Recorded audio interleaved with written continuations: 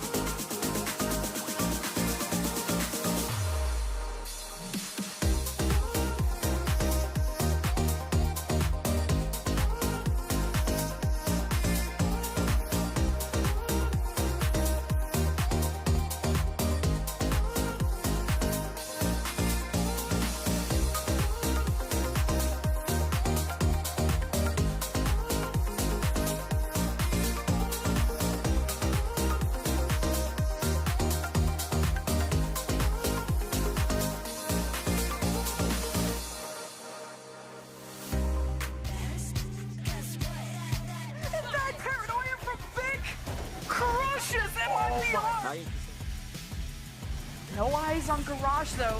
That's where FlyLab are going to creep on in, and Demon 1 with the time, and 1 makes waves at the perfect time. A 4K. That's enough. Hey, what's the Oxy? Finds his way on the flank. And 2, and even with C9SR, 1 has a lot to deal with here in the slide. Already intervening. She doubles up. Okay, she's going to go for more. Oh, she's good. It's She is real good. Divide and conquer. Big divide. Oh my God. The ace. Stomping around. Can't get the goal in time. It's ace for G2.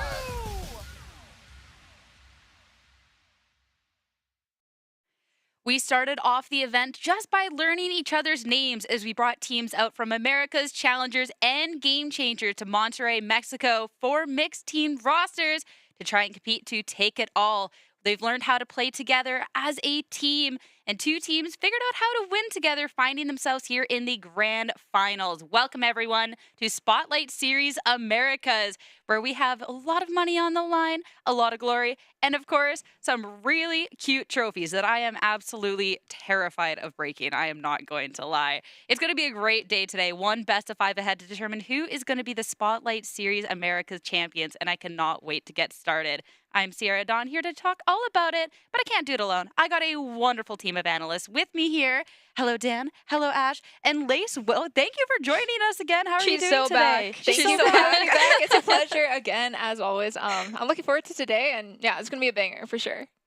Especially, too, like, spoilers, your team is in the grand finals. You know, we don't like a jinx, but we are indeed playing today.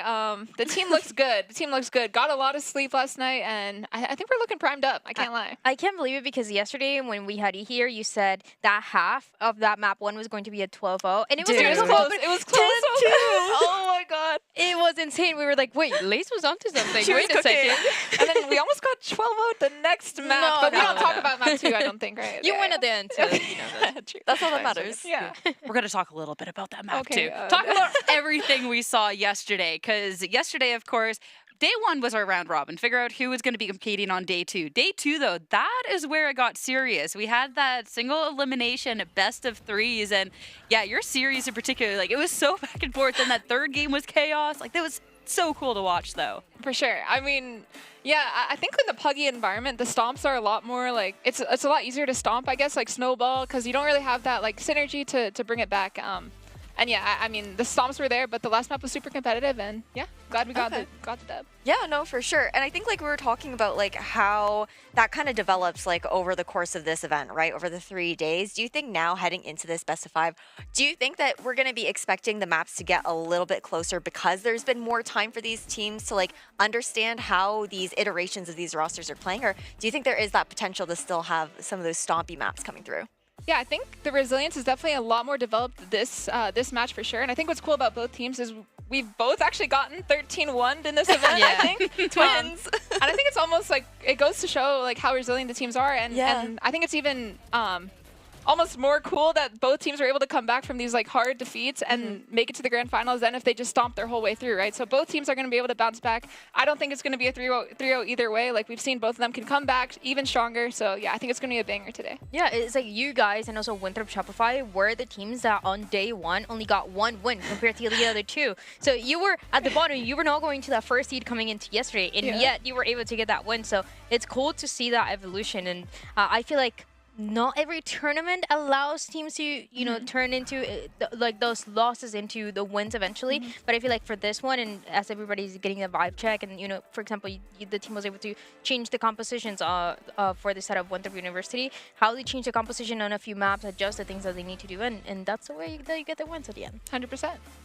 I mean, to be able to see the turnaround and just the growth of both of these teams throughout the weekend. We know individually the teams are absolutely so stacked, and to see them really be able to merge the rosters is really, really exciting. And I mean, 2-0 for Winthrop Shopify. They said they were saving all of their strats for day 2. They definitely showed up. Now for the grand finals, it is 1 best of 5 between NV FlyQuest and Winthrop University and Shopify Rebellion. And I think too, Lace, I would love to know how you feel like just going up against them, because I feel like too, each team has been so like their own identity kind of through this. A lot focused on that fun too. Winthrop talks a lot about this running it down. Like, I love that in comparison to some of the structure we normally see. 100%. I think what's cool about these two teams is I think the players individually have the most experience playing up against each other. Yeah. Winthrop and Envy played so many times last year, and then obviously the FlyQuest SR kind of quote-unquote rivalry, maybe not this year, but we have so much experience playing against Alexis, and obviously Karn was on our team 2 years ago. So I think the players know each other so well. The trash talk's going to be there. The banter is going to be there, all in good fun, of course. But yeah, I think it's going to be a fun one. No, for sure. I think that's what was so exciting to see you guys like even play against each other in the round robin stage, which we were talking about those single wins. For SRWU, it was up against your team. Are you guys out for blood today? Dude, I think so. I think we're going to see a lot of body shots, a lot of spam going on.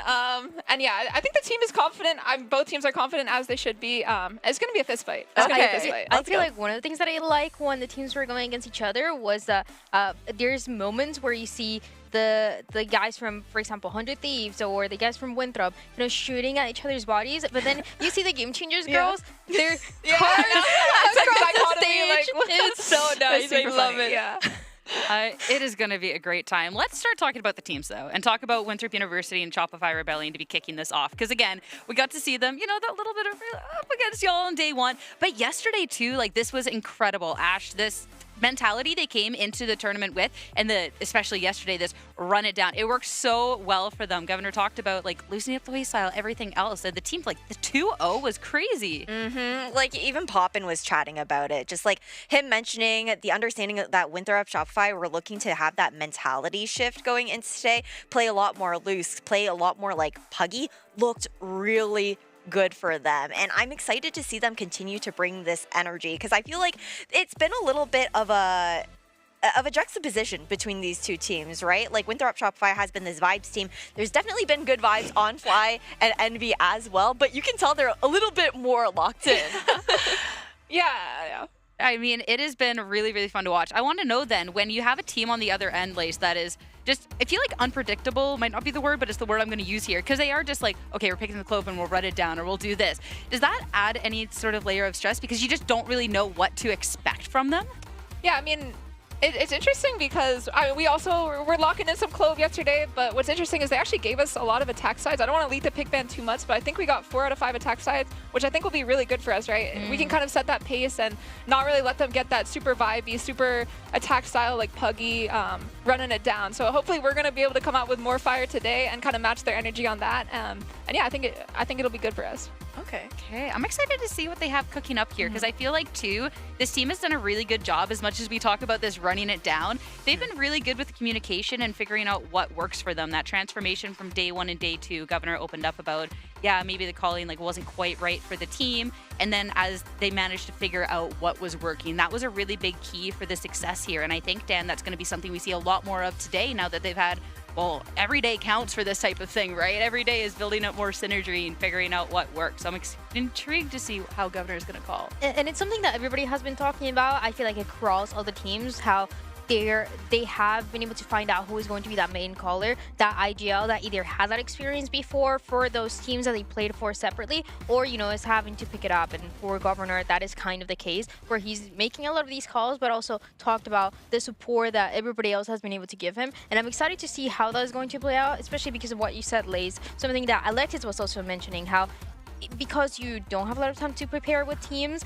it's mainly going to depend on what side you start on to get a little bit more confident, and that can really play a part into what Governor should be able to do today. 100%. Yeah, Dan, I mean, looking at this, you're bringing up such good points here, but I'm curious then too, calling in a best of 5, having to then figure everything out for the team. I feel like that's a lot more stress too, but Governor's still been able to step up in the server and really being able to make that impact too, which I think is just so impressive for that. Because, Lace, I think that's just so difficult. The IGL tax is real.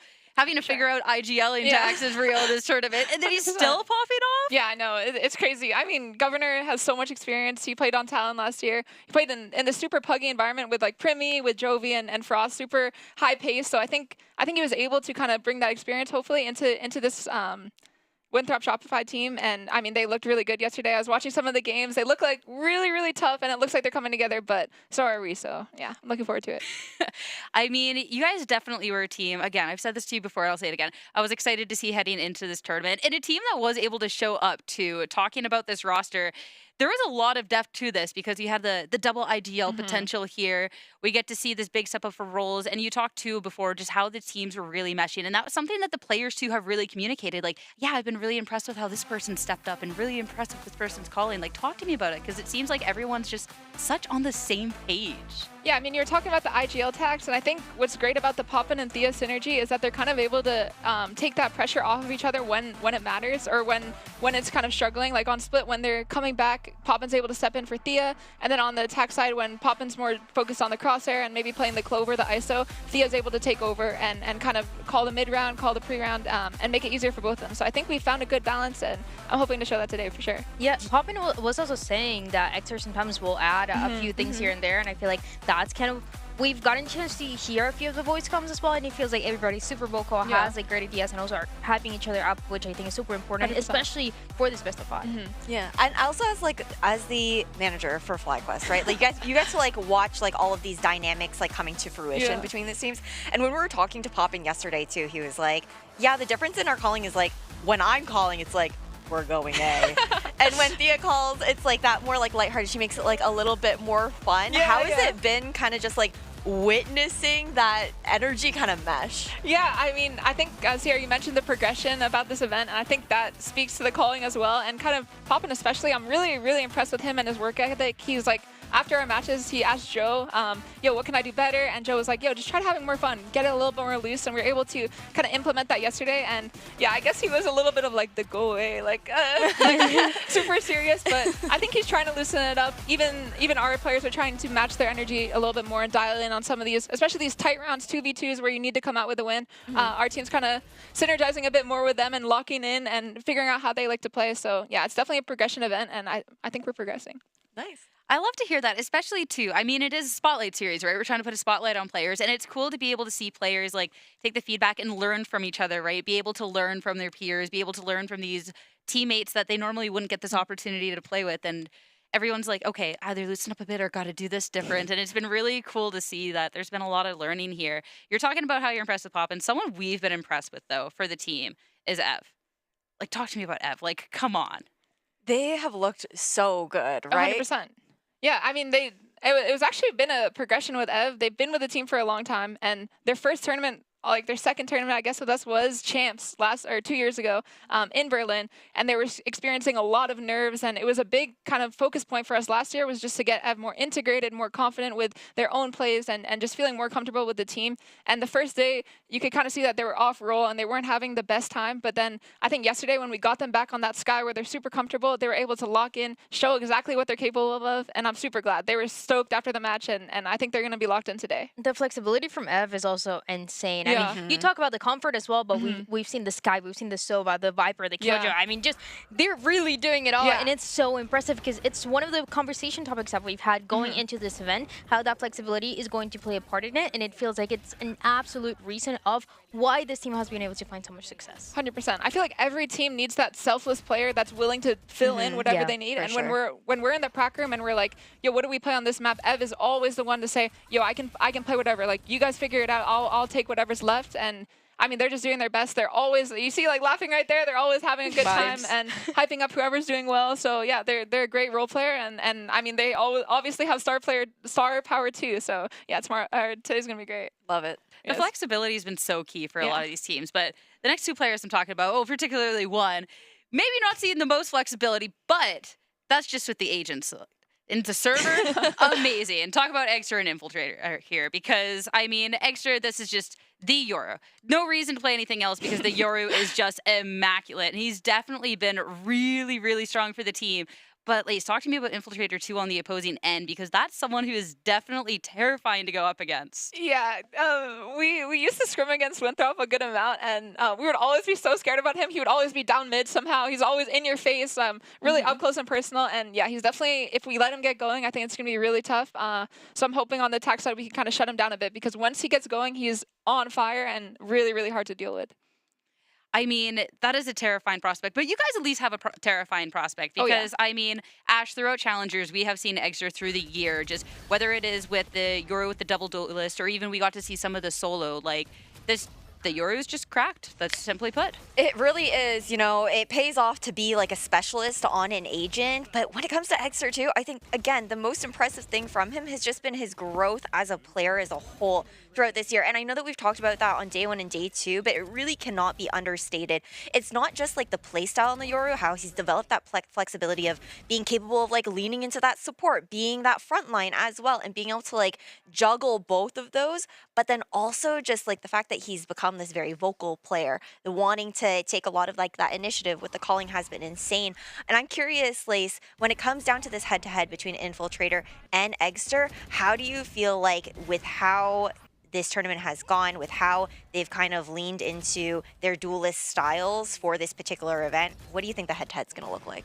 Yeah, Exter was kind of talking about it after the match that he feels a lot more online now. I mean, the stats aren't exactly on Infiltrator's level, but I feel like the impact and like the rounds that Exter has, we've seen 4Ks like out of nowhere, kind of, or not out of nowhere, but you guys get what I'm saying. Kind of just when we need it, Exter is always there to have a big round. And while Infiltrator has these big, high impact first bloods kind of getting in your face, Exter is always there to hold it down. So I think it's going to be an interesting like dichotomy between the two play styles, but I think they're both going to have big rounds today. And yeah, I think they're going to be great. Yeah, what's cool too is that yesterday we were talking about it, about how maybe Exter was not in the first day, the guy who was starting and finding those openings every single time. But yesterday we actually got the chance to see it. So I feel like it makes so much more sense that he's saying that of he's a bit more online because even though he can be both players, he can be that player that second duel is going in. He can also be that one starting it up, and that's what he was doing yesterday. And, you know, maybe the key for success today. Yeah, and I mean, with the best of 5 grand finals ahead, I think that is going to be really exciting because I feel, too, when the conversation has been game after game, these teams are getting more coordinated, more on the same level. When you have a whole best of 5 ahead, players already talk about how that's just an exciting prospect in general because best of 5s, like, you get to really flesh things out. But then as well, being able to mesh a little bit more with the team, like, how does that change? Like, you have the best of 1 day 1, best of 3. You excited for your team to be competing the best of 5 today? I know my team is excited to play in the best of 5. They're super stoked on the shuttle today. I mean, it's always such a pleasure to play a best of 5 and kind of get into the other team's heads. It's a lot different than a BO3. It's a sprint. It's not a marathon. It's a wow. It's a marathon, not a sprint. And it's kind of learning each other's tendencies, learning the other opponent's tendencies, how they like to call. There's so much more depth in a best of 5 than a best of 3. And I know Poppin and Thea are super stoked to IGL and kind of get into the head of Governor. And I think it's going to be a good match. Ooh, get into his head. Yeah. Oh, I'm sorry. It'll be fun. Oh, I'm excited for this. I can't wait to see how this series is going to be shaking up. And I think, too, this was a really difficult one to try and decide how I thought it was going to be shaking up. Talking about predictions and what we thought was going to be shaking up on the day. Because it was, I don't know, I kept going back and forth, thinking about both teams, thinking about the progression that we saw coming out from both. But in the end, I did have to say Envy FlyQuest. I think the double IGL is just too strong, honestly, Lace. Like, that is just, simply put, too strong. Too strong. Too strong. Oh, there it is. I mean, we'll take the win now, I guess. All right. That's it. She's like, still no gotta notes, play no it out. notes. Still gotta play it out. Still gotta play it out. Ash on the same boat, but Dan, we're gonna put you in the hot seat then. No, Lace. The blur that we talked about is so crazy. Just happening again. There's just a light right in the middle. I honestly, obviously, once again, it's so hard to predict. If there's a good point that I can bring here is that I think I've gotten every single prediction wrong this entire tournament. So I don't know if that's something good for MV FlyQuest. Maybe that's the all the negative results that I've gotten will end up playing out just right for Winthrop Shopify. But no matter what, I just feel like it's going to be so close. And it's something that you mentioned before, Lace, is because how much the teams know each other, how much the players know each other, thinking about challengers, thinking about game changers as well. The international experience that pretty much every single one of these 100%. Players have, it's so cool. So I don't know. To me, it's going to be vibes after map 1. You can check on me, and I'll let you know what I think. Yeah, sounds good. She's just stealing the Winthrop Shopify strat from day 1. Where you're like, I was losing this whole time, and I'm gonna win it big at the end. Wow. Okay, yes. I see you. But you're calling her out just at the very end here. I think I've only gotten one prediction right. A single prediction right. So there's something wrong. Sorry, Let's Winthrop keep it Shopify. Sorry. I mean, We don't know which way this is going to go, but one thing is for sure, this grand finals ahead is going leading up to this, and cannot wait to get started. The grand finals of Spotlight Series Americas starts now.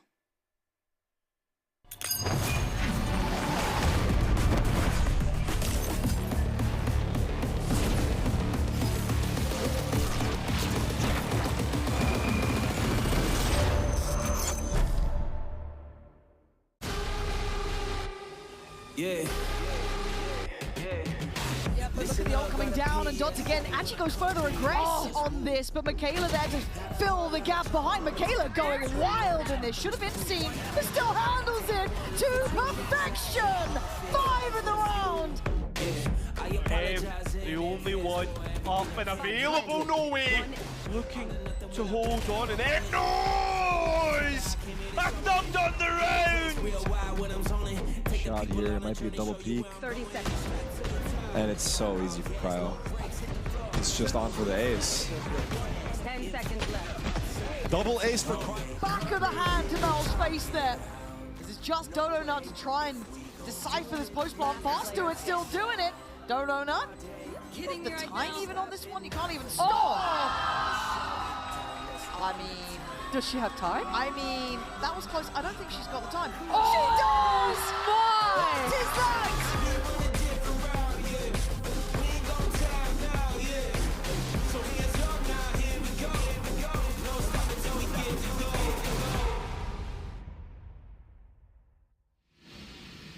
iQuest Envy going up against Winthrop University, Shopify Rebellion, and an Eggster that is just completely locked in. Hey, it worked for him yesterday. So, Ash, I mean, it's got to work again today, right? Well, you can't not hit the Ospas. Like, let's be honest here. But that's not even an aspect. That's just No, an he's not. That's Eggster. an extra. No, that's true. Because if it was an Ospas, he'd be like fully reclined in the Yes. chair. It's back straight. Me and Sierra got to see his form on some of the machines at the fitness center at the hotel yesterday too.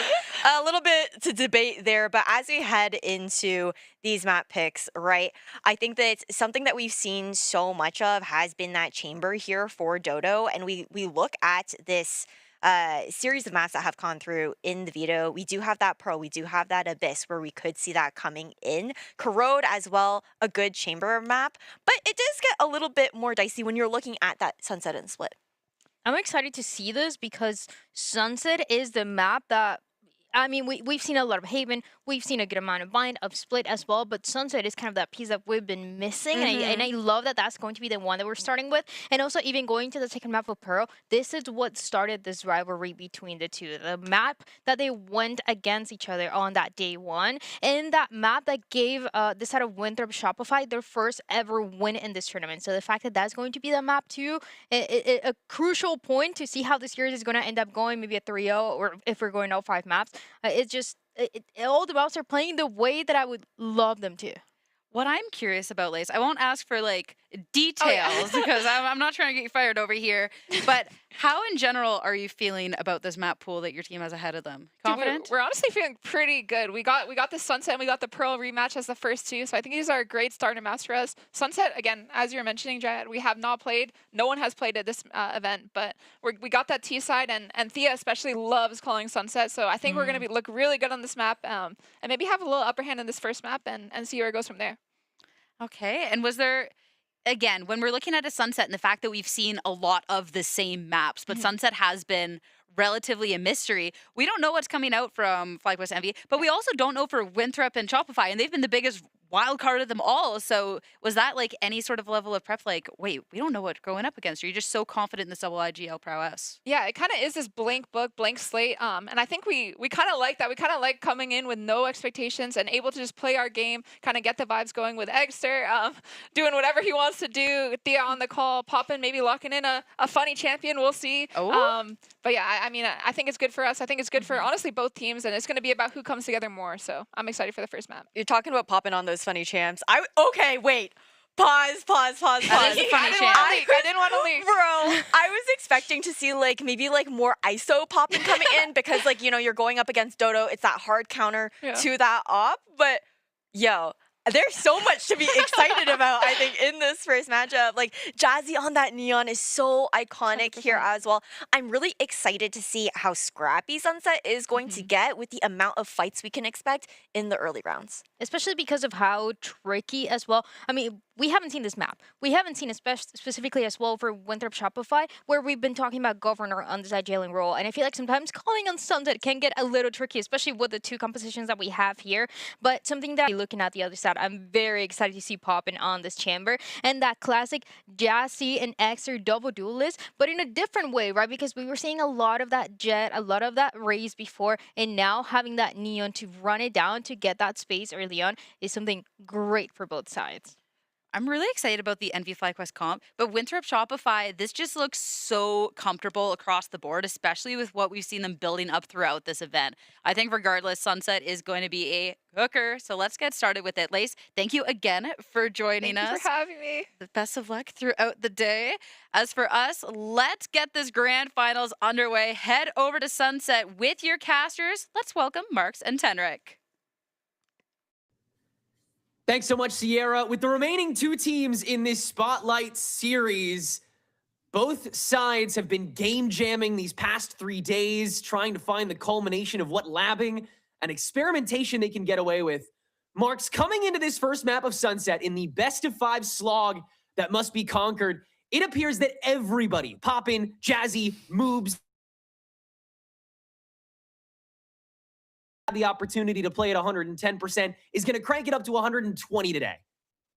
Yeah, I mean, if you tuned in yesterday, watching some of these players do their thing, really hit the new heights that we weren't necessarily expecting, especially with a lot of these teams just kind of coming together for the first time, really experimenting with what is going to work. And I think that the Dust did an excellent job at highlighting just, you know, figuring things out. And really, at this point, it's very clear to me, with the exception of Poppin, of course, but a lot of these roles feel very solidified between these two teams, with Poppin just kind of stepping in and doing whatever the heck he wants. But once again, full credit to Poppin, because Poppin has been doing an excellent job so far.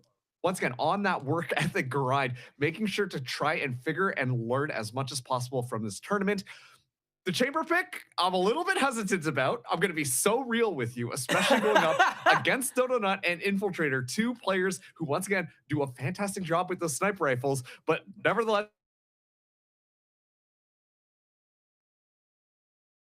to be someone who can flex as much as Alexis has been able to so far this tournament, but Poppin has been really starting to match it up. And with this chamber pick, I think it's leaning back into how Envy FlyQuest were dominating the maps that they already were, especially Bind, controlling that space,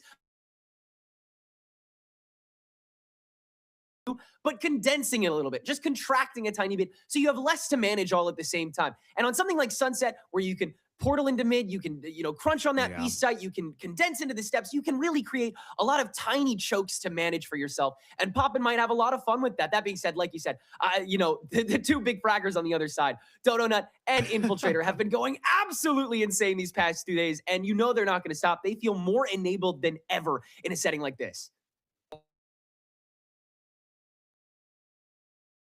Dropify, as we even call them so lovingly, moves as well. Kind of an X factor, especially when you talk about a map like Sunset. You expect that omen. Oh, the big spooky ghost man is going to be throwing the smokes down, teleporting all over the place. It's going to be great. But if you've paid attention to how Winthropify have been kind of playing things, moves on this Clove has kind of been frying people in the server. Yeah.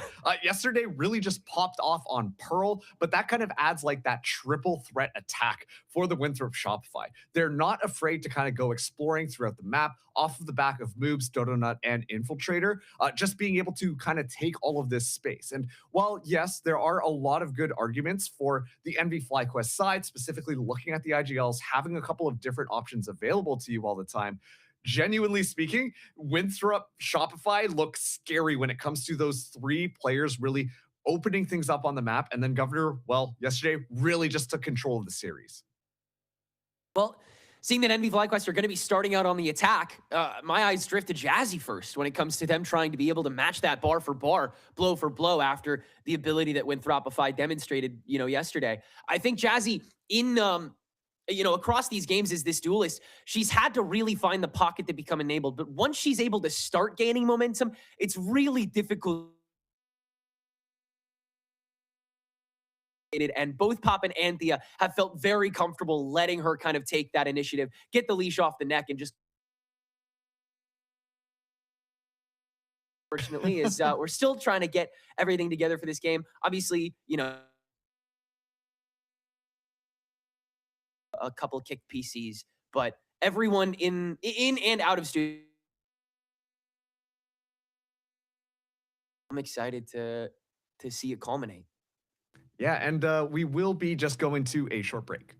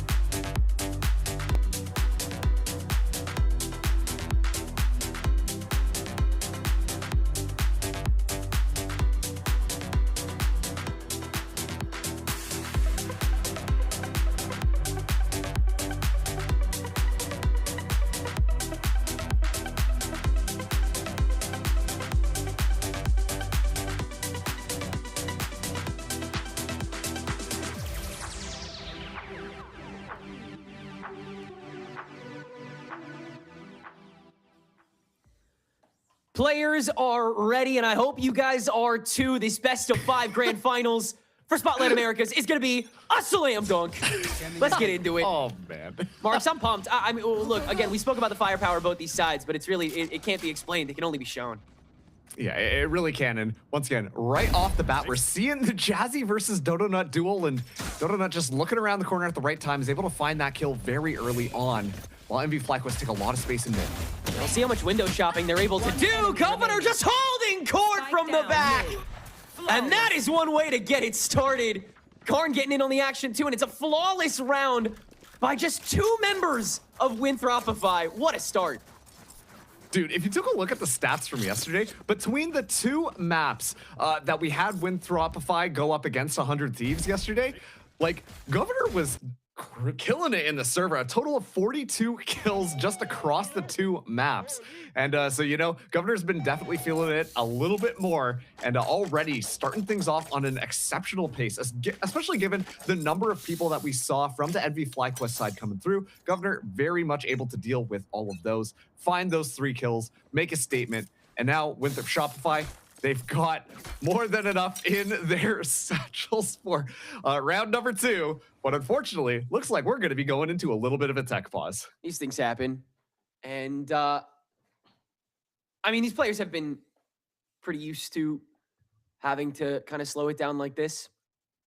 But for Governor going straight from call maker to playmaker off the bat after such a quick activation, you saw Envy recognize, you know, the need to try to control the space after Jazzy had lost hers so quickly. Karn just sort of stepping out and denying that first walk-in.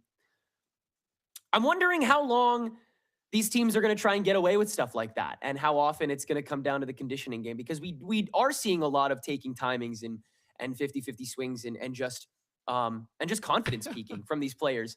And a lot of that is thanks to the IGLing styles of all 3 of the IGLs on the lobby right now. I think Governor, Thea, and Poppin all have a lot of faith in all of their teammates, and they really just want to let them work, want to let them, you know, make their masterpieces.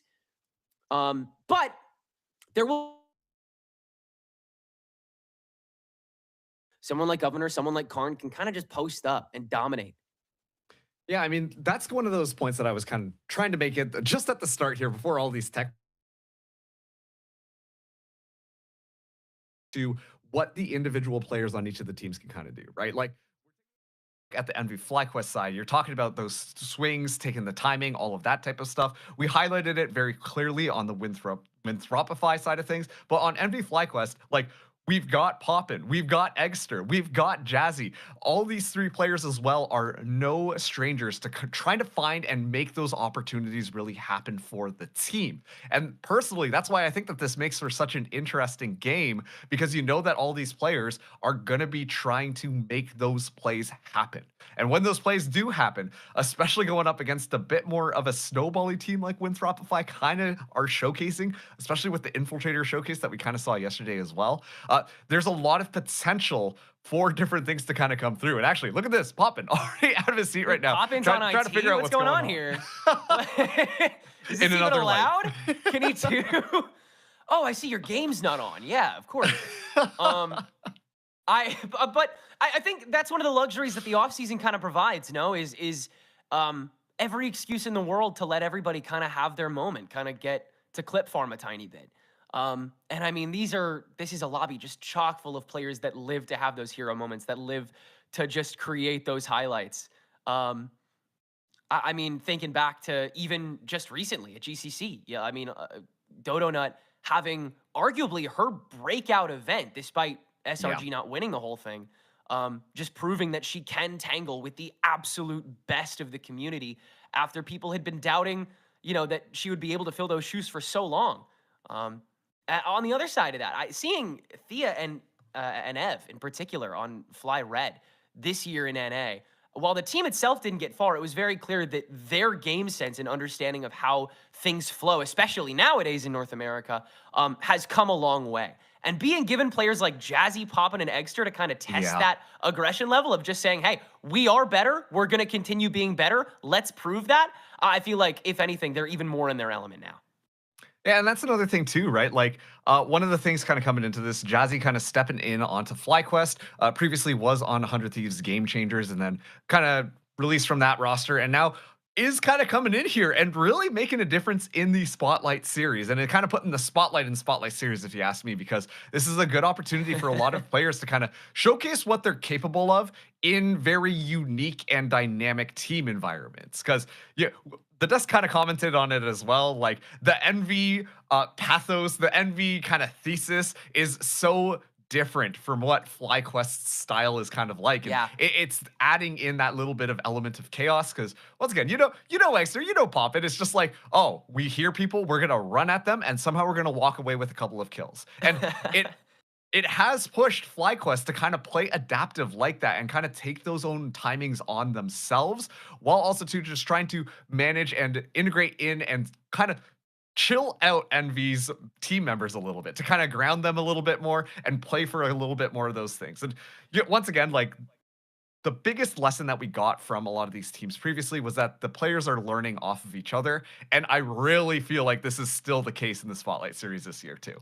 100%. Still a learning process. Still, you know, everyone just gaining everything they can from everybody else. This is networking at the end of the day.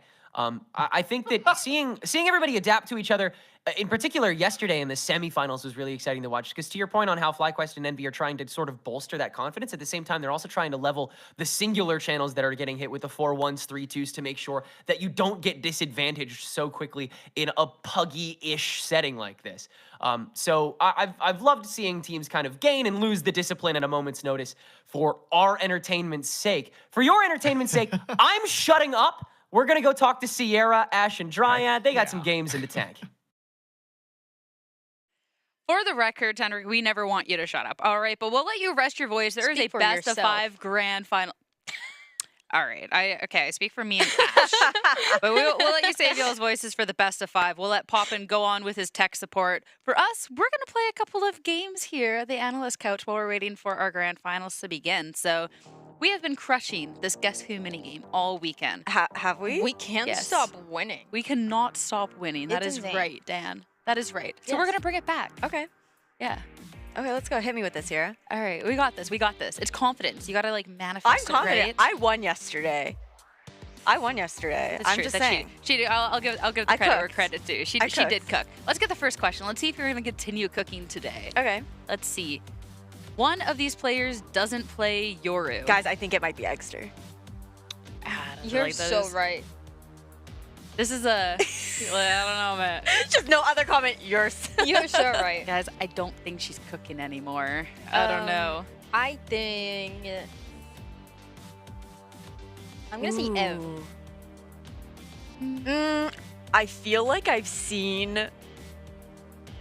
I feel like Coach Joe. I don't know. Like, just with the players, I feel like... Yeah. I don't know. I'm agreeing. I agree with you on this one. I don't think Joe doesn't give me Yoru energy. Yeah. I'm gonna say Ev.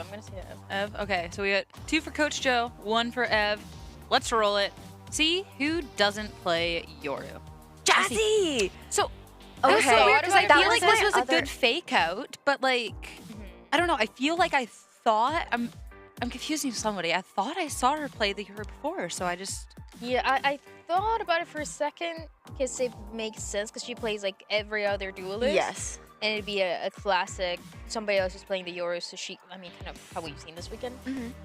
But like, you still assume that she plays some Yoru here and there. Yeah. I would have thought at least once. Because she's just a duelist killer, right? So it's like, it's an automatic assumption. But it's okay. Oh, good. Oh, good. We're warming up. I'm We're glad we warming up. won. It was a warm up, Next. and they were they made that one difficult. They knew that we were gonna get confused on that. Will Joe ever be one of the answers? Let's be honest, production. We'll see. We'll see. I don't know. We're here in production with a in our ear. Well, we'll see. Next question. See if we're all wrong to start things off. Oh. Ooh.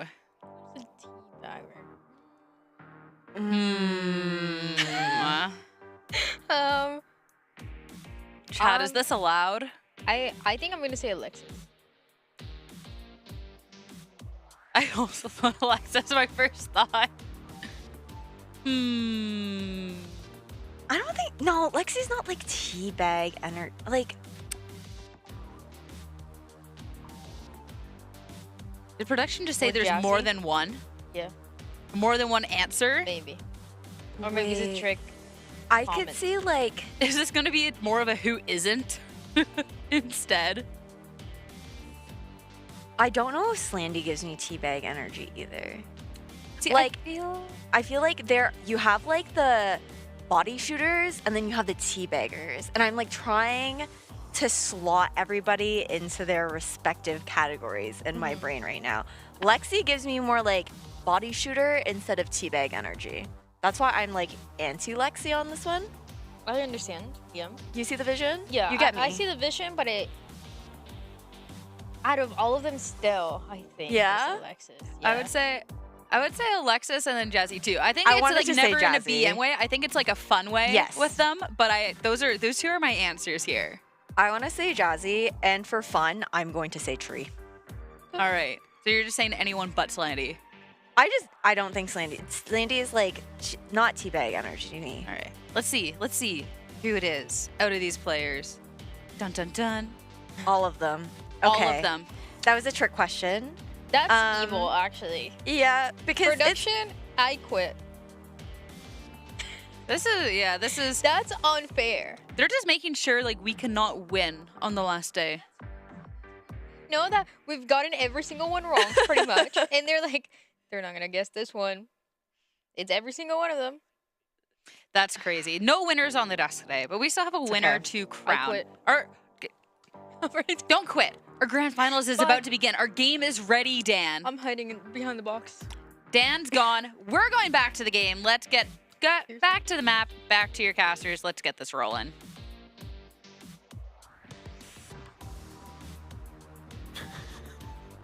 Well, we're not going anywhere.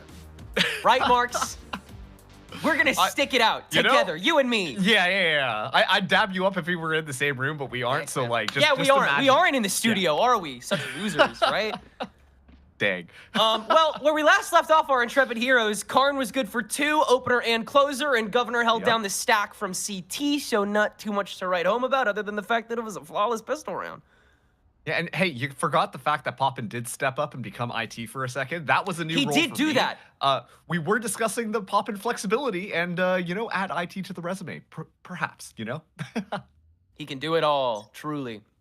But can he hold his own on this chamber in comparison to Dodo Nut? That was one of the bigger things we were talking about. Poppin, very a la Kane, flexing super hard onto basically whatever linchpin the team needs when it comes to dealing damage. Moob's playing supporter for the chamber on the other side of Eggster's entry, which is far but long-winded, and so the rest of NVFQ are a little slow to it, except for Jazzy, who can dash up and at least do a little more damage before the tail end of the fight is complete and 3 guns stay standing. A nice and easy round there for Winthrop Shopify. You could see there was a moment where, the fast tempo that we see from Envy FlyQuest kind of gets implemented there. Thankfully, Infiltrator just kind of sent it down onto this Neon this time around. And we know that Infiltrator are very good at just kind of being that solo duelist, not afraid to just run in there and take a lot of space. But actually, the hero of that round for me was definitely Dodo Nut, being able to surprisingly stay alive amidst a lot of pressure that the chamber was kind of facing. But stands tall, allows for the additional time to come in through there, and it's going to be a nice clean round. Of course now, Envy FlyQuest have those rifles in hand, while Winthrop Shopify will be going for that bonus. Of note on that Defender kit, we do have Moobs with a shotgun, which I don't know is going to get too much value, but Poppin taking that first fight, but it's just going to back out of there nice and early on. Both teams very aware of how badly Winthrop Shopify wants to get that first opportunity to cut deep on the eco. Almost gets away with it with Infiltrator's walk up with the Prowler, but it takes a lot of resources, so the quick pivot over to B site can only be stopped by Dodo Nut. So far, so good for her. Eggster able to cut in through the other end, and only a refrag from Alexis' side until Eggster clears the entirety of the site. 3 now for that Yoru. He's been continuing to dominate on the field during those firefights, but now comes out of the tail end. How much more can Governor get away with before this bonus is complete? Yeah, at this point, Governor really just being able to find 1 or 2 more kills, drop those rifles down, make sure that that economy is going to be back. We've also seen Governor do kind of crazy things in the 1vx situations here. Poppin, first one to spot him out. Taking the distance just to make sure he can't find the easy angle, Governor. Just making sure. Double checking. First swing out, first TP, second opportunity. Ev's turn to try and fight it. Envy FlyQuest will give it to them. And they'll lose it. Okay. Poppin will step in, take care of business, and get that first round on the board for Envy FlyQuest. Well managed. Way to slow it down after the majority of that fighting was done by Egg.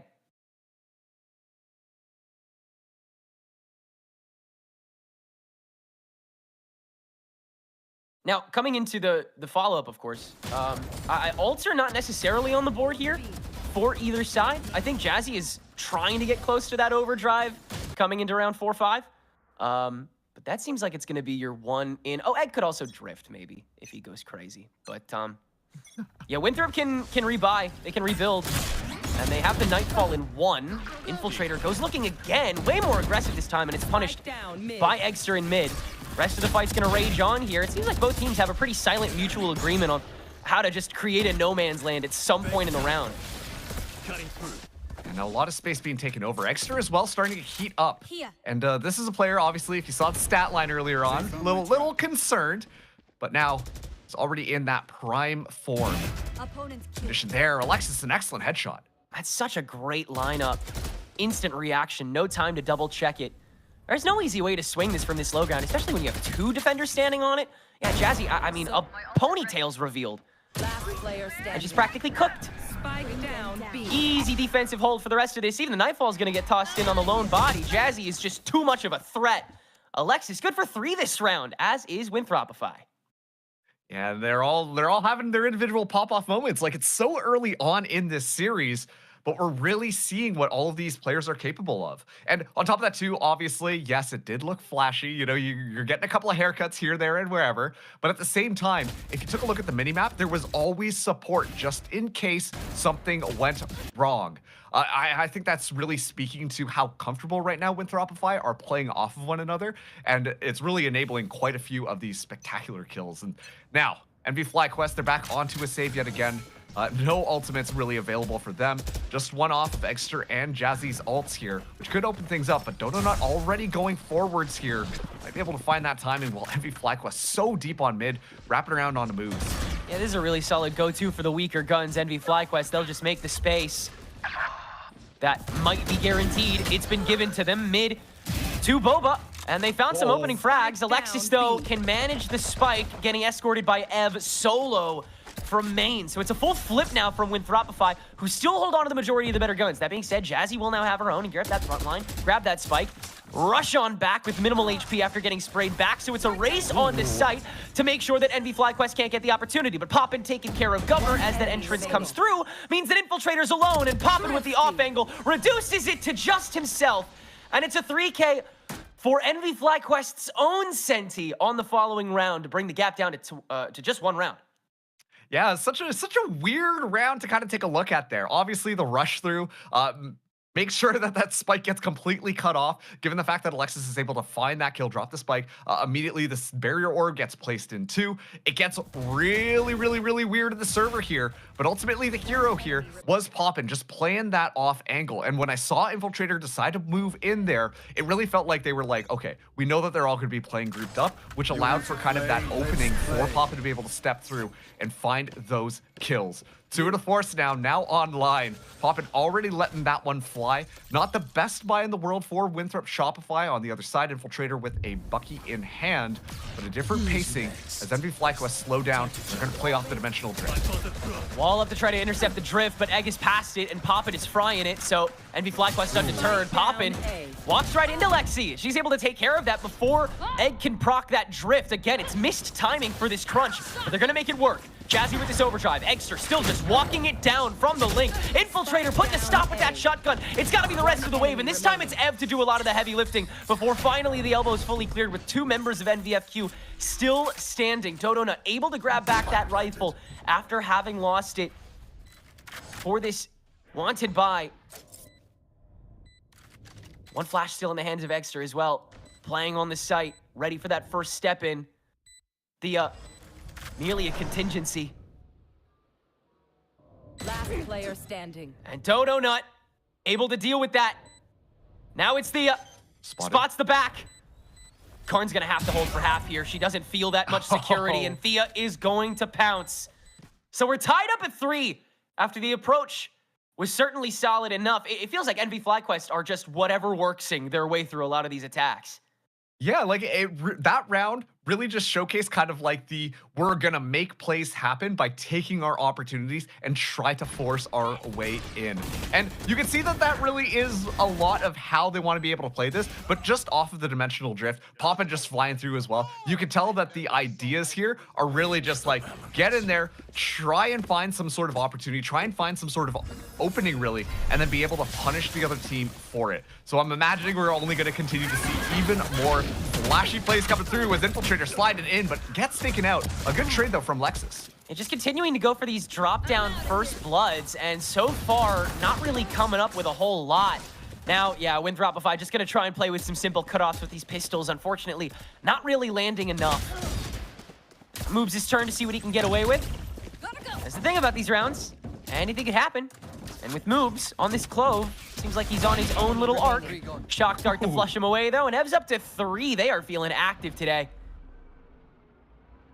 Spike planted. In a 1v4 situation, feels like you're asking for way too much from this player. Certainly, after the first jump as well, too much pressure. And so it'll be that reset as NV FlyQuest will gain the lead here on Sunset, starting to understand the rhythm of the attack that is starting to work out. And the answer to that is there kind of isn't one. They kind of just go, go, go. They do kind of go, go, go, but you can tell that there still are a little bit of layers as to how they actually are overwhelming this site. Obviously, that last round looked a lot easier just because of the weapon advantage that they were kind of running in there. It was a nice little trap play trying to be set up by Winthrop Shopify right off the rip here. But so far, NV FlyQuest, they've got their eyes set onto that A site. I was going to comment that it really felt like they were getting a lot of mid space for free, but right now it's just kind of snowballing onto A. We're seeing a little bit of change up back, leaning back into that mid presence to try and control the map a little bit more here. But an adaptation from Winthrop Shopify, they're playing a little bit more passively and want to make sure that they are denying that extra space, given the fact that NV FlyQuest have not already started rushing their way down on A. Seems like by the nature of Sunset's openings, NV FlyQuest are more prepared than not to handle the first fight being facilitated by Winthropify. And of course, a lot of that is just Infiltrator's fault. Just he wants to get first blood so bad. But yeah, they're taking that kind of slow dance status until they spot one. Whoa. They're top and found. So now, yeah, you got to amp up the gas on your one lane of attack. And Jazzy, with this slide, is going to be able to open up that new space. Post not dead yet, and Jazzy deals with that too. Now there's even more. The double on top, though, and that'll be Jazzy felled. So now it's just that site presence on the post plant. Decent amount of time already burned. Ev with this Hunter's Fury as well. And they're going to pull it out now as the res on the moves goes for life number 3 on the Clove that is instantly silenced as well. Ult burn for ulti, but it's still Ev that has to clutch this up. The 2K up against Infiltrator. Still a lot of gas in the tank. Recon Dart going to confirm the 1, but Karn holding from afar to guarantee. And we are tied back up at 4. Yeah, what a great round to kind of look at if you are kind of watching these trades go back and forth there. For a second, I thought maybe Ev was using the Hunter's Fury just a little bit too soon, but it actually is so smart because you have an idea at least where some of these players are. Given you don't know how they're going to be spreading out on the site as well, it guarantees just a bit of information. However, it just felt like the cards were stacked against them that time around. Too many players still alive, too many shenanigans flying through, especially with the Infiltrator Dodo Nut combination there. So an excellent job kind of coming through, and we're really starting to see Dodo Nut shine with the operator in hand. Specifically, you know, kind of coming through on this chamber, which you started to see Winthrop Shopify lean into a little bit more over the last couple of days. I really like this matchup because it's allowing just a bit more, I think in Dodo Nut's own words, you're basically playing duelist, but you have to play a little bit more conservatively just because you're. But if anything, that has made Dodo Nut feel a little more comfortable lately on the chamber. If anything, it's like she hasn't felt this pressure to have to sacrifice herself for something like information or positioning or spacing or clearing the board. She's just been in this mindset of, let me hold my space, let me do my thing, let me get my kills. And she's had so many streaks so far this tournament because of her just standing it down and waiting for the walk-ins. She has used minimal util, and she has also, like you said, been alone a lot of this time for 4-1s, for the mid chokes, for these early swings, these mega early swings that these teams are going for. Classic North America, vintage. But, I mean, she's just been so confident the whole way through, and every bit of support that she would normally need, not necessary or really asked for with something like a chamber. So, new environment for her after setting up so many frags. Bingo is Envy's name-o for the B stack here in round number 9. And Eggster once again with first blood after the first contact. Second blood after the second contact. He's just doing Yoru things. Spike planted. Spike will go down here. A 3v4 retake, but Fortunately, not a lot to work off of. Governor's used most of his utility already. It just goes in. Are you kidding me, Governor? Yeah, it's all to set up Exeter anyway. He's on the off angle, and he's going to crack a fourth with the right click. Goes for the ace, but at least Karn can shut that down. Never too big for one's britches are the members of NVFQ, and Exeter is still on one. Has been since he flew into Monterey. Wow, Karn's chipping that first shot. That's kind of crazy. That's also kind of crazy that she gets the one, but NV FlyQuest can hold it down, grab their fifth and the lead back.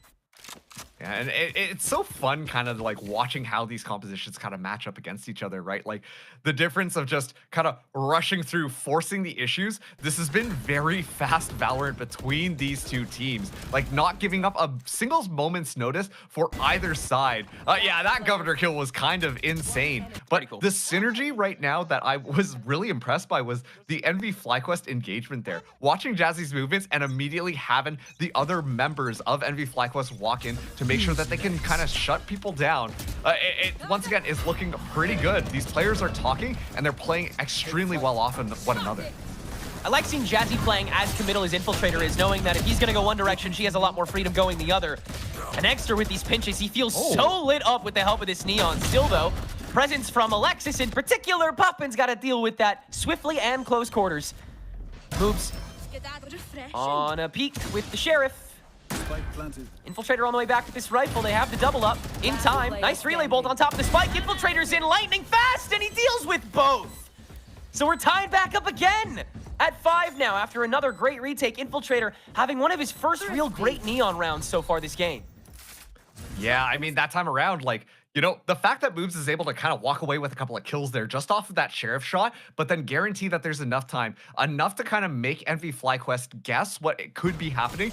And then suddenly, while you're trying to deal with Moobs just kind of hanging out in the back line there, you know that Sheriff is going to be coming inbound, and suddenly this Neon is just kind of flying all over you. Excellent play coming through from Infiltrator, and you know that he's always going to be good for it, especially when you need some of that flashy, quick play coming through from your duelist. So excellent round for him. Once again, Lacel's the one who said that really have to be careful of watching this player heat up, because once Infiltrator gets going, he can be so deadly. He's been looking for excuses. Gonna find another one on his own up B main. The one place where NV FlyQuest is not hitting. Proactive Nightfall coming out from Governor on the called up top mid, but NVFQ will just pivot back to A main. Use Thea's ulti just to gain some intel on how many people are posted up on the A site. That's not to figure out if they run away, it's to figure out how they take this fight that they know they were gonna take. Smoke set up on the back. The Dropify prepared for it. They're posted up on the site. Karn the first, Alexis the swing back, but Poppin clears them both. It's Governor from the Link on the off angle that has to take care of the still active front line, and even then, NVFQ are on site. Ev spike down, Poppin pokes out, Infiltrator once again, quick to it, and he might have to grab the other. Yes, indeed, after Ev manages the other swing. Never can be too dull a moment with them. Winthropify take back the lead themselves. It's 6-5. Yeah, yesterday, Ev, Poppin, and Exeter were tied for the most number of kills in their series from NV FlyQuest. And, you know, you never really want to count them out just in some of these crazy moments here. But one of the players that I actually wanted to highlight that has been doing a very consistent job of kind of playing foil a little bit to the NV FlyQuest attack is Alexis. Playing the Sage, setting up the barrier orbs, setting up the slow orbs. It's guaranteeing just enough time that really just slows them down for a second to allow the rest of Winthrop Shopify be able to set up their rotations around, get Infiltrator in on that backline, have the reinforcements start to move in. And given how fast NV FlyQuest like to hit these sites, and it's kind of like an all for nothing type of attack, the Sage utility has been doing wonders at making sure that Winthrop Shopify have a foot in the door. Yeah, some really solid stall tactics to make sure that the rest of the defense can respond quickly and efficiently. Overdrive popped out by Jazzy as Karn will get resuscitated right as Infiltrator goes for his own frag onto Jazzy, who is still trying to feed on the scraps, but those scraps are active and now moving over to the B site. That will have NVFQ rotating over to Poppin, whipping out that TDF and just standing on business against Moobs, who is still, unfortunately, bot fragging pretty heavy so far this game. Still about sussing out the open territory. B-side's a guarantee, not anymore. Fast lane's in, Infiltrator overdrive active, disgusting first kill. Extra can't get finished, and Ev is in position to Hunter's Fury to distract. But even still, there's too much space for Infiltrator to act. And from there, it's all too easy for Winthropify, who will take a 7-5 half on the defense. Yeah, great job coming in here. And Infiltrator is really getting online. Like, I know that we just highlighted Dodo not going to be that person to kind of play solo. But even when you look at how this team is moving together, they're like, okay, yeah, let's get this retake online. Oh, Infiltrator's already like 3 steps ahead. And then that introduces just a little bit of confusion, a little bit of questioning kind of going on there, allowing the rest of Winthropify to be able to move in and kind of clean house just in case Infiltrator goes down. So I love the synergy we're starting to see, as it really feels like this team is in their form right now, Tenrek. Yeah, starting to feel like they're understanding their individual roles and how they are able to coalesce in the, very tiny, minuscule moments in between those fights. But the fights will continue raging on. Envy switching sides. They'll try and hold it down on the defense and make this map competitive when we come back.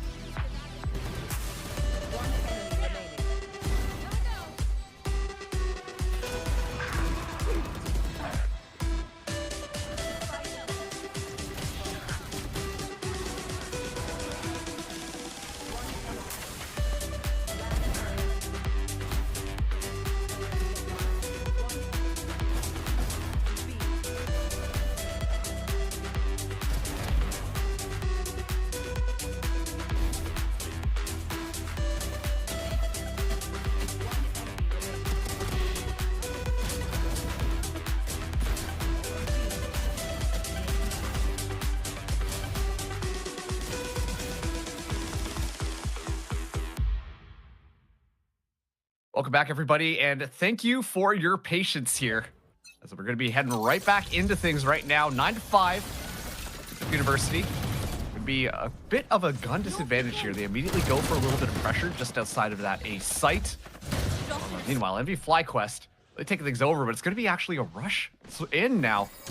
A site. I'm going to really have to hold ground. Alexis kind of flying through, as is able to at least shut one down. Finally, the cavalry has arrived. Running through, Jazzy able to find Donut here. All the attackers already swarming onto the site. Extra able to find moves in the chaos as Governor is hanging inside of this smoke.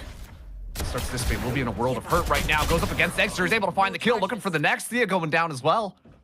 And in a very chaotic round, Dropify looking for it. Jazzy with the slide across makes it so doable. Governor looking the wrong way. Envy FlyQuest come alive, mitigate all of the chaos. Just like that, we're gonna make this a 6-9 scoreline. There's an excellent idea coming through from Winthropify that time around. Try and inject a little bit of that Envy FlyQuest pace into their own gameplay. And you see, it was fast movement just around that middle of the site in order to make sure that they can kind of crunch in and take over the A site properly. Governor almost making that one come alive. But once again, I'm going to keep on saying it here. It's a lot of those individualistic plays of these players on Envy FlyQuest, not afraid to step in there and try and find a kill. The Trader finds that first one out there. Rexter going down. This Governor makes that one happen. Thea just missed a couple of those bullets. Making sure that Infiltrator is alive.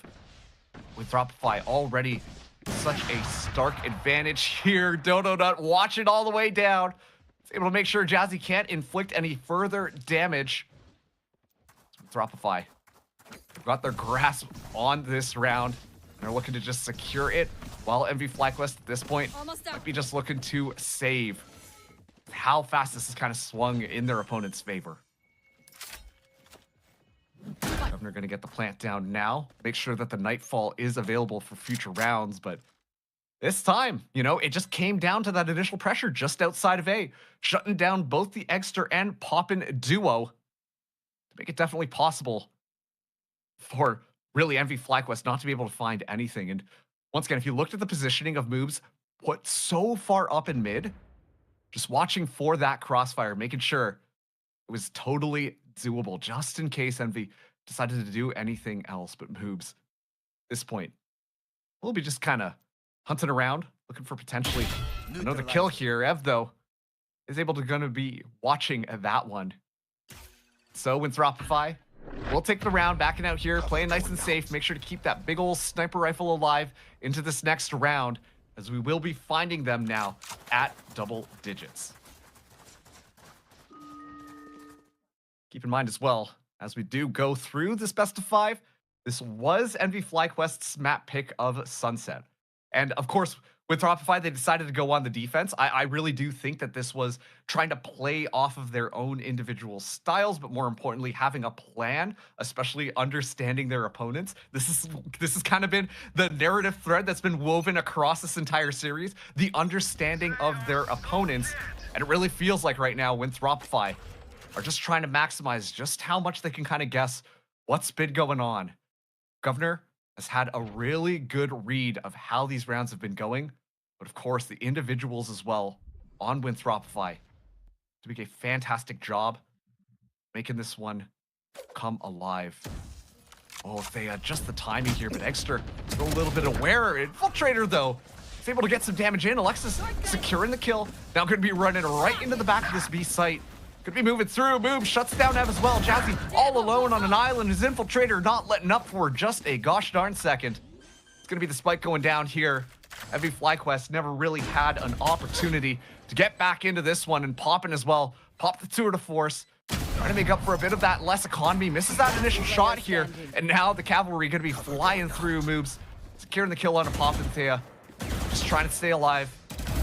Keep that rifle alive in the midst of all of this. Pops out. They will find two actually through that smoke there, but Governor ready for it.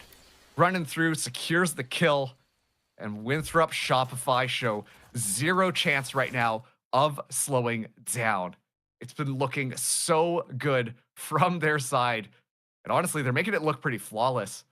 One of the things, once again, Lace highlighted on the desk was being careful of making sure that Infiltrator gets shut down. And to be fair, Envy FlyQuest did a really good job of making sure that Infiltrator was the leash was kind of kept on for a little bit. Except as the time has continued to play forwards here, the other members of Winthrop Shopify kind of stepping up to the plate, kind of making sure that these rounds can continue to go in their favor, allowing that time for Infiltrator to get comfortable, get ready, and mesh really well with the style. Talked about this before, but Winthrop University, especially with Infiltrator specifically, was just dialed a little bit a little bit more on just kind of send an infiltrator in, let him do his thing, you know, find a couple of multi kills, and it would be flawless every single time. But as other teams started to counter that, they had to lean off of that style a little more.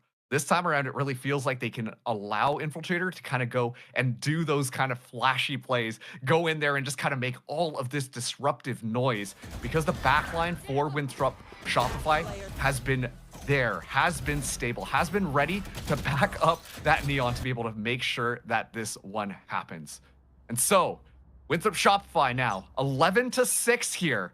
It's going to be a bargain bin buy coming through from Envy FlyQuest. As Winthrop Shopify also have a lot of ultimates ready to be able to be used into this round. Dominoes are set. Should just come down to the stack peeking. Eggs are goaded away by the proactive slow orb now. Alexis just trying to turn what worked on the other side on its head. And once that window's gone, you got to guard for it. Governor good for his.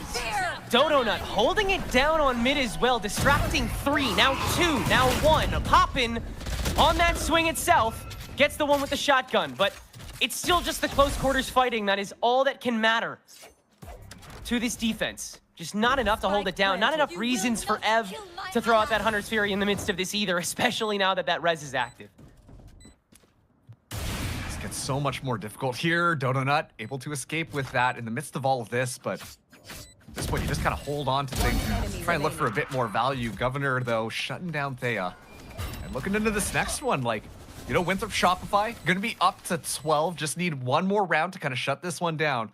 But at least they will have Ev's Hunter's Fury coming into this next one to maybe find a couple of spaces, maybe find a bit of denial here. But I need to see it be comboed with some of the Fast and Furious gameplay that we know those Envy FlyQuest players can kind of initiate and really capitalize off of some of the space or information the Hunter's Fury can gain. Yeah, I appreciate the goal to be able to hold on to as much as you can so you can try and go for this long haul comeback. Playing for 12 in an off-season tournament can hurt a little bit sometimes, for sure, when it's when you're trying to make it feel puggy.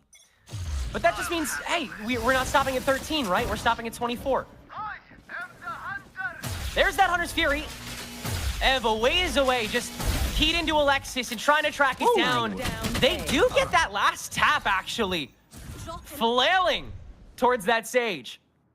So a 3v2 to start things out after Infiltrator trying to provide the cover fire will get stopped in this elbow jack that is still getting held doubly. Governor, let's find Jazzy before falling. That's impressive. Oh, but look how far Extra's gotten and the smoke dissipating. Yeah, give it all to moves. No reason to use that ulti this round. Too much in your way. Karn with this up. Yeah, what do you do here, huh? Ace. Yeah. That's what you do, actually. To be expected. You just come around a corner, have that headhunter in hand, and, well, hunt that head. An excellent round coming through from Envy FlyQuest, and once again, that is what I needed to see coming through there, and I think that Jazzy did a really good job to kind of play off supporting that Hunter's Fury. The Hunter's Fury is able to find that value that time around, but have Jazzy play that kind of Vanguard. Make sure that no shenanigans can kind of happen here. And then the round was pretty much over before it started. Winthrop not even able to really get themselves set up and ready to go before Envy FlyQuest had kind of closed the door on them. Moving to this next one, Jazzy has the overdrive in hand. It's going to be aggressive as ever onto mid for Winthrop. A lot of reinforcements from Envy FlyQuest trying to understand that this might be exactly where they try and hit. Maybe 2 more rounds after this where Winthrop can play with everything they want to. So you're seeing if maybe they'll understand the button is non-existent earlier on in these rounds so they can guarantee that 13th. Hey, there's one though. Poppin caught on the walk-in from moves and everybody's gonna fly in there. Market is owned. Infiltrator is active and following the slide. Jazzy! Little too late to the punch. It was close though. Golly. Infiltrator continuing! That's a way to finish the round!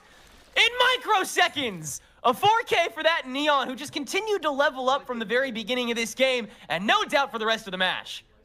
Yeah, like, you know, Infiltrator just sends it down, is able to just win out everything. I was just going to comment on how amazing that tracking was, but one of the things I'm noticing right now is, especially at the end there, Infiltrator supported by moves, supported by the rest of the team, kind of walking in to make sure that it can happen. Envy FlyQuest looking for those opportunities, looking for their moments to find those timings to be able to move in there and capitalize on whatever is going on. And yet this time around, it really felt like those moments were being handed off to Winthrop Shopify. Look at like how this overall map went. They came in with a little bit of a, I don't want to call a basic counter strat, but you can tell that they were thinking on how to play Envy, the Envy FlyQuest to be able to try and counter some of the more expected plays that were coming through. They were able to make it happen, able to support Infiltrator to get to the point where he can come online, and the rest was history. An excellent job to start things out here on Envy FlyQuest's map pick nonetheless for Winthrop Shopify. Yeah, no doubt we're going to continue seeing that activation persevere for Winthropify on their own pick. Their dominant map this season, this entire year, really. We're going to Pearl after this. We'll see if Envy FlyQuest can continue to hold their own or if this will be an uphill battle. We'll be back.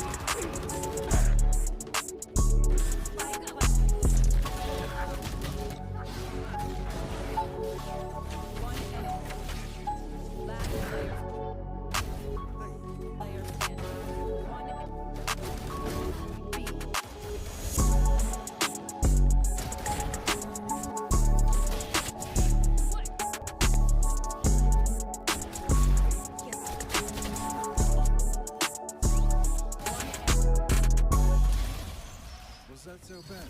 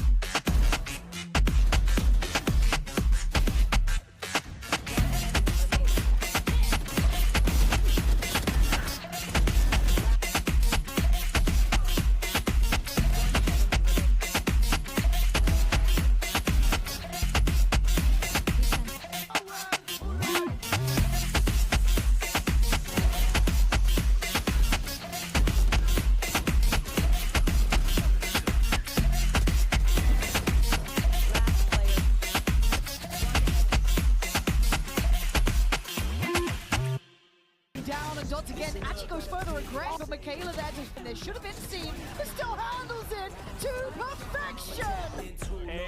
The only one up and a bit to hold on, and then no! Let's give it to him as well. Double ace for. You think the time even on this one? You can't even stop. I don't think she's got the time. She does! What is that?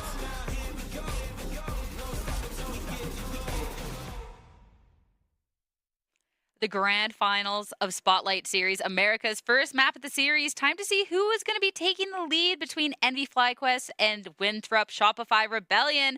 And it's going to be Winthrop Shopify to be taking first blood in the series, up a map and looking strong. So strong, might I say. Again, this is the team that day one, there is, a little bit of a rough start. I would never have believed it now, guys, seeing how far they've come. Like, this team's just looking immaculate. Like, what can't they do right now? It is crazy, and it has all come after like that vibe shift, right? That mentality change there for WUSR, and it was just so impressive to see how they were looking to handle Sunset here, starting off with that 7-5 half to kick things off. And I think that maybe we were expecting like a little bit more of potency on their defensive side because they were running that double sentinel with a lot of that slow potential on the side of Alexis, and then you've got Dodonut looking to take a lot of those deeper lines. But I think NV FlyQuest also did a really great job of working that mid control to try and circumvent a lot of that utility. And you especially see it when we go into the second half as well, because one of the things that we talked about was how sometimes it can be a little tricky to be calling on this map of Sunset. But one of the conditions that Lace mentioned to us for that side of NV FlyQuest was how the calling was going to look and the attacking side was going to look. And it feels like they didn't get as many rounds as they wanted to early on, and on the other side for Winthrop Shopify, they were able to completely take over as they went into that second half. It felt like not only they were incredible at taking that mid control that sometimes teams try to avoid and focus a little more on the extremities, but also at playing these 4-1s, at playing these 3-1-1s as well, where they leave Dodona by herself to get that space to find an opening, and also to play into these late rounds that were so good for them. It seems like this attacking side is what has been and will continue to give the upper hand to the side of Winthrop Shopify. And I feel like, too, for Winthrop Shopify, they've done a really good job throughout this tournament, figuring out what was so comfortable for each person, but also really being able to work well together. Dodonut reprised in this chamber, we've seen way, way back, but just playing at perfection. Moves picking up this clove and being able to run it down. Like, there's been a lot of really good highlights from this team that is just so comfortable all the way through. So you don't really have to worry about that part, which I love. And we've really been able to see it with the individual player performance as well. Looking at each one of these players, like the step up is insane. We called out Alexis on this stage. Again, just perfection. Like there is no weak part of this team, Ash. Everyone just, the vibes are there. The team chemistry is there. The dub is there. Yeah, everyone's like shooting so well on top of that in the server too. But I love that you mentioned Moves being on that clove. And even though he does have sometimes that little bit of that run it down mentality, I feel like his willingness to slot into the controller was so important for this team when they don't have like a mainstay controller player, right? And that really just enabled that comfort that you're talking about for Dodo, for Alexis, heading into the remainder of the event and landing them into this grand finals. For NV FlyQuest, a similar kind of story. Like, I don't think we were expecting Poppin to be on that chamber heading into that matchup. He's been such a flexible piece alongside Ev, who is now allowed to kind of slot back into that initiator that they are very comfortable with. But I think that for this particular map, yeah, we did expect a little bit more out of the side of NV FlyQuest, considering it was their map pick as well. Like, that is a huge upset, especially heading into a Pearl that looked so good for WUSR. And yeah, exactly. One of the things that we mentioned too was how these duelists that we were so excited about were going to work out with, you know, looking at Jazzy on one side, looking at Infiltrator as well, that we haven't really gotten the chance to see too much on that Neon. And I felt like that was also a win condition going into that second half. The way that he was getting a lot of space, the way that he was, after the team was able to plan the spike to get that space, he was getting even more, running it down. And whether it was with the ultimate, whether it was the two kills, 3 kills that we were seeing constantly, I feel like he was a massive reason why they were able to find success and to get things going, because we wanted to see who was going to be starting hot for this best of 5. I mean, not just Winthrop, but Shopify that's starting off hot, but Governor as well. I mean, we know him to be an immaculate player. This is known quantity. But I feel like his adaptation throughout this weekend with going into this calling role and then figuring out how to call specifically for this team has been really, really important. We saw that it didn't quite click from the get-go, and he opened up about that yesterday in the struggles, and he had to play a little bit more loose, everything, right? And we've gotten to see that the calling's been quite well. But then Dan, like, he's having fun, you know? His eyes are open to this world of calling for this team. I tried. But long story short, he is just amazing. Yeah, has been incredible throughout, and especially on this map as well with this Fate, giving a lot of support to the team, again, having just the right calls when it came to that mid control and how they wanted to not only shout down the chamber on the other side, but get a little bit more space, whether it was attacking and those faster hits, or maybe how they wanted to approach the post plan. So it feels like a Governor that the more that we get to see of him, the more comfortable that he's getting. So I'm excited to see the second map. Yeah, I definitely love it. Like, it's just so many layers when it comes down to him just having that impact with his utility. And then I feel like he's been frying all weekend as well, like hitting some insane shots, and to have that consistency while he was talking about that adjustment to the calling is absolutely beautiful to see. But as we head into Pearl, this is the map that we saw them play against last, and it was Winthrop SR that managed to take that one 13-6 in day one of Spotlight Series when they finally got Dodo on that chamber, and we saw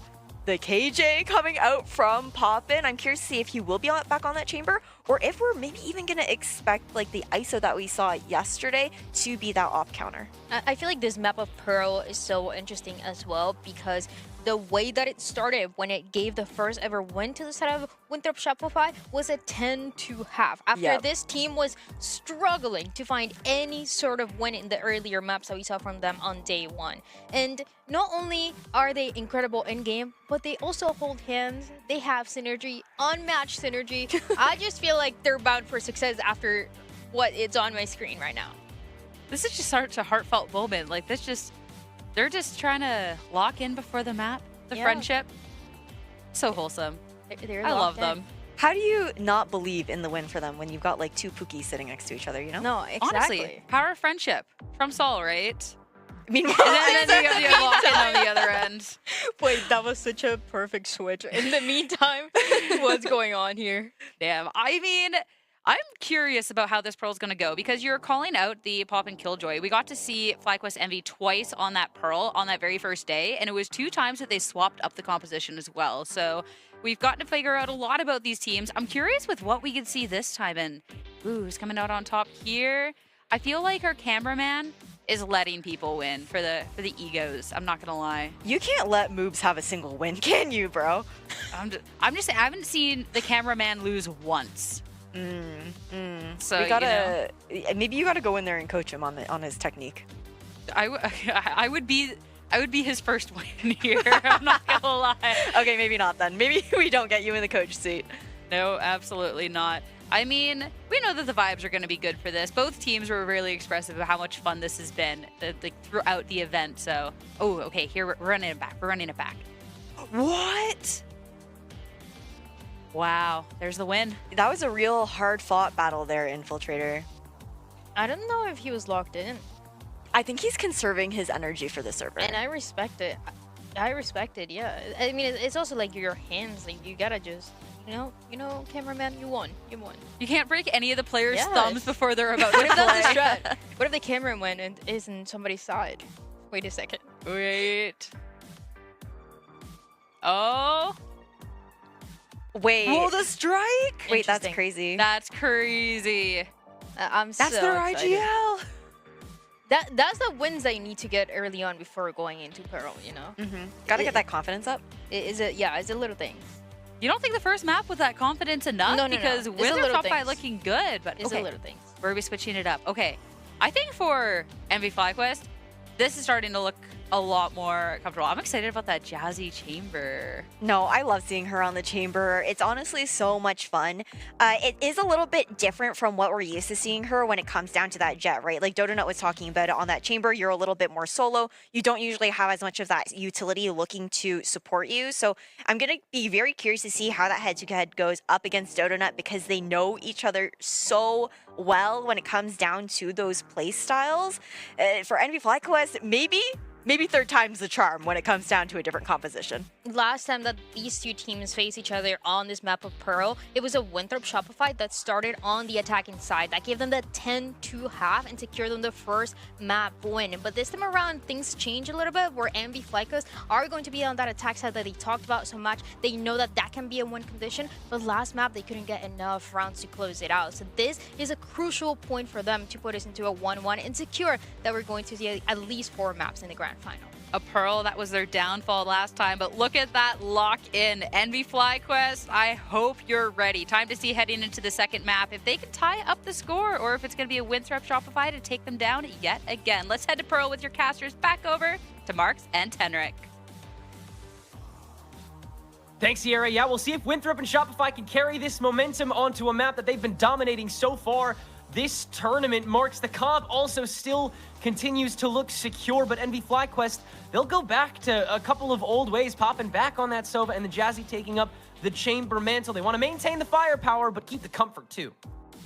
Yeah, it's so funny, like, especially to watching the different reactions that we're seeing from both sides of the stadium right now, where, you know, like Winthrop Shopify, they're coming onto Pearl. This is such a comfortable map for them. The last time that we saw them on this map against NV FlyQuest, it felt pretty one-sided, if you ask me. And so they're just coming in here, they're vibing. They've definitely saved a lot to make sure that this is going to be an easy second map for them, while NV FlyQuest are really doing their best right now to try and figure out their footing a little bit more. Obviously, the compositions have started to kind of shift around as more time has gone on. They haven't really found full success on Pearl just quite yet, but they still think that this is going to be one of the maps where they should be able to convert around. And obviously, following a lot of these changes, I'm super curious to see how this NV FlyQuest team will be doing, especially with Jazzy kind of going onto the Chamber. I imagine they're going to be playing off of Egster quite a bit. But we also get to see Poppin go back into that initiator role, back onto the Sova, which in my opinion is one of his better roles. And we've seen some crazy plays be made off the Hunter's Fury. So super excited to kind of see how this one goes. Yeah, with NV FlyQuest starting out on the attacking side, there's obviously a lot of questions as to how they're going to shift their tempo. But no shifting just yet.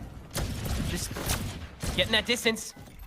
Infiltrator on this Yoru are going to try and make some noise on the A lanes. He and Dodo not have been switching responsibilities on those main lines across the entirety of Pearl's tenure in this tournament. Jazzy trying to do the same on that lane. Trade blow for blow. Not too much of a blow-in, but Infiltrator's now kind of stuck up on these steps, has to commit to the stack that approaches him. And so it'll be an easy way to deal with that first duelist. Governor, stuck up close. Top frag the previous game, also swarm. Not enough time to do it. A lot of aggression being made as well. And yeah, this time around, it was just a storm of NV FlyQuest. Completely just dominating over Winthrop Shopify here. The up-down stack, able to find Alexis. Now it's all up to Donut to try and scrape together this round. Looking more and more unlikely as Ev closes that one out. So a great start here for NV FlyQuest that, once again, was not necessarily their best map here. For sure. Yeah, we're seeing, you know, that continuous control on the open spaces. As long as you keep the pack, as long as you keep fighting together, avoid all of the dangerous trap setups that could potentially happen here, you should be just fine. You have a lot more to bolster going forward, of course, so we'll see what Winthrop Shopify has got in the playbook. Infiltrator gonna go with this Marshall here in round 2 on top of the majority B stack. NV FlyQuest still toying with mid more than anything else. You have a feeling with Extra on this Yoru, they're going to try and do that a lot just because you have this very narrow channel that you can continuously just pressure. All the while, Jazzy on her own Marshall is going to deal major damage to anybody stepping out into those vulnerable spots. And this is an easy as pinch as you like for Pearl B-site. Yeah, such a great idea coming through from the NV FlyQuest side.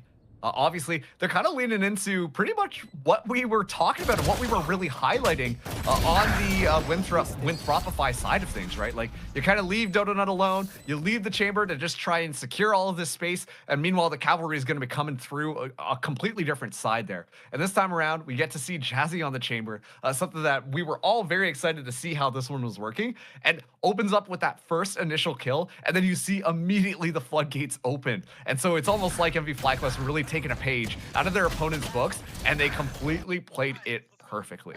So an excellent second round for NV FlyQuest. Winthropify, this is going to be the time that they should be able to bring their rifles in here, and let's see what they can do to start to turn this one around, because this is not going how it went last time. Certainly not. Great start for sure, and already kind of reducing the tools you have to work with. This defensive util bank is not that huge. I mean, Infiltrator's walking a Guardian and nothing else other than that heavy armor. A lot of responsibility placed on Dodo Nut before Alexis can go for the full peak, and Egster's approaching that early anyway. So you've been able to really section out this fight on the B side again. That NV FlyQuest can just rinse and repeat. And now 4v5 onto this retake here. Flood through was so successful. Not a lot of tools left, but Governor does have at least that one more Prowler to get a little bit of info. That first approach, Governor holding both. Last player standing. Now down to Poppin in the back hall, and he can't hold his own either. Nice blowback from Winthropify, and the firepower will pull through, keeping 3 standing. You know, I'm still sitting here and I'm still impressed by how NV FlyQuest were able to take onto that site. But then, once again, it really feels like these two teams are really mirroring each other and how they want to be able to approach Pearl right now. We've talked so much about how Infiltrator, you know, playing with the squad, able to kind of take that space there, goes for those rambunctious plays, can just kind of send in, and then while everyone's distracted there, the rest of this team can kind of flood through. We basically see the same thing happen with Eggster this round at the start. And then when it flips around and the retake is kind of going on, Infiltrator leading the charge does exactly the same thing. And of course, Weapon Advantage makes sure that this one can come online. Governor finding a couple of kills as well. Poppin under a lot of heat, but moves, doubles back for more. And Infiltrator from the other side can simply not stop at all, making it so that NV FlyQuest in a 2v5 scenario have to try and win this round on B. Completely pull it apart. And yeah, you've got to just take this with the scraps. Double is dicey timing, but that works out even better for Jazzy. Still though, so scattershot, and a lot of ways that Winthrop can start to approach it from now that they're all here. Moves will get his own 3K, and we're tied back up at 2, so stabilization prevalent for Winthropify, that is for sure, but it still has to come in these bigger moments, not necessarily the, you know, the big picture play style. So NV FlyQuest could very easily do the same kind of thing. So aggressive right off the bat there, but you know, we're talking about moves in Infiltrator, right? Like Infiltrator beat that horse already. We know exactly what's got going on there, but moves as well. Not afraid to kind of take those. Back into the Ascension tournament, was pretty much locked on the chamber and not afraid to just kind of go for those ego duels and try and find those opportunities to find those kills. And we were treated a lot to that yesterday, exactly on this map, where moves absolutely cooked. And so now moves is starting to heat up again. We might be treated to something very similar with how moves is able to kind of move around the map. And, you know, if you're on NV FlyQuest, you might be paying more attention to Infiltrator and Dodo Nut, but that leaves the opportunity for moves to kind of find those opportunities to really get those kills and really shut down these rounds, as a little bit of information is confirmed towards Art thanks to Governor's Prowler.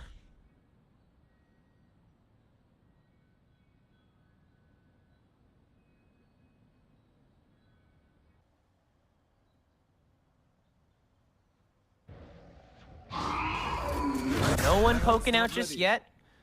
Jazzy's post does get sussed by the Prowler.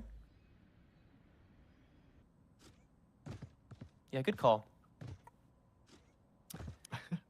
Haun's back, but no preparation to intercept. Everyone's still just ready for the walk-ins.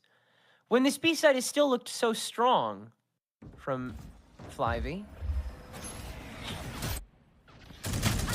Knife to the drone, so F can't get far. You've just got to walk it down, and Jazzy's good for hers, so the rest of the NV stack feels secure. Moves! Just stops it again! 10 seconds in panic mode and minimal guns. Moves still has the res as well, so he's going to be able to interrupt this spike plan as Jazzy deals with the rest of the crowd, though. Moves post-res falls. And it's down to Infiltrator, who will catch Thea, post steps, hearing those though, and Jazzy locks down her 4th of the round. I mean, that was a solo walk-up from the road to find the off angle, and then she kept on fragging. Yep. I mean, just once again, just went unchecked, able to find that first duel win, which was so key to allow for that additional pressure. While Jazzy was continuing to move up there, moves solo anchoring on the site while all of his teammates were falling down around him, able to really make it near impossible for them with 2 quick little headshots. And of course, Pop's not dead yet, might as well given how that performance is kind of going. But Jazzy cleans that one up. And this is another player that, once again, we start to see that heat up, could be dangerous for Winthropify as NV FlyQuest finally lead yet again. Dodo Nut with the operator in hand takes a shot but misses. Trader Just getting targeted now post-drone. Yeah, they can just spray that down, and the Cosmic Divide prevents anybody from being able to counteract it. Flash in. Whoa. That is a tough walk-up from Exter. Shame that Dodonut missed the shot. But you can recycle that flash again. Moves alone outside of the skirts of the Divide. Lets him be an easy next target. And from here, I mean, NV FlyQuest, they still have another ult they can throw into this if they so choose, despite the fact that 3 have already been launched. That seems to be decisive enough, though, when Thropify will take the hint and get out of there. Yeah, and man, Jazzy right now has been a highlight player on NV FlyQuest. Obviously, that last round so clearly in your face, but I mean, previously, Jazzy has played quite a few duelists for the NV FlyQuest team. Now stepping onto the chamber, similar to the things that we were saying about Dodonut, still has that kind of frag potential, but has to play a little bit more conservatively, and has been doing so extremely well. We don't see Jazzy just kind of going in there and then throwing the life in order to secure the space for the team. This time is very methodical, securing kills, sniping down these long-range angles, or not afraid to just kind of creep up on her own, and is able to just really catch some of the members of Winthropify off guard. And given the previous play style, I don't think that Winthropify are really expecting Jazzy to kind of take that role there. That one was still once again a little painful. You can see Dodonut crack a little bit of a smile, but yeah, NV FlyQuest, they get yet another round. It's going to be a scattered buy on the side of Winthropify. Dodonut bringing the operator back with Alexis just on that Guardian, and Moobs just on a Sheriff. Managing mid pretty well. Open season.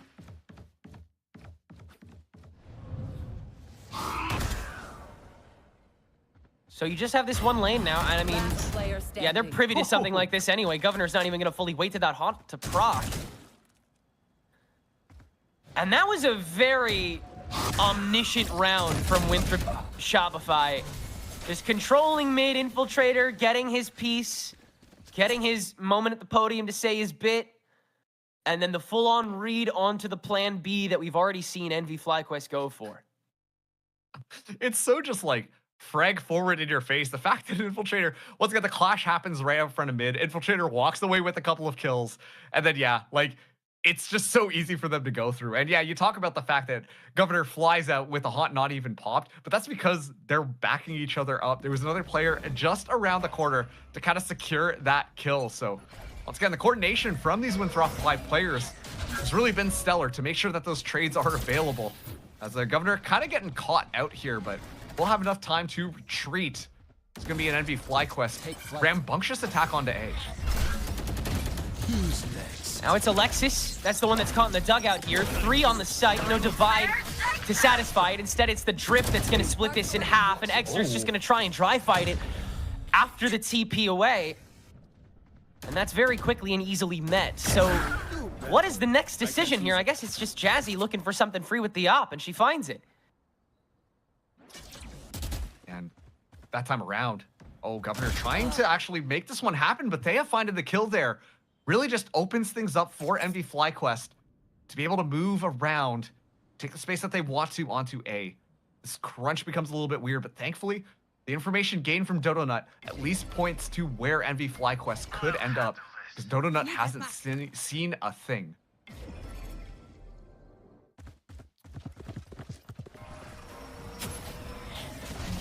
Now that Drift just going to make sure nobody's gotten too keen. The fragment bounces right back, so he's got to exit. That's a terrific positioning setup by Ev to guarantee the frag. And Alexis, yeah, she can't really respond to something like that. Pop-in plants open, though, so that gives Alexis a free frag. Karn's got everything in both guns here. And just whip out the Headhunter if she needs to take it off. Let's see, swing. Yeah, Jazzy's got it held down. Trivial at that point. Yeah, Donut would just rather go for the op fight to get a rep in, but nothing doing there. Nice shot onto Ev, who approaches next. It's Jazzy. Dodo almost pre-fire in that too. Now the Clove Smoke up in time to guarantee half. Dodo up in time for it, but Jazzy still cool, calm, and collected, and NVFQ's up to 5. I was just going to say, wait a second. You can kind of hang out around the corner and stick the defuse there, and thankfully Jazzy aware of that as well. Pulls out the shorty, goes in for the close range kills in the smoke. And so, NV FlyQuest, yet another round here. But what a chaotic start to this round. You could tell MV FlyQuest really wanted to push into A. That was their initial plan. Should be nice and easy. They've got the ultimate from Eggster. Should be able to claim all that space. And it actually forces out 2 ultimates from Winthrop Shopify to just completely slow down that push. And thankfully, MV FlyQuest hadn't really dipped in there too far, but Jazzy's starting us out. He's able to find the better half of Dodo Nut there. So we'll start out MV FlyQuest on the right foot as all that mid space gets taken by Winthropify. Doesn't matter, the MV FlyQuest train is moving over to B. Yep. Single file, car by car, track by track. And this is the kind of interception play that Winthropify is used to. Just throw a fragment, throw an orb, throw something down, catch Eggster on the fake. That's not his best work with the follow-up, though, and the rest of FlyQuest is free to fly. Gotta be on Infiltrator planted to get something to write home about. No, Thea turns to it. Impressive round by MV FlyQuest. That was commanding. Very commanding, and honestly, it's really putting the momentum behind the team that we didn't really expect to be able to kind of win this map, if I'm being honest with you. Like, all signs have been pointing to Winthropify being the team to really watch, specifically on Pearl. Every single time we've seen them on this map, they've kind of closed the door on their opponents pretty quick there. But you can tell, maybe it's that little bit of a forward-thinking mentality that is kind of, you know, shooting themselves in the foot a little bit. We see all the players trying to find those individual opportunities, stepping out in front of the midst of all the members of MV FlyQuest. And even if they are able to find one of the kills right off the bat, someone on MV FlyQuest are ready to trade it right back. And I think that first kill does a great job to kind of exemplify some of the issues that might be happening on this Winthropify defense. And same stuff that got him punished earlier on Sunset. Led to a lot of quick 4v5 takeovers. And yeah, I mean, MV FlyQuest, they'll just bingo the other way. No reason for everyone not to be here. Let's make it a party. Eggster firing through the dugout. Still kind of invincible at the moment until everyone's skated, but Eggster is able to do that more than anybody else on the site. And once again, he's the one that comes away with the multi-kill. Dodo Nut just for intel. The TP, though, is still caught. Eggster getting ahead of it again and facilitating now a 7-3 lead for MV FlyQuest. Yeah, and Eggster was another duelist that was really highlighted throughout this entire tournament. You know, the Yoru one-trick specialist, some people are like, oh, well, Eggster, you know, might be trolling or something like that. But just has the kit memorized and just figured out so well. And honestly, has just been doing a fantastic job to kind of step up for the MV FlyQuest team when they really need him to kind of come to the bat. Obviously, we've talked about how Eggster's brought a little bit of that mid-rounding call, a little bit of the vibes, a little bit of that positivity, but can have those dangerous rounds where suddenly the Yoru is able to walk away with so much ground and not die in the midst of all of it. An excellent display for MV FlyQuest as they find themselves at the 7-3 scoreline. Winthrop Shopify have to play a little bit more carefully now because a lot of these initial duels, they've been losing that first blood. Infiltrator once again searching for the opener on the pistol here, TPing away before getting that sight though this time, and he'll be available for the B-stack response. That is at least at first the plan for NVF. Governor though is the first point of contact on that A main now, and he'll catch the lurker in Thea. But it's Infiltrator's turn to find something, and he gets found again. No command now on that entryway. Ev just trying to cause as much of a ruckus as possible, but Moob's still that first point of defensive contact. Everyone's stepping out for Winthropify. Everyone's prepped, but Eggster yet again ahead of it. And he'll crack open 4 on this anti-eco. This Yoru conversation is such a Yinfiltrator and Yankster discussion so far. Just one Yoru shredding, one Yoru shredded. Oh man, on top of that too, like, you know, seeing how the cameras were panning around to the different players, Eggster just completely locked in. And finally we get to see him crack a little bit of a smile. Just one tap, and all the members of Winthropify who initially were doing such a great job at slowing MV FlyQuest from finding any ground whatsoever. And then Eggster in the back line, It's able to make it all happen. Dimensional Drift now going to be online, securing the information here. Governor, the only person in the back of the site. Donut not going to be taking that space towards mid. And we get to see moves as well start to sneak back here, but Governor goes down so early on. Trying to find Extra in the chaos after that gravity well was activated, but in the midst of it, Jazzy has the opening yet again, and she's not looking for anything less. Waiting for moves, his entry, knows it's coming. She is so clean and consistent on this chamber at the moment. And Exter can manage the rest of it. God, these two fraggers going insane today. And Karn trying to match to it. No, sir. This chamber ditto has been going Jazzy's way. Yeah, and once again, I think it really comes down to not anticipating really Jazzy to step into that chamber role, but Jazzy has been doing such a good job as well as backing up the team from a little bit further away, either taking that space, taking that timing, and with Exter kind of frying with the rest of the squad as they kind of push off into it. It's just been looking lights out great for NV FlyQuest as they continue their domination. Once again, a little bit of a surprise from what we expected. Yeah, really fantastic start coming from NV FlyQuest here on Shopify and Winthrop's pick. We'll see if they can keep that momentum going and go for another break point when we come back.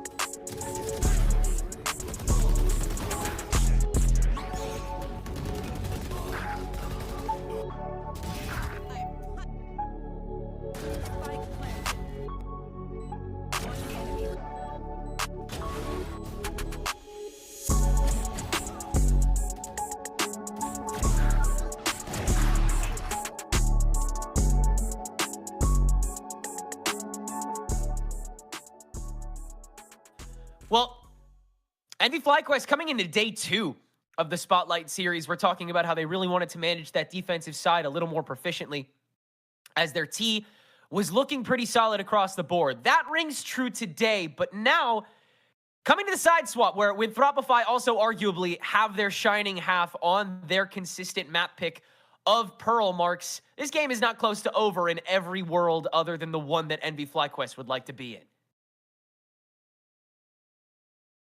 And in that case, what is the response here? Because Karn, of course, is a big part of this conversation defensively, being able to hold it down on that chamber, wasn't really able to do so.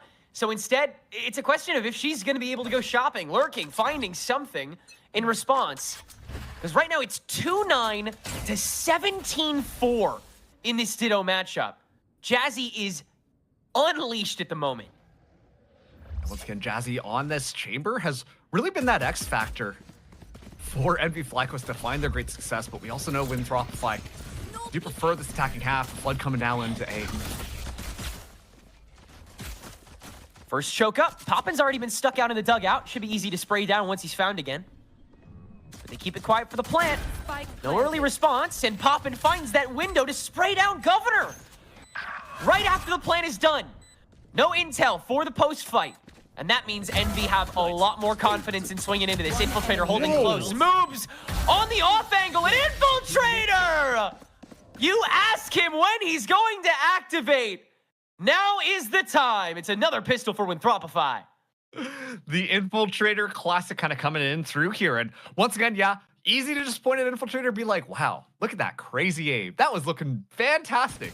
But at the same time, it really goes into that kind of like idea set that we see Winthropify kind of go off of. Infiltrator at this point was more or less just bait for the other team. And you can see Envy FlyQuest try to cycle in there. They try to make that kill happen, shut down Infiltrator, and yet the rest of Winthropify just watching from the back and make sure that Infiltrator can stay alive and find those moments. Just in case he goes down, they're going to have his back and make sure that the round can beat theirs. An excellent start here for Winthropify on their attack. We'll see Jazzy trying to meet those early challenges. We'll see how often she wants to condition that outside of the anti-ecos on this B lane that you know Winthrop and Shopify are going to want to try and reduce, reuse, and recycle. And so, in response, the whole gang's here. It's a 10-man on Pearl B site. You ready to watch the fireworks? First shot's out. Dodo for Headhunter. Chamber for Chamber. That's her third kill of the game, by the way. She's still got to get activated. Pop and hold the next point of contact. Extra still yet to swing, waiting for the moment, and he finds it. Ev also here, and the response is lethal. But is it enough? Moves in Alexis, still skirting. Alexis finds the up altitude to take care of that last frag. And it's 5-9, stabilization already forming. Stabilization forming, but man, Envy FlyQuest that time, like they're playing a game of hide and seek. Everybody just hiding around their own individual corner. And I don't think at a single point did we actually see any of them actually peek out from their related spots. It was just after Winthrop kind of walked into them that we see them just kind of be like, oh, and we're able to kind of find it there. So chaotic round, but Envy FlyQuest, they're able to get a couple of rifles out of the enemy's hands. And now we get to listen in to what they might be talking about. Nothing B. They smoked me off. Okay. They can walk into con now, okay? Yep, I'll hold it soon. Flash it. Flash through. Nothing through bottom mid. They can go into con. I'll break. Going. Yeah. Nothing gone side right Dogging now. again. Is that your through? They went con. Three. They con. You wanna fight it? Yeah, I'm with you. They're going B, going B. Ev, stack on site with me then. Come here. Just smoked in. Just smoked in. They're coming out. I'm gonna full talk. Come. I'm smoking. Amen. Getting out. Hold closing con. I'm gonna look at my spawn, okay? Yeah. Bait's here. Chamber's probably late main. It's gonna be main and art. Main, art. Default, art. Could walk double art now. They probably walk double art, They guys. went double art. Okay. Main. Main. Dead main. I have sewer. 3 bullets. Yeah. Let Jazzy get it, guys. If we can. Okay, I'll play Pixel. Yeah. She comes spawn, you kill her. Alright, if he comes spawn, you just kill him. But it's like a free kill. Okay. 30 seconds left. Can you go hold sewers to let someone rotate to B? Yeah. Okay, good. We're all in great spots here. Hello, bros. Hey. Governor. What are you up to? I have your main, Jez. Yeah. Spawning B. I'm waiting for you guys. 10 seconds Let left. me run him down. Yeah. Spike planted. Wait until we all group up. I heard step site. Double smoke back star here. Double Okay. smoke back site. I'll double smoke. Yeah. I'm gonna jump out heaven. Fuck it. Smoking. I'll just fire. What a for sure clear back. Planted pocket. Backside. Oh! Shit, Good he's something fucking hot. round. Yo, Bob, I'm dropping my gun and up. Jazzy. Sounds good. Holy Wait. Oh, you're upping? Okay, you're good. Sorry. Yeah. I thought you I'm meant like out, I'm normal out. up. Yeah. Yo. Well, Lace definitely put it best on the desk. It's just endlessly nonchalant comms between these guys. Love hearing the call-outs that Poppin, in particular, has been making for the wide swung positions, and then Thea kind of collapsing on that by making the call for the long run. It means they find that stabilization quickly, and hey, it certainly helps to have Jazzy pop off yet again on the road for the ace here.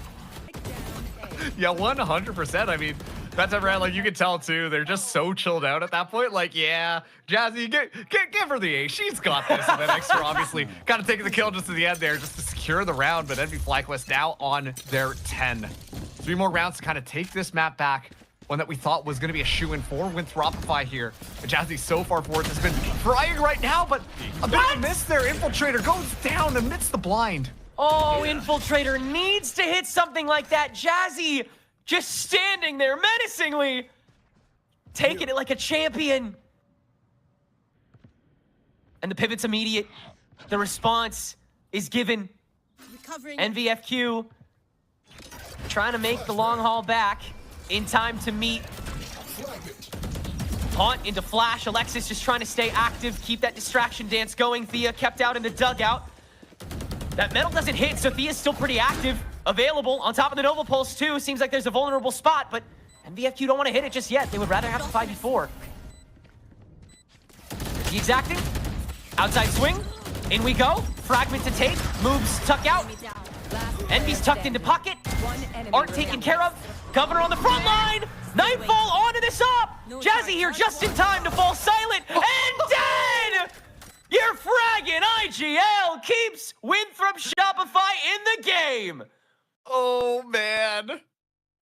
What was originally just an infiltrator missing such a clean shot should have allowed Jazzy to go down so early on, secure all of that space, and the Governor alone on the site, just watching all of these different angles. Keep in mind, Governor used to be a duelist player and definitely still has those reflexes, has that game knowledge as to where some of these players might be flying through. It was trades galore, but it's the classic right click just at the very end there to secure that round. Winthrop, that is a momentum buster and a half as they find their 6th.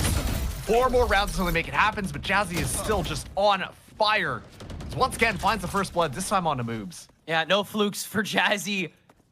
Her first blood tally continuing to skyrocket. And there continues to be no real response to at least that. It's got to be the weaker channel that gets taken after that first blood in the moment of weakness that you can spin back into a round. That's the context that you have to work under as Winthropify so many of these rounds when Jazzy is just so damn good. Oh! Now she's got help.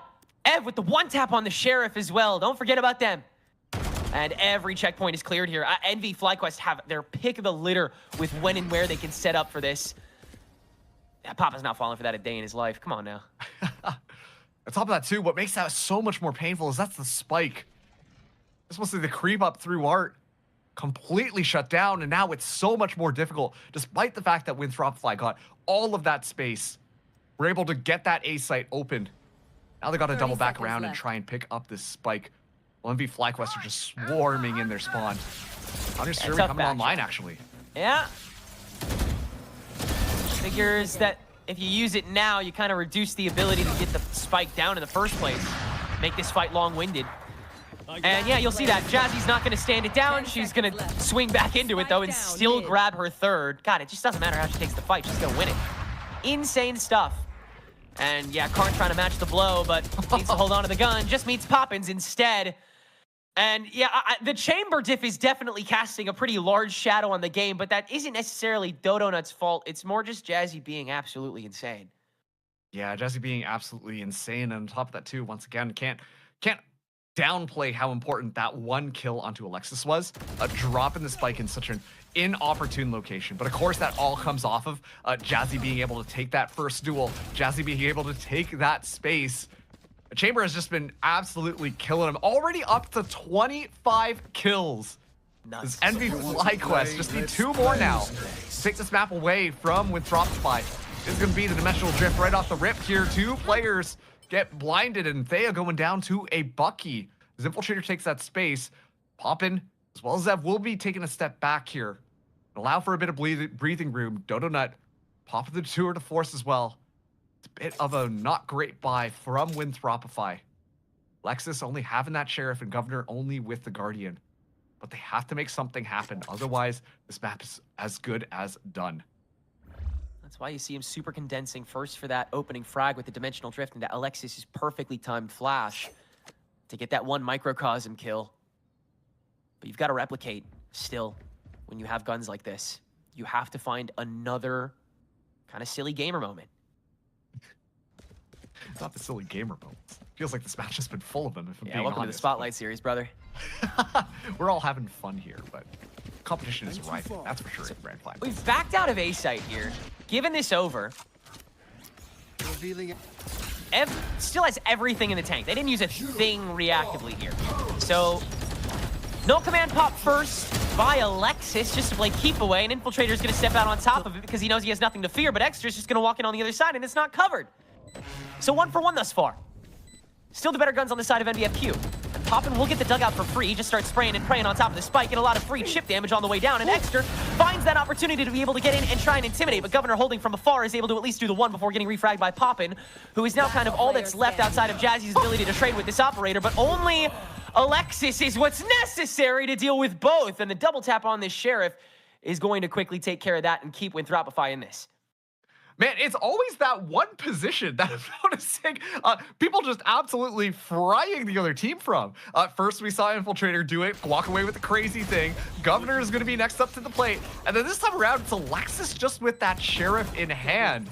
It really feels like, you know, there's layers to kind of this post plant with whoever just kind of has to stay alive right around that cafe, and then the rest of Winthropify just watching from behind just to make sure that they can stay alive while you see the NV FlyQuest players scramble to try and find that kill. And that's been very nice for them. Oh, Poppin going around for the corner. You know Infiltrator was expecting Jazzy, but this time Moves is able to find that kill. Yeah, I mean, if you take these early moments, if you're Winthrop Shopify, if you're going to continue winning them and already just trying to advance off a bit, forego as many of the variables that would normally litter an Envy round as possible. Are they behind this box? Are they behind this corner?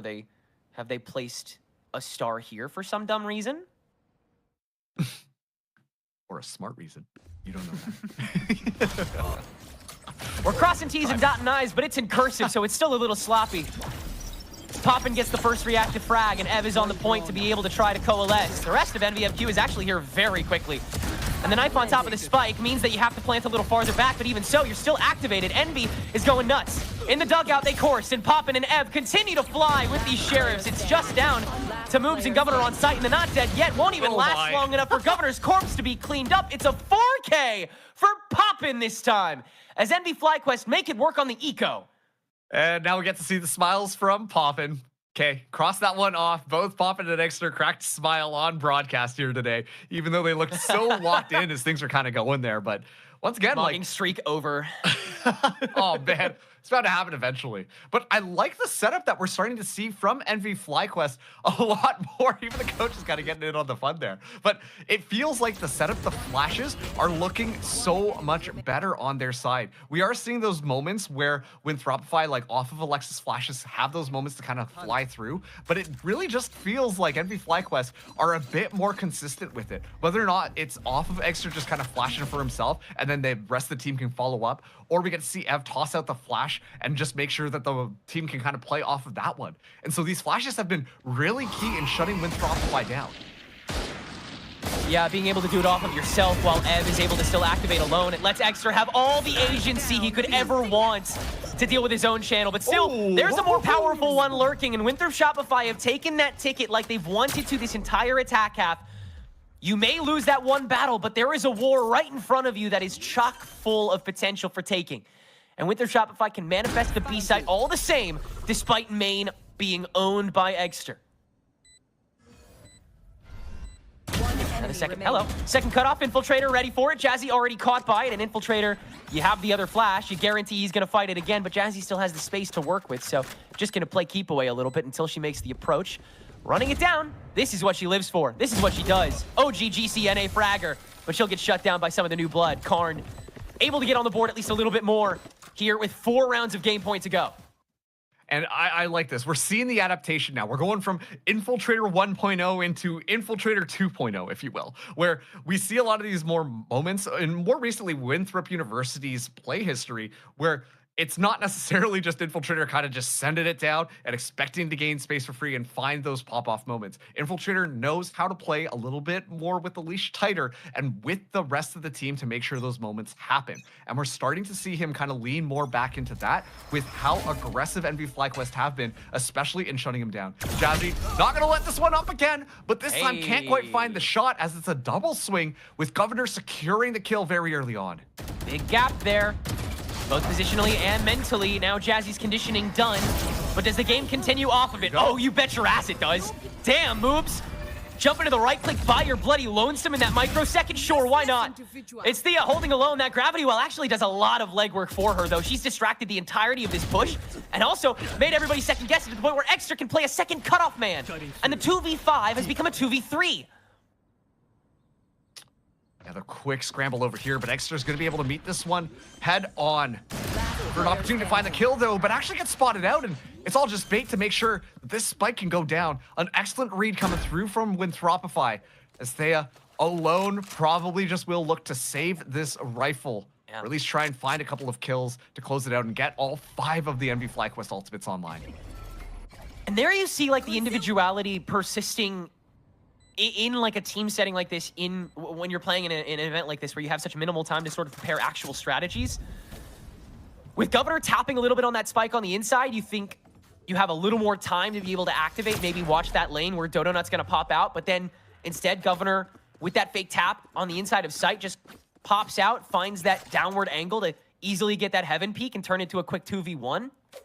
That's the kind of trust that these players have in each other, that don't require that level of communication, that don't require that level of like preparation going into this. I don't think these teams were in the hotel rooms post-game really like hardcore VOD reviewing.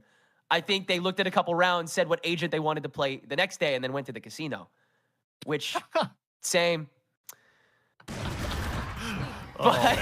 But that being said, it is great to see the things that they've wanted to work on really come to fruition, right? Seeing kind of, you know, the inner workings of both Winthrop and Shopify's big old game brains kind of, you know, meshing together in this natural understanding.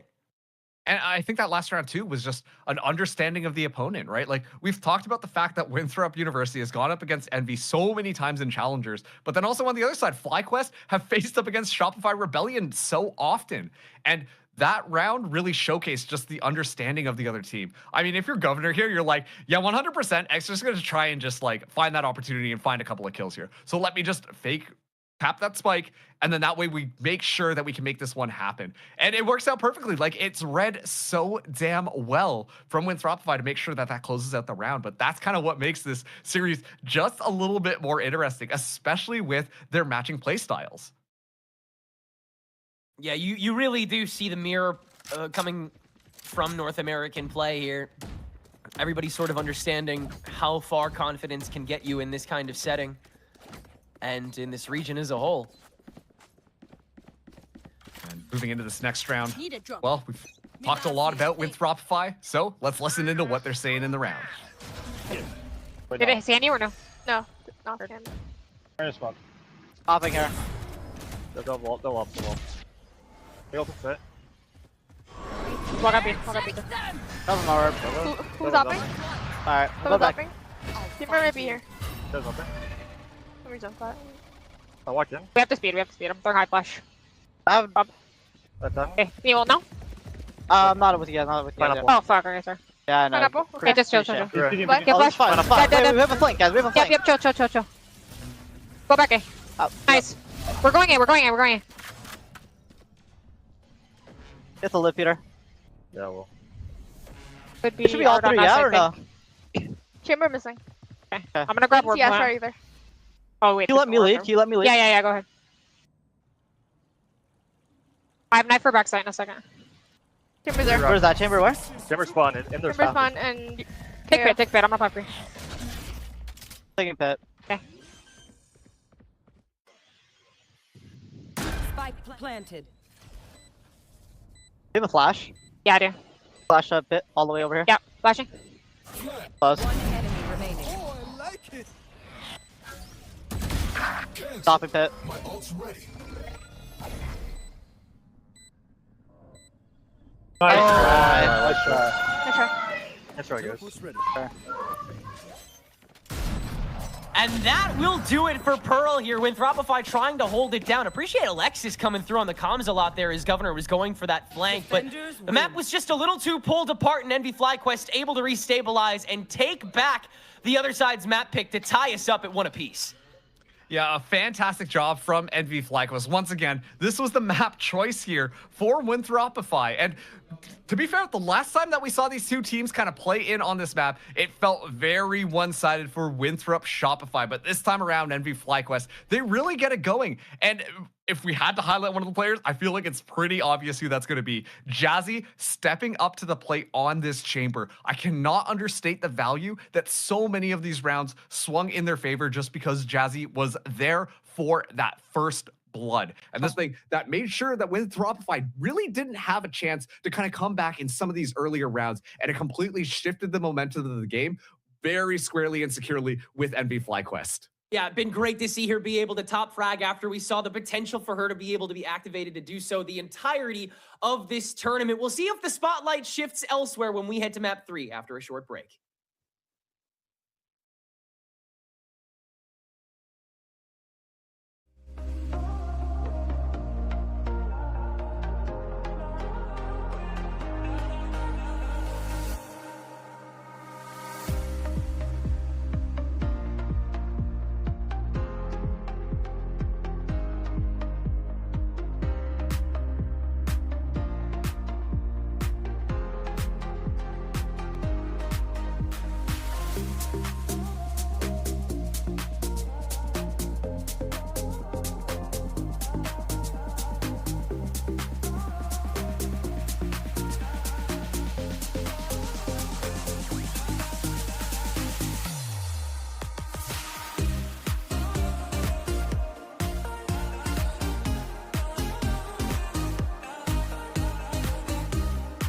Total VALORANT agents. 29. Oh my god, like 28? VALORANT total agents, 29. 26? 27. Como 12. 22. 29. VALORANT total maps. 10. 12. Ooh, total. Oh my god, okay. Like 12, 13. 8. 11. Y 11. 9. 10. Total cost of buying operator, ghost, and max shield. 6,200. 6250. 6,200?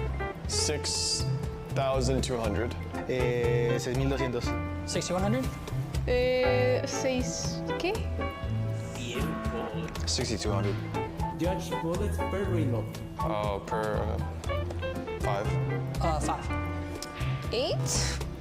6. 6. 5. 1. No, wait. 8. And first agent added to the original pool. No! To the first agent to be added, Reina.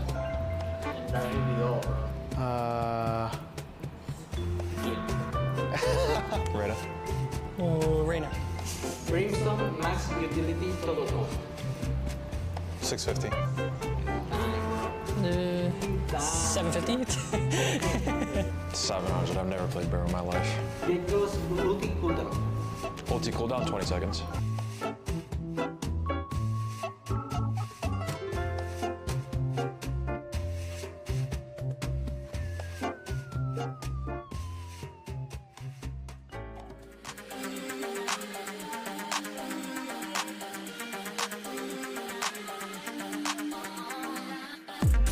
Down and dots again. Actually goes further aggressive, but Michaela there just and there should have been seen, but still handles it to perfection. Ev, the only one up and a bit to hold on, and Ev, no!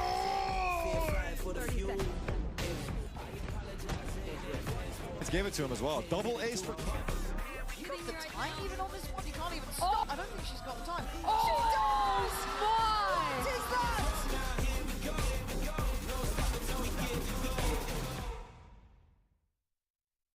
Into the second map of the series, a troublesome Pearl historically for FlyQuest Envy. We get to see a little switch up of the composition. We asked ourselves, is third time the charm? And indeed it is. FlyQuest Envy to take the map and tie the series up 1-1 here in the grand finals.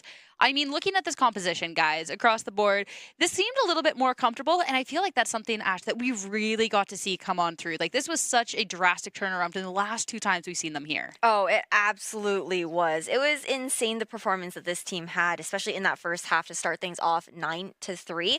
But that's kind of been like this discussion for all of the teams, but I think especially Envy and FlyQuest, as we've heard from them, I feel like they always were talking about how they were making those adjustments that make everybody feel a little bit more comfortable, and it feels like we're finally seeing that Envy FlyQuest in that final form, like really allowing Ev to lock in on that initiator, being so comfortable in supporting that FlyQuest core alongside a Poppin and Eggster who have just provided so much flexibility for this team. Something that I really, really liked about this map was the way that this team was so good at winning those rounds that mattered the most. It felt like, especially towards the beginning in that first half, the first couple of rounds as well, after FlyQuest Envy were able to win that pistol, there were so many opportunities of eco rounds, numbers advantages as well, that this side of Winthrop Shopify had, and every single time somebody was able to shut them down. I'm thinking of that play all the way from backside on B that Extra was able to shut down when an eco almost took place, and then it was the other way around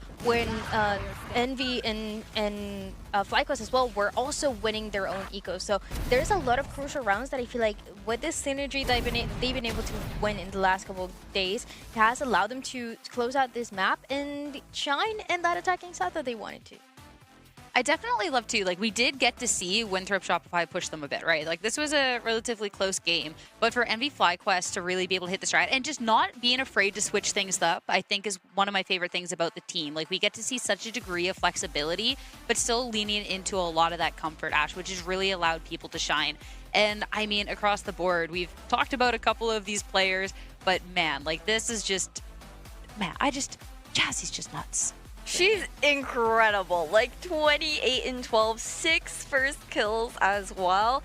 It just speaks volumes about the impact that she had on this map. And I had talked about how I was interested to see like how that head-to-head between the two chambers was going to look for Dodonut not having the same performance that we had seen from her on Chamber previously. A lot of that having to do with just the amount of utility that was available to re-clear her, make it really difficult for her to post up. But taking a look at this head-to-head here for Jazzy, looking from Sunset into Pearl, where she was on that duel list for the first map of the day, a very different role because she was the person going in first, being that kind of sacrificial lamb for the team, trying to find those openings and create that space, versus a Pearl where she was still finding those openings with the first kills, but in a very different way, trying to punish some of the aggression that was coming out on the defense from the side of W Shopify, and also threading the needle to have some of those timings on those flanks there as well. Everything was growing right for her. It was really, really cool to see, especially because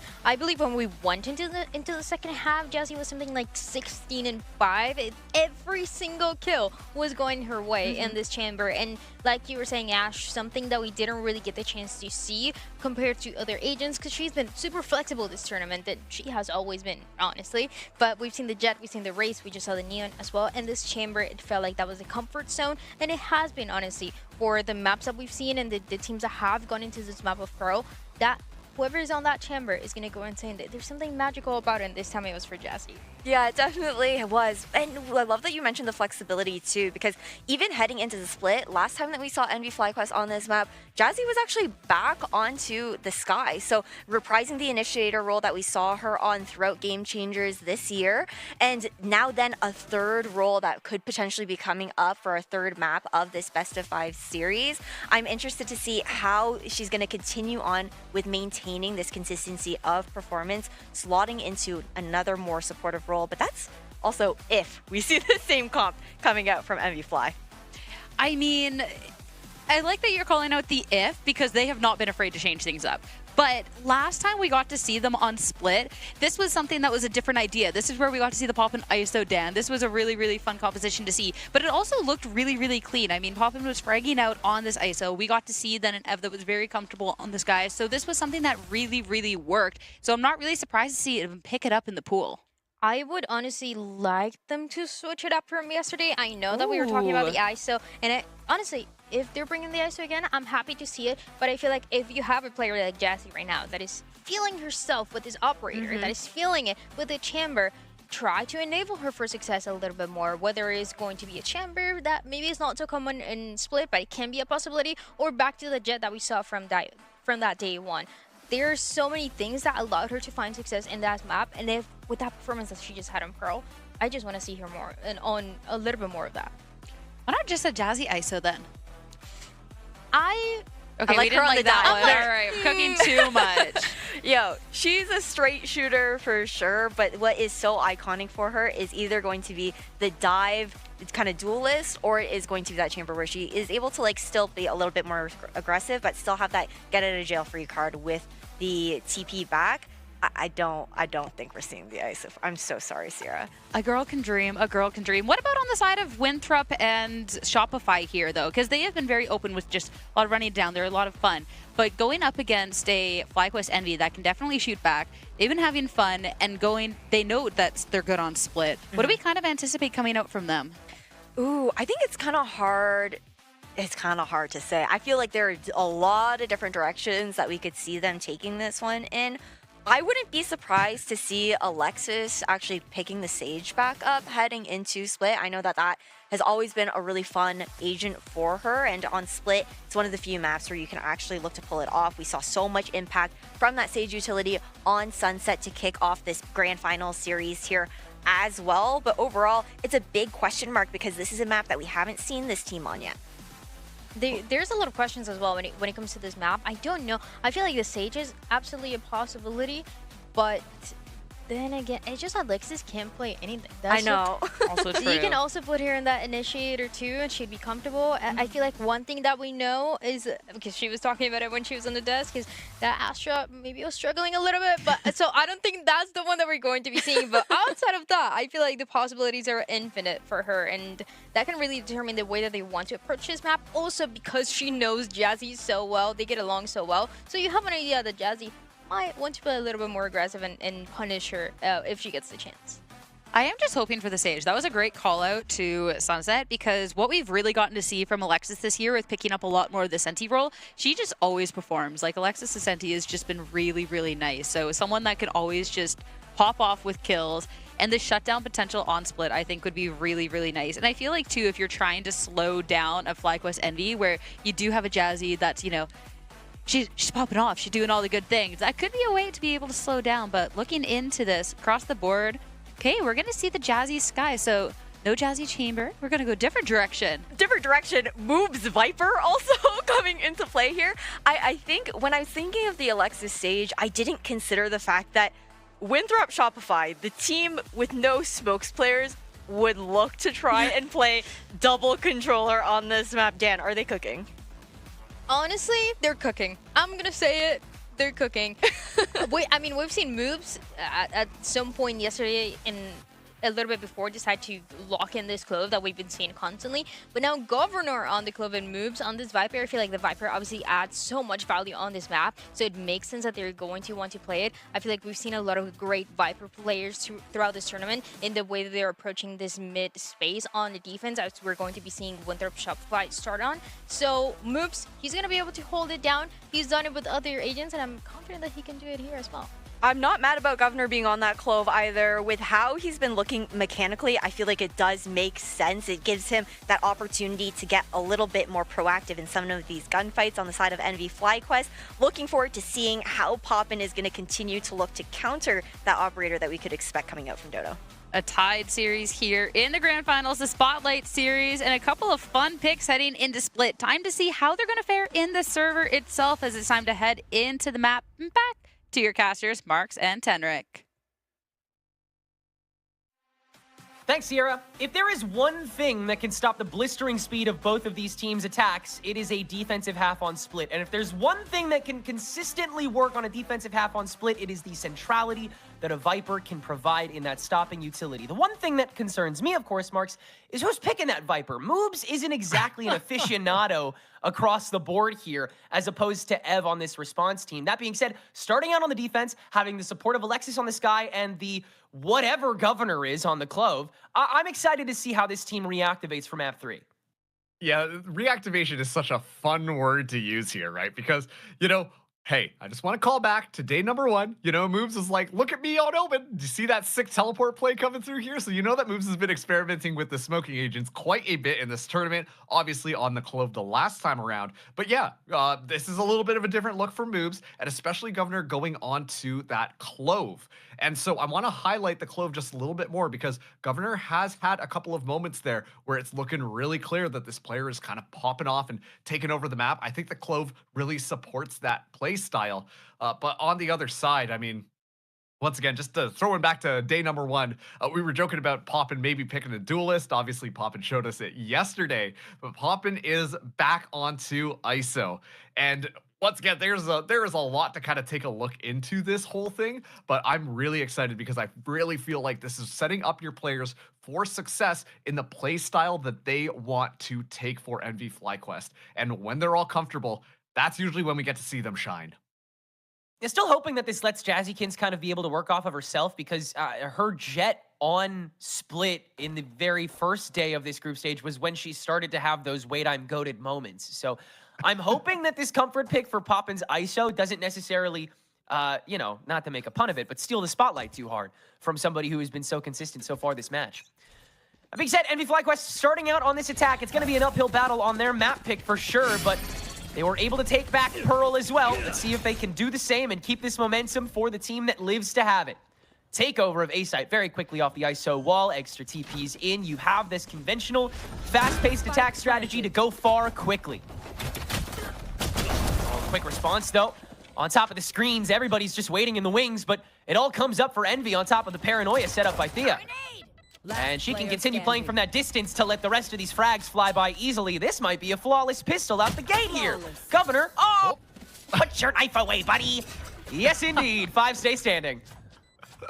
Yeah, I was going to say, like, you know, after they kind of took over the site and you see the smokes go down and stuff like that, just the positioning that we saw NV FlyQuest take, I was like, oh, this should be pretty easy. And you know that they're going to go for more of those aggro angles. You know that they're going to be pushing out into their opponents. And really, Winthrop Shopify, they didn't really have a chance to get into the site at all. Like, the smokes were down, the sprays happened, they were losing agents, and then Infiltrator on the back line trying to make something happen, has no choice but to throw the paint shells into the smoke. It was looking pretty easy, set and done for NV FlyQuest. Donut gonna be peeking out here. Does have the teleport ready to go, but such a quick angle being held by Jazzy and Ev. And this one and done has been recycled 1,000 times by both of these sides. Still no, not prepared for it on one end. Eggster's ready for it on the other. Stiff 1-for-1 of the 2 heavy fraggers for the teams. So NV FlyQuest will decide to double down on the presence that they won, or that they lost rather, excuse me, after that first death by Jazz. So your in does now have to be the double duelist again. Eggster with the flash into the TP, and then the cover wall from Poppin. The toxic screen does help escort them on. A lot of that for free, actually, as Thea's just able to burn down one that stands in the way. Paranoia tossed for the mid plant. Plan keep away with Alexis, but she finds the cross. She finds the crunch onto Poppin. That is quickly called to be able to find that after Karn scratches the surface of it, and they're still trying to claw their way back. Governor now from on high, reduced to a 1v1, and he makes it work! An anti-eco stolen away by Winthropify on the defensive retake. The quick thinking just kind of coming together there to get that crunch onto Poppin on that ISO. And then immediately, like, you see the response from NV FlyQuest try to go in to supplement that, make sure to shut any of it down. And yet the rest of Winthropify coming in from their different angles, ready to play that retake there. So just an excellent, just kind of playing off of one another that we get to see from Winthrop Shopify on that time around. And it's just these sheriffs that are so deadly in the hands of so many of these players. And so an easy round just kind of getting converted back around. And yeah, kind of stumped the NV FlyQuest there. We're going to be seeing Jassy and Poppin bring in the Stingers onto this next one. But it's going to be full weaponry across the board for Winthrop Shopify. And they look like they are more than ready to kind of take some of these more heavy-hitting fights, especially off of this Viper's smoke. We see Donut playing forwards, so aware of where they might be going, especially in these kind of crunch moments. You know NV FlyQuest like to hit together. Uber conventional. You have so many different ways to approach the first step of this attack. It's about evolving from there, and Eggster just walks it down when he does that kind of thing. Hey, okay, that's fun. I think Karn might have had some difficulties this round. In fact, Winthropify might as a whole, or playing for exits on the pistol. Does seem like, yeah, it does seem like we might have had a little bit of a hiccup. Just a smidge there. Just maybe there. a tiny one. Yeah. No, I think, no, that was a pure skill kill from Jazzy, actually. That was, a knife in the neck was all flourish. But hey, you know what? Like, leading up to that moment, though, even Donut kind of controlling the site there was something that was pretty good. I mean, you see immediately she decides to back off of there, especially with the paranoia kind of flying through. And as we get the double gov cam here, okay, into the single gov cam.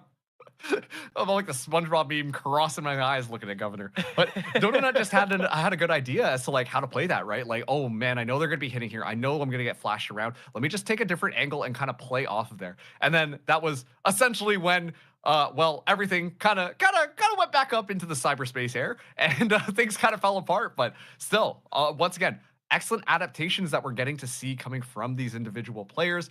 But MV FlyQuest, well, we'll probably have to run this one back just to kind of see how it goes, as we can see the players kind of poking fun at each other. And once again, yeah. Yeah. I've been loving the back and forth that we've actually seen from Exter and Moobs this entire tournament. It's been really fun to see. Oh, I love it. Yeah, Moobs has been the really fun kind of animal, I think, this weekend. He's been trying to enjoy himself at every turn, and he's really just living in the moment.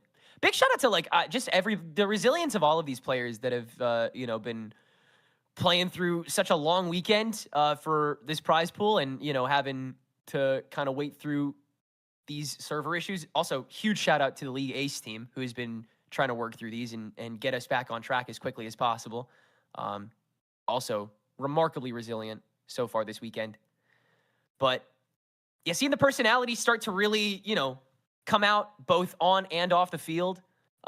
It's the best part of off-season events and the grand finals of them, like this one, where you get to see everybody, at their most confident, their most chill, their truest self, which is, when these 10 players are all playing as themselves, it's when they play their best. Yeah. And once again, like throughout this entire weekend, we started out with a gauntlet of 6 best of 1s, and then into kind of like our a bracket with best of 3s yesterday, coming into this best of 5s. Like, not bad for a bunch of players who just kind of got stuck together and then had to try and figure things out. And really, we're seeing them kind of come to their final form on the comfortability and how they like to play with each other. And once again, I can't stress enough, it's been so much fun being able to see how these players are interacting and playing off of one another, right? Because sure, it's one thing, the vibes are great, everyone's having a good time, we're poking fun, all of that type of stuff. But so many of these players are moving into roles that are rather uncomfortable for them and trying out different things, trying to broaden that skill set, so then that way they just know a little bit more and become better, well-rounded players whenever they're going to be playing in the future. I'm so glad that we got multiple IGLs on multiple teams, because I think it really is, I think it's the most fun kind of challenge you could provide to these teams, because you're going to have some sort of comm clash you're going to have to work through.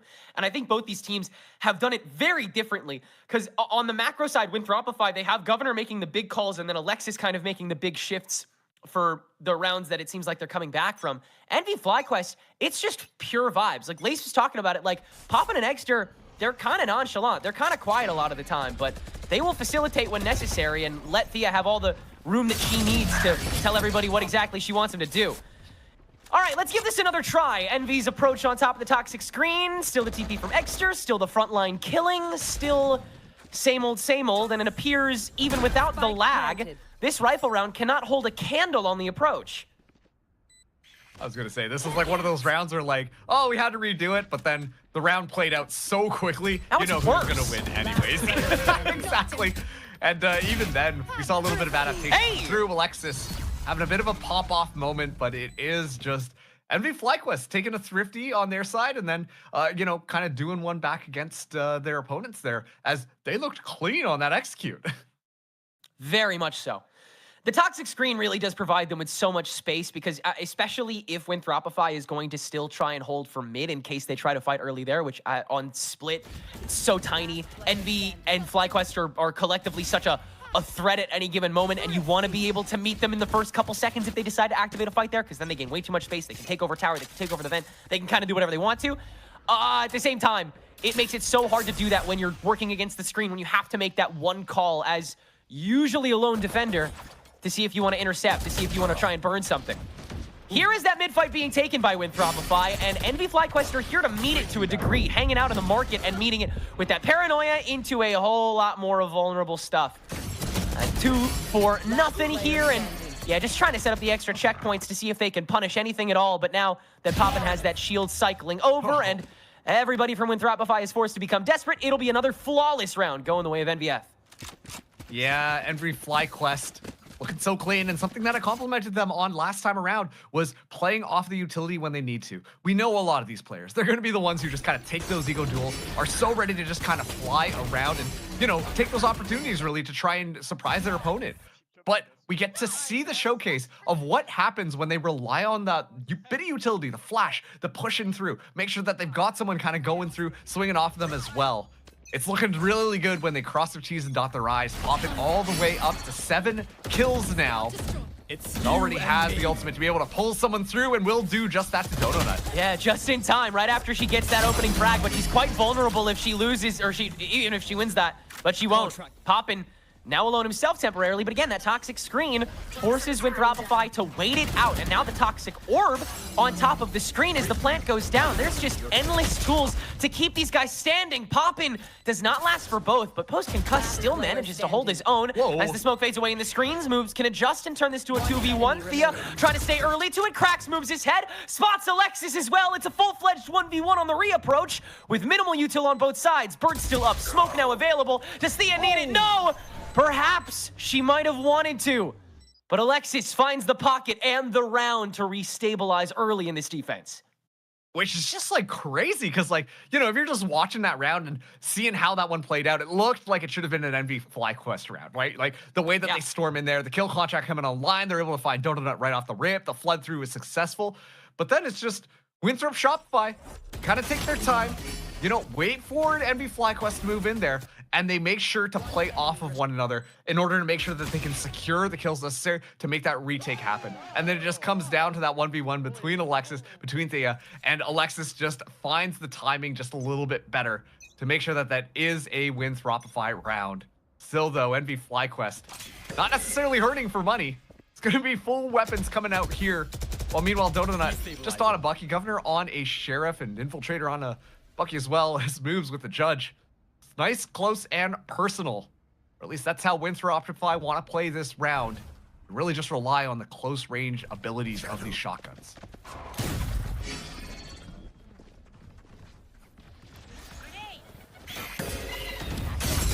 First out stretch. Yeah, now it's popping now that he has that shield. That's a quick response. I actually love that from Infiltrator. Getting creative with it on the blast pack in just to cause a little bit of chaos. Why the hell not? Well, Governor does have his ulti. You can always believe.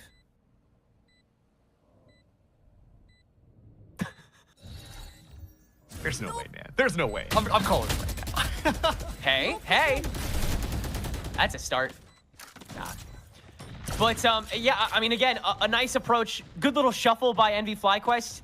Yeah. They don't really have to leave this B side all game, do they, man? I mean, this is like such a good take with the Yoru TP into the woodworking, and then either having Poppin or Jazzy just kind of outstretch off themselves, because they can. It's a really good replicable attack phase. Yeah. 100%. And, you know, it's funny because you call it a fun shuffle on the side of Envy FlyQuest. I'm actually going to say that that was a fun shuffle with from Shopify's side, because they're well, dog, we got these shotguns. I guess we just send it, you know? That's kind of the chaos that really happened on that round. But once again, like you said, the Envy FlyQuest take onto that B site just feels so well rehearsed, so well understood, to a point where even when you got so many players just flying across the screen, shotguns in hand, you can mitigate a lot of that damage and make sure that you don't really bleed too hard from all of that. This time around, Donut have the Tour de Force available, Dimensional Drift in the hand of Eggster. We'll be doing just that. Pops the ultimate, but actually is going to be scouting on the other side.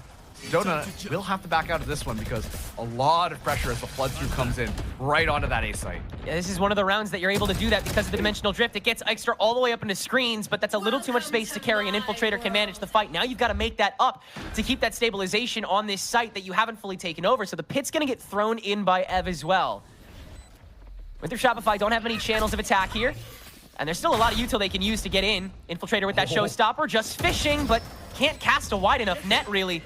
And so it's got to be Police. Governor just walking it down. How does he get away with 2 before he gets found? That's ridiculous. And he's still kicking, not dead yet, and not done fragging either. That's 4 for the IGL.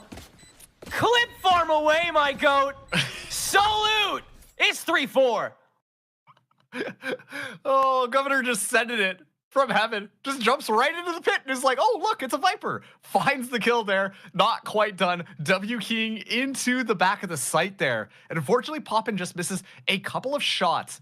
One thing actually I am starting to really notice on the side of Winthrop Shopify is actually the support that Moobs has been giving the rest of the team. The snake bites have consistently been placed down right on top of where some of these players are hiding as soon as the information is given up, and it forces their positions out into the open where then the rest of Winthrop Shopify can kind of do it. It's so hard to miss, especially when you're watching Governor be as sharp as he is, but it's been working out fantastically to make sure that it's just a little bit more difficult for that team. Just let him work. And he'll be able to dominate. Again, that's one of the reasons you love having more than one person that can make the temporary calls. If you're on one, you ain't got to do any yapping. Boobs turning to it, still aware of this potential flank. Ev's caught. Great awareness coming from him. No clutch necessary, just the frags, and he might need a couple more.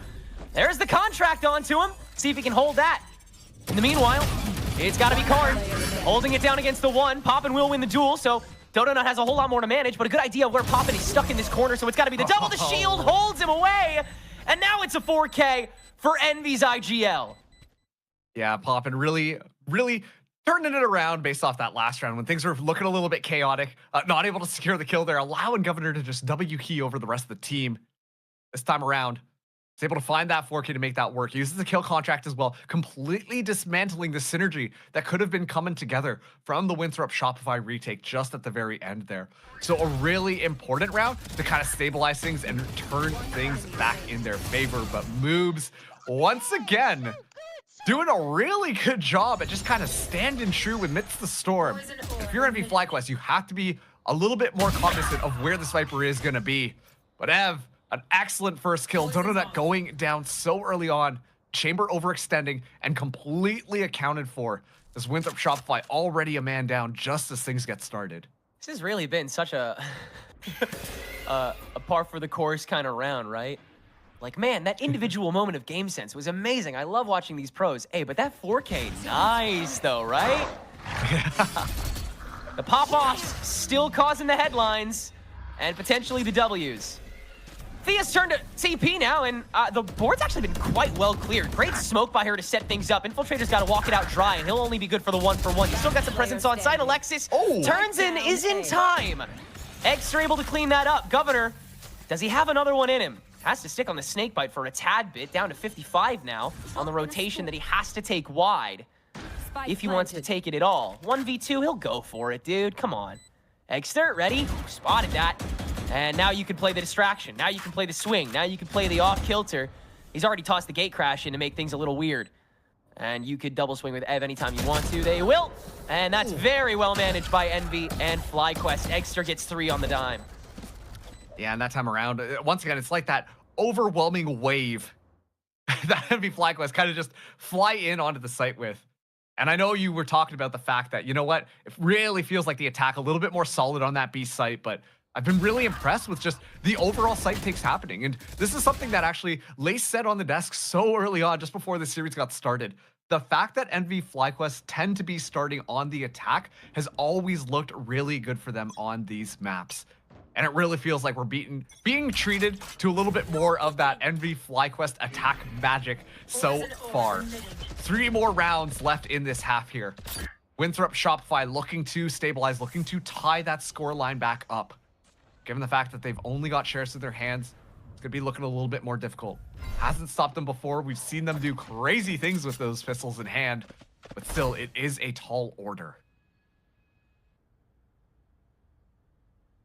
Certainly a lot to ask for at this point when you've already had so many punishes. And there's another. Only a matter of time, Thea figured, before Dodonut goes for something like that. There. Just gotta wait it out until you spot the pixel. But no signs of a pivot, no need to really risk preparing for one, because you have the pistols. You might as well just play into the bit. Yes, and your way through this anti-eco and see what you can get away with. And yeah, look at this, Envy FlyQuest. just on the other side of the smoke. Finally, we see Winthrop take a little bit of space on mid, but Infiltrator has to do a lot. Good timing on the bird to force Infiltrator to take that extra second, and it lets Ev just walk right up and do a little pop and swing. Thea, Jesus, what? She got 3? And she, that's a nice little smoke tower on top of it. I want to watch that back, because she somehow managed all of that while Ev was just kind of walking it down. I think Thea was like the only one watching that. That was mad good, even on the pistols. Now Governor once again back into this 1v3 scenario. It's kind of looked magical at certain opportunities, but surely this is not going to be the case again. Yeah, this is a little bit of a cheeky idea from Winthrop Shopify, doing a good job at really standing the ground here. Uh-oh, a little bit of timing. And Governor goes down to Exter's sniper rifle. But yeah, just a very solid round coming through from NV FlyQuest. Once again, just dominating that B space, but being very methodical about how they want to clear things out. Obviously, the rush through from those sheriffs was a little bit scary as Winthrop kind of coming alive, but exactly like you said, Thea, just kind of on the back line, walking in behind the rest of the squad, are able to clear up all of those members hanging out. And just kind of goes crazy after this first initial pick onto Dodonut. Yeah, just managing the tower all the while. And I mean, they haven't really had to flowchart too heavily once they've gotten on. It's been very certain sight kicks so far from NV FlyQuest, and that's just not going to stop. Exter just waltzes through the pit that's set up on the ramps, and he's still on the barricade here, ready to jump the stage. Popping with the crunch as well. This is disgusting, bro. I'm loving it. Moves, has to outstretch, and manages both, and the third turn down. All of a sudden, it's a 1v2. Hey, at the very least, he made the damn thing competitive. Let's see if Dodonut can make it a win. Spike down. Minimal util on both sides. Jazzy has no birds left. The Inopera. Smoke back. Probably not for a while. So far out, though, and this operator once again forces Dodonut to play static and let that barrel get shown way too early. Quick break. It's another guarantee, another clean break, and an 8-3 lead for NVFQ. Yeah, and they're really not showing any signs of slowing down right now. I mean, a pick comes up in front of you, right? Moobs is like, don't worry, guys. I got this. And then the next thing you know, Exter TP's just on the other side of that one. And then you see the Winthrop Shopify being like, okay, well, now Exter's running around in her backline. Let's deal with that really fast. Oh, no. What's that? Poppin has just run up mid, completely unaccounted for, and is now backstabbing as well. Honestly, if it wasn't for Moves just kind of holding his ground there, would have fell apart really quick. But let's listen into NV FlyQuest on their voices as Dimensional Drift goes live. Sure. I'll blind hell. 3, 2, 1, blinding. He's gonna take the mid timing. Okay, I have it. I'm smoking screen. My CG? I have a refresh. I have flame. Don't be exposed to B main. They can only flash. Heaven. Dead. Okay, spawn. Dog spawn, dog yeah, spawn. I got this. Yo, watch this. Got that, Poppin.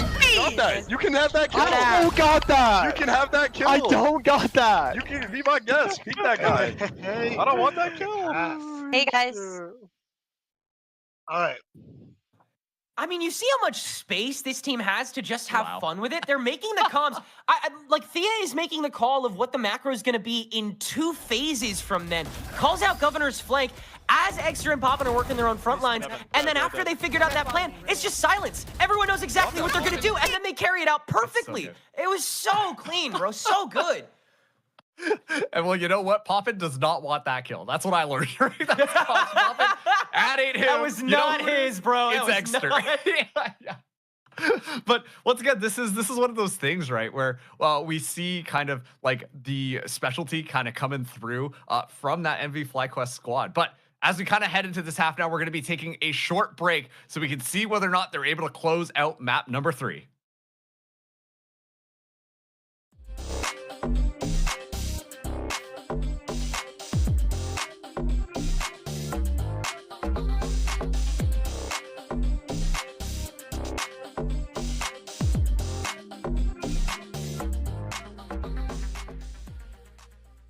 I think that me and my team have a lot of drive, and I feel like our goal is not to be the best Game Changers team, but just to be the best team that we can be. And so I feel like it brings us to greater heights than Game Changers, such as like our win in Challengers this year. So I feel like striving for more of those goals make us a better team in general.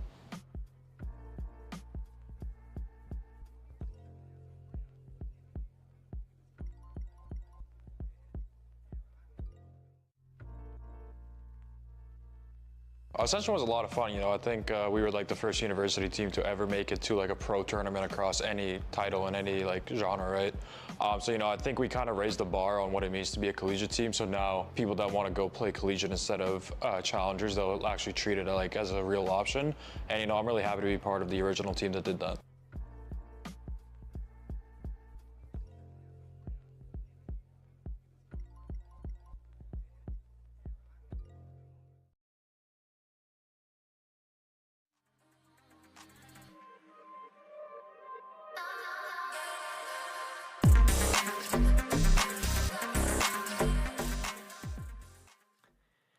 It was a very clean attack strategy from NV FlyQuest on normally a very defensively dominated split Winthropify.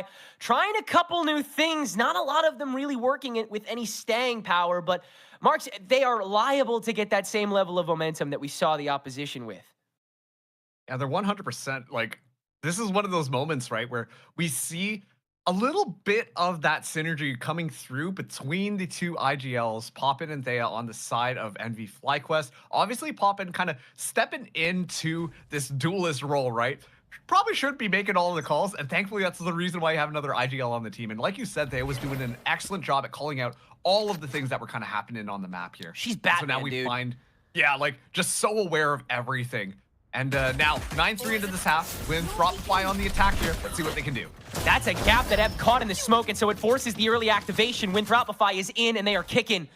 Dog out of mid after the presence has been given away. They don't care how many people they reveal here. They just care that they win it. And Infiltrator somehow does with this classic extra. Holding close can at least put that to a stop. It has to TP out as the crunch from main works out. Governor already way up, though. And the channels are starting to dwindle here for NVFQ's retake. Governor, another pop-off round. Don't give him 4, though. It's got to be Jazzy. 1v3 on this Sky. Again, not as able to frag solo as much as she was on the chamber. Oh. Yeah, now that you got the backstab, it's cooked. Another pistol goes the way of the Golden Eagles, and this game is still not done. Yeah, 100%. That was because of Governor just kind of running things down. But yeah, just at the end there, Donut and Alexis just kind of popping around the corner. I'm like, all right, they're just having fun because Moves is kind of sneaking up on the back here. And then Moves, stoic as ever, finds that last kill there to make sure that Winthropify are not out of this one just quite yet. A little bit unfortunate. Infiltrator might have overcooked a little bit, ran out of bullets in the midst of that engagement there. At least they're able to kind of scrounge things back together. And so, let's see how they want to be playing this one. Extra, though, will have a Bucky in hand. Hold nice and close. Is just going to go for it, but wow. Immediately gets gunned down.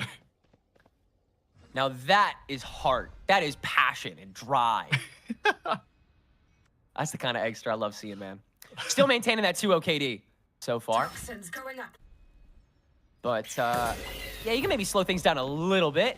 See if NV FlyQuest want to try another funny thing. They will, actually. Ooh. Ev and Jazzy kind of just escorting themselves in. Lets the rest of NV, or excuse me, Winthropify know there ain't too much more on mid, right? Now you just retake over that site that you know is strong, but you also know has the worst guns. You'll lose only 1? Yep. Alexis farming those cabbages as well. Popping. Yeah.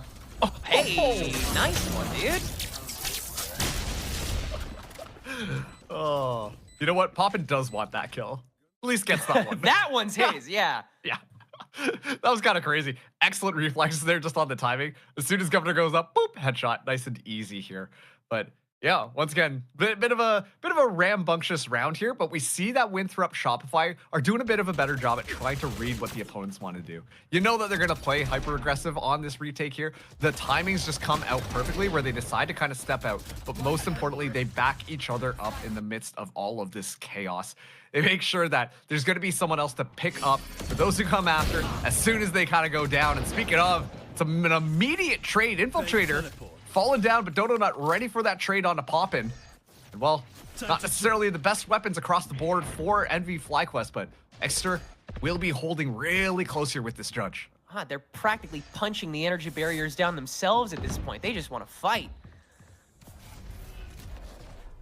Nobody's read that Eggster specifically here, but this choke on A main has been a favorite for the teams that were eliminated. I can't tell you how many times Michaela caught like 3 here for Crew Lion. But with the judge, you're limited if the range expands, and when Thropify will take the Heaven Road. So he'll have to reset from screens and wait for the crunch. And the flank. This is all silent, by the way. Jazzy and Ev are not giving away at all, and they'll each get 1. Now the reapproach onto a site that a spike is still not planted on, and Donut can't find the shot with the Outlaw. This is a beautiful way to rethink the retake to grant NVFQ that bonus balance they were looking for. And something that, you know, taking a look at both of these comps, or both of these compositions, sorry, is something that I've noticed is they don't really have that much to really watch their backs when it kind of comes down to it. Jazzy has been doing a good job of kind of going through and being able to find that, but the Trip really didn't get enough information from the chamber there, from Donut, to make sure that, you know, nothing funny kind of happened. And you just see the NV FlyQuest collapse happen in, completely just catching so many members of Winthrop Shopify off guard as they get closer and closer to getting map number 3 and taking the lead in the scoreline for this best of 5.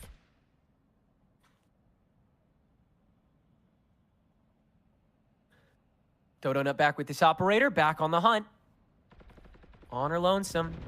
Saw Jazzy get away with so much in her own respect here, but Eggster can shut it down with the Odin from a distance. And in the meanwhile, the vent fight is also ultimately traded neutrally. So it's a 4v3 defense so far. Governor can make it effectively 4v4, though, with his ulti. It's just got to be a question of when can he get the drop? And Extra is already rotated with this Odin, and he can just spray it down! Not all the credits, but all of the observer cam power, and for a good reason. Let's just keep watching that gun go burr until he falls. Governor on a time crunch now that ulti has fully made its way through, and it'll be popping with the 3K. I'll say 2.5, because Extra definitely deserves at least half of that other body, but it's the Envy boys cleaning up that round easy peasy. What a sick crossfire getting set up. As soon as I saw Extra holding the angle, once again with an Odin in hand, and I was like, oh, Poppin's on the other side. We know exactly how this cookie is going to be crumbling right now. And it's just absolute masterpiece kind of coming through here to make sure that they get completely mulched when they go right up and try and take that A Heaven presence. And so great job once again from FlyQuest Envy. Once again, just kind of shutting the door here on Winthrop Shopify. It's been a while since we've really seen them have those good rounds, but Donut starting us off with a kill is exactly how we wanted to go, while Eggster cleans up moves on mid. And you're always challenged if you want to amp it up, because there's always the chance that there's that second person from Envy and FlyQuest right in front of it, and everybody is still playing so close to this eco buy. Poppin's still trying to run it down, still trying to clean this up here and now, and he will. Alexis gone, and Ev flushes out Infiltrator with the snake bite. Everything individually managed, despite it being on the verge of falling apart so quickly. It's 7 rounds of game point for NVFQ. Yeah, and once again, like, it's just, they're not really backing off of their positions, right? Like, you see with the Shopify, they're like, okay, well, we've got the smoke down here. We know that this is supposed to probably how you're going to be playing it, and then yet, guess what? Poppin's up in your face, right? Like, it's one of those things that the aggression is continuously catching Winthrop Shopify off guard here. And that is really just kind of Envy FlyQuest leaning into that frag forward mindset, ready to just always take the fight and catch your opponent by surprise. It's gonna be the Seekers out very early from both of these sides to try and even out the playing field, get a bit of information as to where these players are, while Donut goes exploring, but Extra, this is a disgusting angle. Controlling the board in the first 5 to 10 seconds of each round has been so crucial to both of these sides. Karn can turn onto Extra's hold, and the rest of Winthrop can run it down onto the B site. It'll work this time. Ev, very early response. This is uncharacteristic, and Moves is not ready for it. Governor's alone at the moment, and he almost got vulned already. Intimidate, take over, dominate. Oof. That might have been a barrel spotted. Ev holding this defuse. You've got to approach it, and they can, but not with the firepower. An Infiltrator's not going to get back in time. It's a 13-5 win on split for Envy FlyQuest as they hit match point in the kill contract. What a showcase being put on by Envy FlyQuest. once again, in so many of these moments where you're expecting to see Winthrop Shopify be able to just kind of fly things through, they're getting absolutely nothing done. Envy FlyQuest are just so much more comfortable, and yet still smiles on the side of Winthrop Shopify as that map kind of goes down. But once again, you can see Envy FlyQuest, they're getting a lot more comfortable playing off of each other. They're looking for those opportunities because they're feeling good. And one of the things that I was kind of noticing on this match here was the Dodo Nut impact on that chamber, which really was a staple, really was what a lot of people were watching on the previous days, has simply just not got as much value. I think Envy FlyQuest are doing a really good job at shutting that chamber down, and that is really resulting in so much of these rounds being a lot easier for them, because once Dodo Nut goes down, you just got to deal with Infiltrator, and then the rest is going to be history. Yeah, it truly would be a shame if the reason that this game became so lopsided is because undecided to go cold. That would be the lamest way to end things. But luckily, we still have some more match to play, so many more opportunities for everybody in this lobby to get under the spotlight. We're heading to Abyss after the break.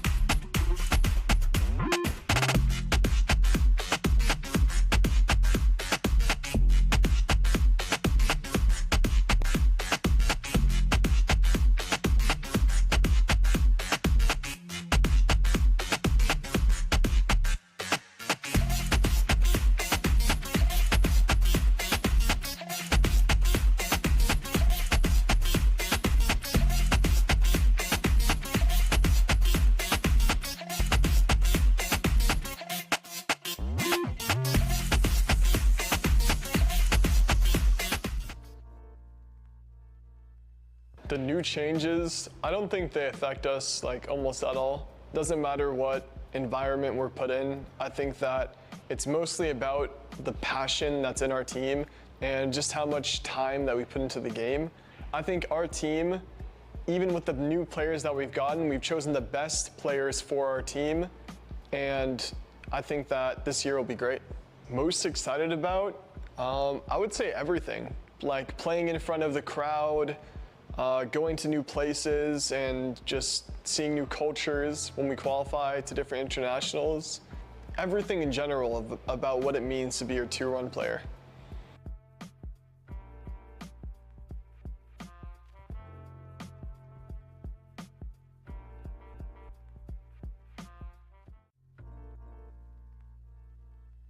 It's really just kind of been a dream come true. Like an organization like 100 Thieves is something that everyone wants to be a part of, and it's something that's really, really special, and they've treated us really, really well, and it's just been awesome to be a part of. So it's been awesome.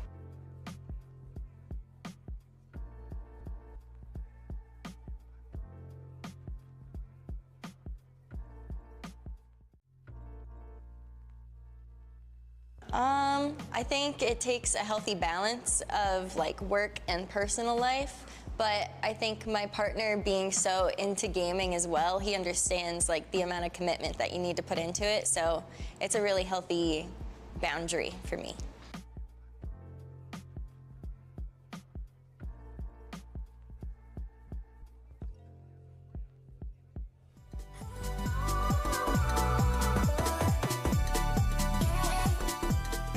Dots again, actually goes further aggressive, but Michaela there should have been seen, but still handles it to perfection! Ev, the only one up and a bit to hold on, and Ev, no!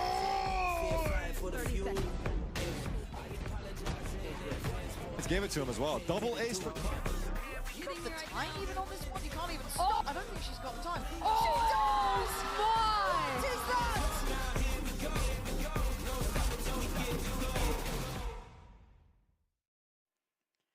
Wingman is ready to be handing out some trophies here at the grand finals of the Spotlight Series Americas. We're not quite yet though, but we're getting closer and closer. Third map of the series is done. It's a split and a FlyQuest Envy victory, 1 match away from becoming your champions. Looking back at this match, there was questions heading into it. What's Winthrop Shopify cooking up? Are we going to see a comp switch from FlyQuest Envy?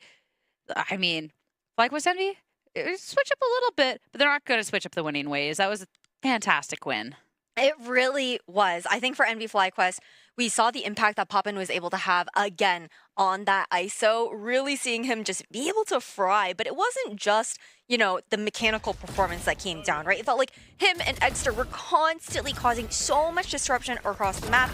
And even though, like, it's not like we saw, like, crazy numbers being put out by Ev, but the impact that they were able to have in the server as well, being that player lurking on the other side of the map with that Viper utility over towards A main, constantly being able to punish those pushes that we saw coming from Dodonut, the dogs that were coming through there as well on some of those hits on the other side of the map was just so well done and orchestrated here by Envy FlyQuest on that attacking side. The way that they were taking that space was just so crucial when it comes down to this map of Split, because even though they talked about how confident they are playing these attack sides on pretty much every single map, on this map of Split, sometimes it doesn't really play out the way that you want to on attack, so it meant to be playing a little extra aggressive, and that's something that we really got the chance to see into that first half. It feels like it's a repeat of that story that we saw on Pearl 2, where it's such a strong advantage that even as they switch sides, even if you think there's a chance, it's just 9 rounds as well they have to play against. So a little too much to deal with, and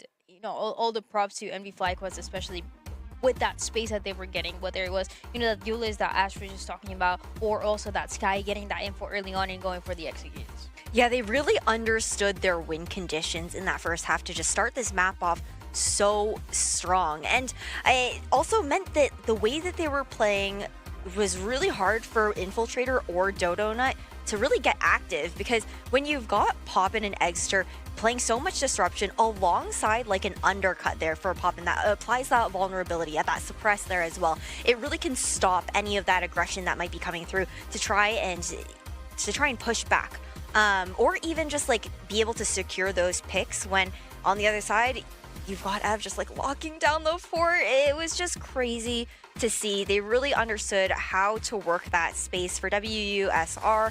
It was difficult, I think, for them to try and look to counter the way that Envy FlyQuest were playing, especially when you think about the fact that there might be a little bit of like that lack of comfortability when it comes down to some of the agents that we saw these players on the surprise comp here for WSR, where we didn't know what to expect on the day here on Split. One of the questions we had going into Split was with FlyQuest Envy if they're going to be switching things up with that impact that Jazzy had on Pearl, but they run back the Pop and ISO because we're all about sharing the spotlight here, okay? Everybody has to have their opportunity to shine, and we knew that Poppin was going to be goated at the ISO, and yet again, I mean, Dan just running it down. He talked before that, yeah, in ranked, there's the ISO. He had to put up numbers for the team, and he's going to do it here in the grand finals too. He was impressive yesterday, but he was even more impressive today, which is insane, by the way, because replicating a performance like that one is not easy to do, especially on an ISO that we don't see very often, and especially because we know that on the other side for Winthrop Shopify, they probably had an idea that Poppin wanted to run this back, especially knowing the things that we talked about, the operator and the way that this map plays out in general. But yeah, he was one of the reasons why the team was able to get so much space, look so comfortable, and also be able to get that extra aggression that they wanted to and that they talked about was that win condition. And I mean, now it's a FlyQuest Envy with the momentum on their side, heading into the 4th map of the series.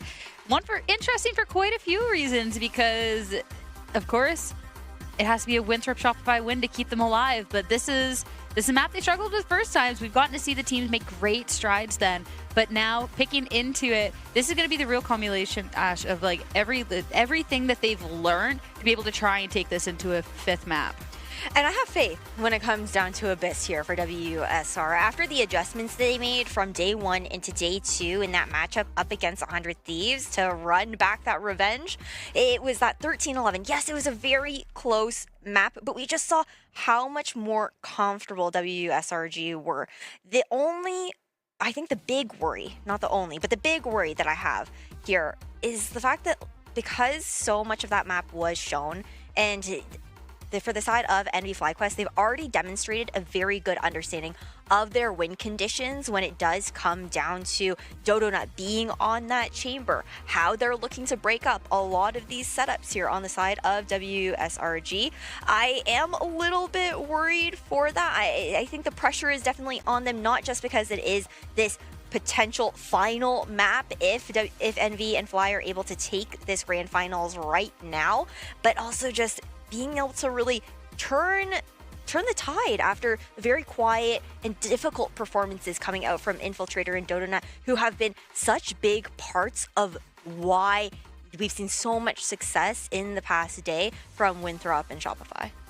Yesterday, we saw Winthrop Shopify take this win on Abyss 13-11, but yeah, like Ash was saying, it was very close. And there's a lot of info that is out there, but at the same time, going into a grand final like this one, the only thing that you can focus on, as the players have talked about, is on yourself and how aggressive you want to be, even though you have an idea of the things that we're working out for them on this map compared to the day one when they got 13-1, as we remember. So it's an interesting map for sure. I definitely want us to go with the distance, because the way that this series started was with a question mark on Sunset, and I really wanted to end on a question mark for Corrode, another map that we haven't seen. So this map of Abyss, I'm sorry, it has to go the way of Winthrop Shopify, just for that. I mean, something you were talking about is the fact that we have a lot of information out there right now, which is interesting because it's like yes and no, because neither team is afraid of switching things up, whether they're working or not, right? So like you can have an idea of what you think is on the horizon, what you think is about to happen, but then that could all be thrown away, Ashley. We just don't know what these teams are expecting because they're kind of figuring out as well as they go. They definitely are, and I think the big turnaround from Split into Abyss as well is when you think about the comp that we just saw them running. When it comes down to Abyss, there's so much more support to actually try and enable Dodonut, and then also Infiltrator as well, whether he's going to be going in, diving in as that Yoru, he can be a little bit more self-sufficient compared to the Split where you didn't see as much of that supportive utility available. NV FlyQuest, though, popping back onto the ISO. Honestly, I love this composition coming in for NV FlyQuest Dryad because they understand that win con of trying to get the operator online on the defense here for Winthrop Shopify, even though it's going to be moves this time. Jazzy map 2 was insane. Yes. Poppin map 3 was insane. And now you have both of them in that best agent that we've seen so far in the grand final for this map of Abyss that decided to see if they can close it in 4 is going to be insane. While on the other side, you have Dodo, who according to Alexis was talking about how much she wanted to play other agents, maybe not only that duelist, maybe not only that chamber. Now she's on the Clove and I'm so excited to see it. A little bit of Clove roulette on the day. We have a different person on Clove every single map, but it's time to see for Winthrop and Shopify going into Abyss if they can take us into a 5th deciding map, or if it's going to be Envy and FlyQuest to close this out. Now let's head to Abyss and back to your casters, Tenric and Marks.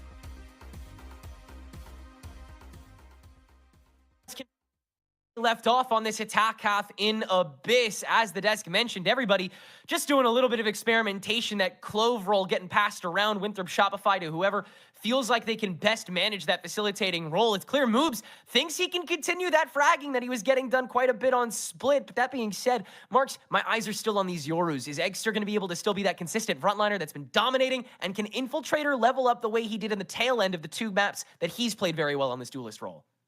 Genuinely speaking, coming into this series, I think that there's just so many questions on the Winthrop Shopify side of things. I like how the desk highlighted, you know, every single time we think we know what we're getting, then there's a sudden change up. And honestly, they raise a good point here. Obviously, Jazzy on that chamber, popping on ISO, and then of course, Extra still on Yoru. There is a lot of fragging potential coming through from NV FlyQuest. But then on the Winthrop Shopify side, my mind goes back to day number 1, where, well, Infiltrator on the Jet that time went up, had a pretty crazy knife kill, and then immediately just kind of floated off the map. So I'm a little bit concerned. However, I do think that there is a bit to kind of poke at here and really take a look at, specifically Moobs and Infiltrator on their respective roles, because to me, this looks like they're going right back into what Winthrop University had previously prepared for the Ascension tournament. Moobs was kind of on that perma chamber role, always just kind of playing those long sight lines, willing to take the duels, surprising people with how accurate that sniper rifle was.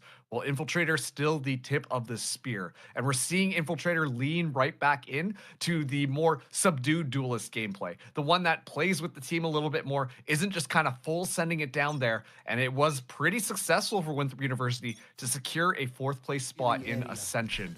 So I'm curious to see how this whole thing is going to be shaken out, but it will be Winthrop Shopify starting us out on this defense while MV FlyQuest look to attack yet again.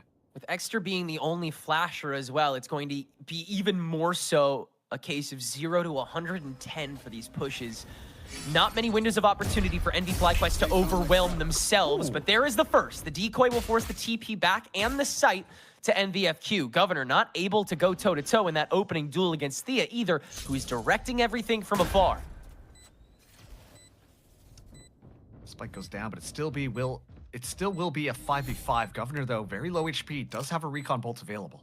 That Vaughn looks deadly from this angle, but Poppin's gonna forego it, wait for Moobs to go for the walk-up, and the barrel revealed. Moobs still turns to it, almost deals with Jazzy too, but she's quick with it, and she can turn on to the rest of this push from the back site. Still the flash in from Alexis gives SRG and Winthrop a whole lot of space to work with, and now Infiltrator can start working that on his own. Thea, finally with the wrap back, has the gravity well to prevent the half spike, but still, they're walking it down, and Infiltrator with his distraction dance eventually finalizes the blow. Winthropify, strike first. And that's what I was talking about when it comes down to Winthropify's strategy playing off of Infiltrator, right? Like, I just highlighted how that shift in duelist mentality is something that we know that Infiltrator has the reps on.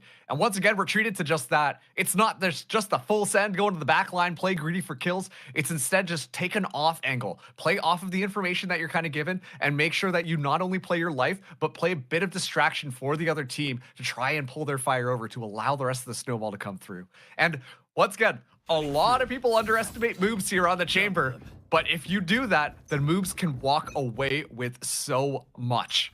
And so NV FlyQuest have to be at least aware of that, especially with NV knowing that this is the composition they play into. A lot of tools to keep these first points of contact from entering, but Infiltrator can just spin the block a little bit and grab a quick two-piece with the help of the recon dart the Governor set up, and now he'll get in the action too. The Swarm's here, the fight's done, and the round is unquestionably Winthropify's. So, just great response time so far. With the double flash you have available, it seems like Moobs is more than willing to kind of just run it down a little bit harder despite being on that less mobile chamber, and thus everybody feels a little more active, everybody feels a little more mobile, everyone can move around a tiny bit more on the one of the biggest maps in the game. And yeah, and Infiltrator's getting so much support, this time just playing off the one-way perfectly. And as soon as he decides to kind of back off, the rest of the team is there. It's nice, clean, and simple, which honestly I think is Winthrop Shopify's biggest strength. Once they kind of calm down those kind of rambunctious plays of just kind of running things down, I think there's a lot to really like about it. Alexis gets a big piece of information here. That's the Sova and the Yoryu. You know what's happening. You know exactly how they respond to it as well. Alexis able to just stand her ground, grab a quick freebie, and now the rest of Winthrop can try and stay silent on the reapproach, but the Nebulas are the obvious thing to watch, and Poppin and Exter are watching. Daunch. Still slightly lower health pool. That can be gobbled up here by something like an Outlaw. That ISO shield, though, so deadly in rounds like this against the double shot. Bonus looking tidy here. And indeed, 3K for the ISO. Poppin starting to enjoy this agent a little too much. I mean, hey, moving into VCT, right? Envy, they're not going to have Kane Zero anymore. And Bopin's like, hey, I want to give this car a spin for a bit. But at the same time, like, that shield is getting immense value. I think there were 3 individual opportunities where we see a player from Winthrop Shopify get the jump onto Poppin and just crack the shield, and Poppin's able to find the kill in the midst of all of it. And so the shield really just paying off dividends to allow just for that little bit of extra breathing room to make sure that Poppin stays alive. And in the midst of all of that chaos too, that's going to be 4 hostiles detected. Okay, right now you know exactly where NV FlyQuest are headed. Destabilized. Very telegraphed here. Winthrop Shopify ready for the read. Double drones to distract, but Infiltrator watches past it all and takes care of Exter. Now Moobs has the angle from the books with his own operator. And Winthrop trying to go for an open audience. Infiltrator with this dimensional drift trying to confirm the early fight so that they can't get any farther forward. And now there's that conventional fight. Let Moobs get active, let Infiltrator get inside. It's that bread and unflavored butter combo that, like you said, Winthrop Shopify can continue running with without it getting too salty. And it's one of those moments, right, where you got to wonder kind of what the call was to put moves on this chamber. Obviously, Dodonut has been having a little bit of a quieter series thus far, but at the same time, like, moves is very solid when it comes to the sniper rifle play, and just really showcasing it that time around, kind of playing off the information that Infiltrator was given, moves as sharp as ever, and it's that dynamic duo that really gets to showcase itself yet again. Winthrop Shopify find yet another round here. And FlyQuest, bit of a scattered buy, all rifles except for Theonly, just with the Sheriff. But all of them except for Jazzy, only with those half shields. So a bit of an opportunity here for Winthrop Shopify to really break their economy if they're able to find this round win. Seems like Extra's remaining pretty content with just using the decoy as an extra body to walk onto the site for the intimidation factor. Spike planted. Not much pack fight enabling he's been able to do with it, which is what he loves doing with the decoy, so I understand why he would rather just use that for a quick pre-plant, set himself up for the fragging that he's been doing so well off of himself. He doesn't have any flashes, though, so he's sort of just got to be a body. Oh, it doesn't matter. It's you and me. He's going to keep going. He's going to keep going. Oh. He's got 3. Are you joking? Unbelievable. He's got the 4th, too. He's firing at it. I was gonna say, the fact that Extra kind of just finagles his way up there, and then they're just completely catching everybody off guard. And honestly, that's something that we have seen Extra do multiple times with it. Yoru just in the perfect place at the right time, just walking through, catching everybody by surprise. And then of course too, the ISO ult just yoinking Dodonut out in the midst of it. And sure, Extra gets that credit for the final kill, but it could have gone any other way. That is a huge round coming in from Envy FlyQuest. Bring us closer and closer together. And this time it's the Winthrop Shopify economy that gets broken as Moobs goes for the 2 to force. It's going to be only Infiltrator buying up a rifle here. Those are going to be the 2 linchpins of this round. If they're able to find value with those weapons, then there is a chance here. But the dimensional drift from Exter should give the information that the site is nice, open, and clear. Yeah, Q on this is usually go, go, go. If there's no one here, Recon Bolt is in time, so you've got to kind of sequence it. But again, a lot of the playstyle is just not caring. Metal into the shock dart actually does a hell of a lot of damage, though, so you've got to remain a little vigilant. And Ev, with that Hunter's Fury from a distance, is going to set up the Heaven Swing so that you can't really fight it out. But moves on this TDF is the most undeterred of all, and he's going to keep walking it down. Extra's got to just kind of stay in police stat. So rest of Envy FlyQuest in a little bit of a chokehold at the moment in the Heaven Swing, and everybody from Winthropify is holding their angles. They can now go for their own approach, and Moves all the while is staying more active with his Headhunter now that he's got those extra steps he can take. Jazzy in the 1v3, there goes Dodo, but Moves has that sniper back online, and Winthropify back in the driver's seat. It's 4-2. Man, it was one of those things I was like, oh, look at these 2 rifles. That's what's going to be important. Nah, not the case at all. Obviously, the 2 to force got rated above. You could tell a little bit of fear on the side of Envy FlyQuest. But in those chaotic moments, exactly like you said, it's really just the patience that works out here. I love the idea from Ev to try and take that Hunter's Fury, but it really, once again, is just Winthrop Shopify dig their heels into the ground.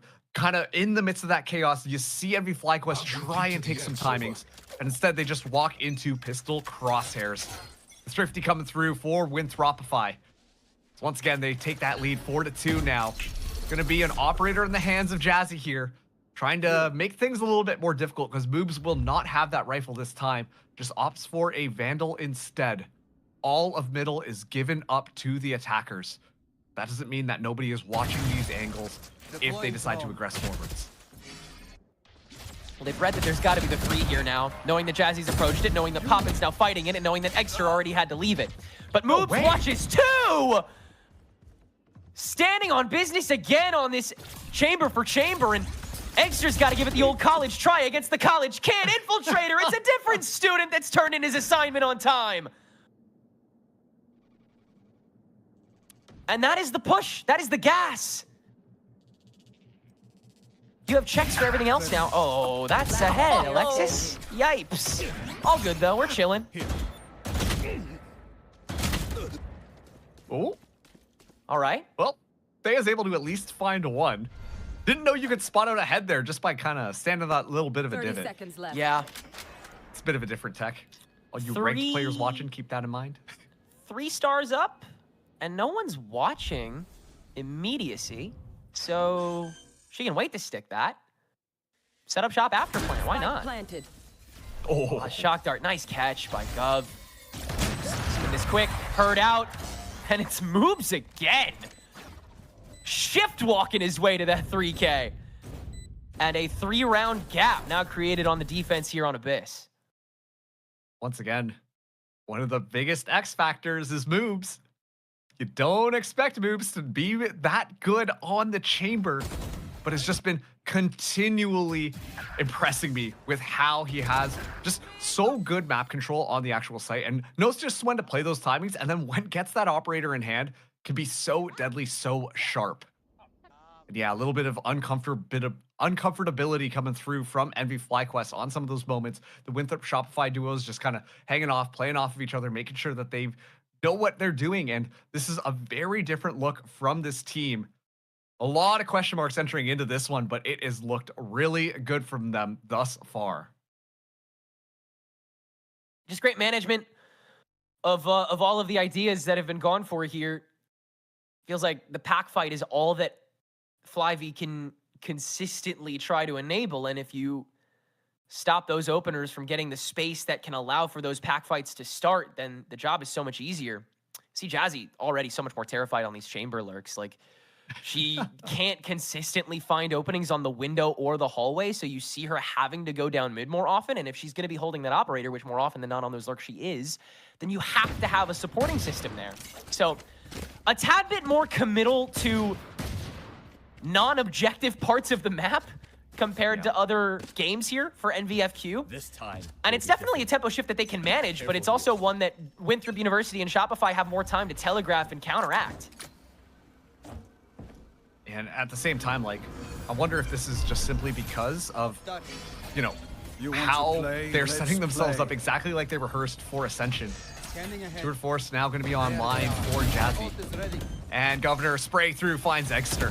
Yeah, exactly what you'd expect from the approach like that. You're going to lose some scraps along the way. NVFQ want to just close in the fight and make what they can work. Ev finding one with the help of Poppins firing as the smoke dissipates. And you can recondense, contract once again, try to take what space you're controlling already. And Alexis, with the help of the flash, can retake most of it on her lonesome. While that ulti's down, Moves and Karn can deal with the rest.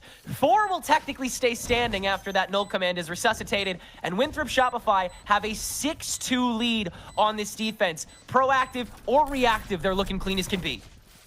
Yeah, and it really feels like they just have a solid game plan coming into these rounds. And you can tell there's a lot more like discipline that a lot of these players are showcasing. You know, things go a little bit weird. Let's just back out of that one. It's going to be a recon bolt through the smoke, guaranteeing a kill, a tale as old as time. But a lot of these players just take a step back as soon as the engagements start, because Envy FlyQuest are always itching to try and move forwards and make that happen. But if they just hold their angles, the Winthropify can make sure to punish every single one of those pushes. This time around, it's going to be a bit of a weird buy coming through on the side of Envy FlyQuest, but they have to make this one work. Otherwise, their economy gets broken yet again. Another quick approach. Exter running it down, given his opportunity to get that spotlight back. There's the opener. Dodo not seeing that as the sign to turn just a little bit of tail and go for this popping angle. Temporarily, no. Drone will suss her out, and the spray through trying to find it. Now the ISO shield on the approach. It's now or never for Envy FlyQuest in this 5v4. And now Jazzy on her lurk is going to make sure that no one can rotate efficiently to it. It's dominance from Envy FlyQuest. Lexi's the only one on the board this round, and they will be some restabilization for the attack. Yeah, and really, it just felt like that time, it's the pressure that's mounting from Envy FlyQuest when they decide to go hit those sites. If you don't have room to breathe at all, you can see Winthrop Shopify, when they have a moment when they can take that step back because they can afford it, it works out perfectly for them, right? But then on the other side, as soon as Envy FlyQuest just decide to overwhelm them, push right into their spawn, push right into their defenses, don't give them that luxury of having that second to think, then it's just lights out, and Envy FlyQuest are able to fly away with the round. 3-6, 3 rounds left in this half. The economy secured for Envy FlyQuest here. 2 ultimates available for them, as it will be Jazzy starting us out with the pick on the moves, just off that Cosmic Divide. That backup off of the rest of the team instead of just mid. It's the full pack fight that Envy was trying to use, and with the Cosmic Divide, this is a total seesaw. Ooh. like a kid cousin just getting catapulted in the playground. Extra steps in, goes for his, always the off timing on that ultimate. Can get away with a pocket just to make this thing a little bit easier in the post plant. Any more kinks in the armor? There's two-piece by Ev, nicely done, but the rest of NVFQ still have the rest of the spacing to make it still look so easy even without their help. Yeah, and just a different post-plant look coming through from NV FlyQuest. Usually a lot of them like to just kind of like I said, just run them down, go into their backline. You know, that spike is down, nice and easy, okay, now let's overwhelm the defenders. But not the case this time. As soon as the spike kind of goes down there, you see them kind of go more into the rattier angles, play the long range battle. You know you've got a lot of space to play off of, make maximum use of it. And that time, that spacing, that time for Winthrop Shopify makes it near impossible. Extra in the dimensional drift. Moves hanging out at the back of the site here. 3 ultimates online though for Winthrop Shopify. Could be a good time to use them. Yeah, a lot you can cycle through here. Moves, quick denial, and yeah, the spike's stuck on the bridge. And that's already thrown into chaos. Lexi dealing with extra as well. He was just gonna run it down and try to make that extra space for the rest of the team to come. But Lexi is not done. She is not finished. Walks it down herself and makes this round trivial for Winthropify. And it'll be a guaranteed lead outside of the half. Man, there is an imposter among us. Somehow Boobs does not get checked at all on that site. You can't let that happen. And then as a result of that, it's just so easy. And Alexis as well, make sure to just kind of clean up in the midst of all that chaos, in the midst of the push kind of getting, honestly, just the pacing completely throttled. It works out perfectly for Winthrop Shopify here. They decide to take a step forward and still have all those ultimates online. Alexis 1 away from having no command as well. Popping though. Oh. Make sure Moves can't get away with anything. That's a tough pocket to try to find, especially when you know the stack was here the very previous round, but they'll go for it anyway. Karn counteracting extra on the quick approach. Now the kill contract to catch in Alexis as she's trying to hold this down. She can at least be taken care of, but the front line's still a problem. Karn dealt with, but they're not dead yet. Let's Infiltrator have his own way with things, and it's a reset on the 2v2. Then both members of Winthropify win! Try again and again, and it's 8-4 on the half. Yeah, it really feels like once again, they can just kind of step in there, add a little bit of stops in the momentum of NV FlyQuest, and then everything starts to get a little bit more fuzzy there, especially when NV FlyQuest are so just ready to take those fights, ready to just engage in, and you're not expecting the level of aggression right off the rip. So great stuff from Winthrop Shopify to make that happen. Unbelievable flick there. Yeah, not letting that ult go to waste. That was a nasty one. Fantastic start by both of these teams, but still heading on to match point. Winthropify can't let go for a second. We'll be right back after this break.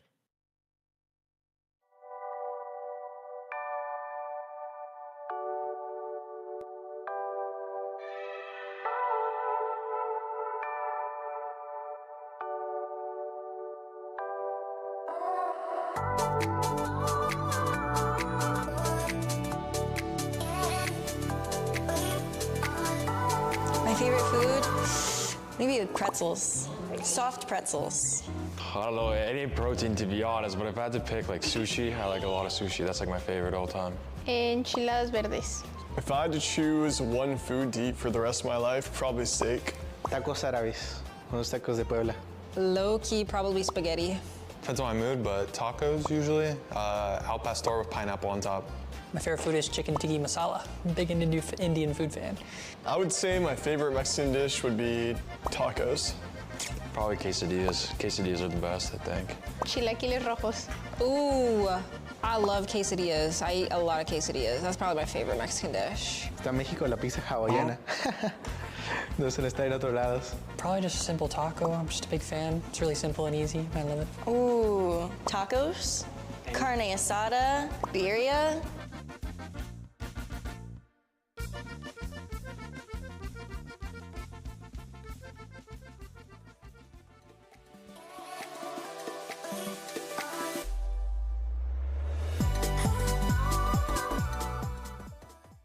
Eight to 4 on the half, going the way of Winthrop University and Shopify Rebellion as they're trying to take us to Corrode. In this best of 5 grand finals in Monterey, Marks, Envy FlyQuest have continued to run it down, continued to go for these large-scale pack fights, but they're starting to get a little pulled apart, and it's got to be a little more disciplined if they want to stay in this. And you know what? I'm learning a lot here, watching these two teams go up against each other. But most importantly, I'm learning that actually, baby pineapples on pizza is not hated as much as I thought here. It's, a little surprised there. Everybody here likes it. I feel, I feel really seen. I think it's a good ending, for sure. Well, at this point, with their Shopify, taking the fight very early on here, but traded back and forth, it is going to be actually Envy FlyQuest kind of coming out on top of that initial brawl.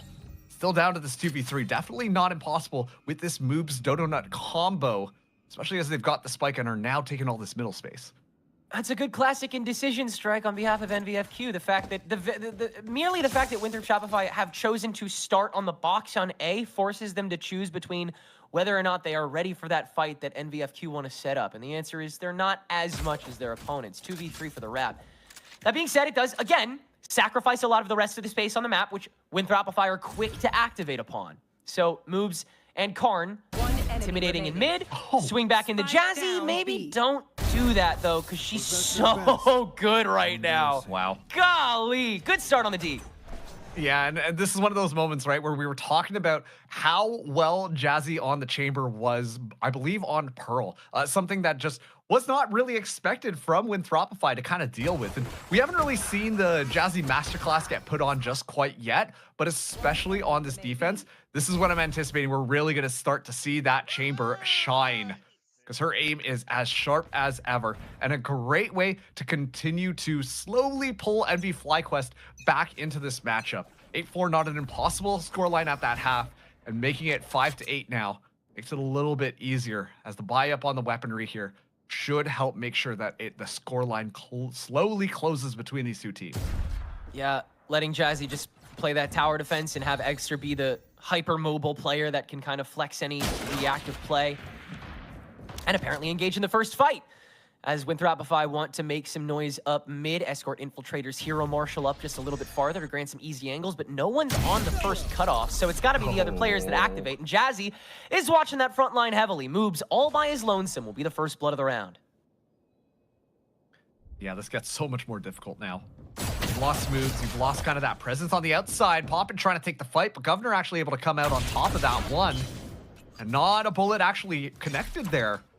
So they more or less get that kill for free. The spike now in the back of A site. Could have a bit of unfortunate timing, but we'll be able to get planted. It's a good chase game that Karn was able to set up, distracts half of what's left of the defense, but at the same time, are you expecting Ev to any degree at all here? Maybe for a second, but not in time. Ev finds the first. Stinger lets Exter get in scot-free and take care of the rest of the crowd. And that'll be all she wrote for this eco. There was a moment where it looked like it was surely possible, where it looked like it was even positionally dominated, but you just run it back down if you're Envy FlyQuest, and that Flyvy grows ever higher up the Tower of Abyss. Man, I thought the Stinger got nerfed. Not in the hands of Exter, though. Oh, man, that was kind of crazy, but at the same time, like, a bit of an unconventional round kind of coming out there, right, from Envy FlyQuest. Sorry, not Envy FlyQuest, Winthropify, because they got to make something kind of interesting happen here, and well, it works out perfectly, though, for Envy FlyQuest, because they're able to get themselves circled all the way around. They attacked on all fronts, and especially with that better weaponry, it gets that much easier to make that one happen. And so Envy FlyQuest now just down 2 rounds. They're able to take this map, they close out the series, but Winthropify desperately fighting for that map 5. Oh, Karn already thrown out by the Flash Infiltrator with the trap set up, and it will be Winthropify that comes away with the first trade on the bonus.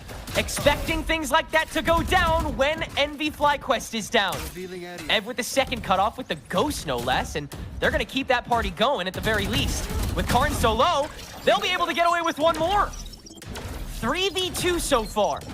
A round that Envy FlyQuest can already be kind of proud of, but it would be so cool if Jazzy could get away with a quickie while the rest of the team kind of makes their way back. No, Lexi's gotten wide and is able to manage.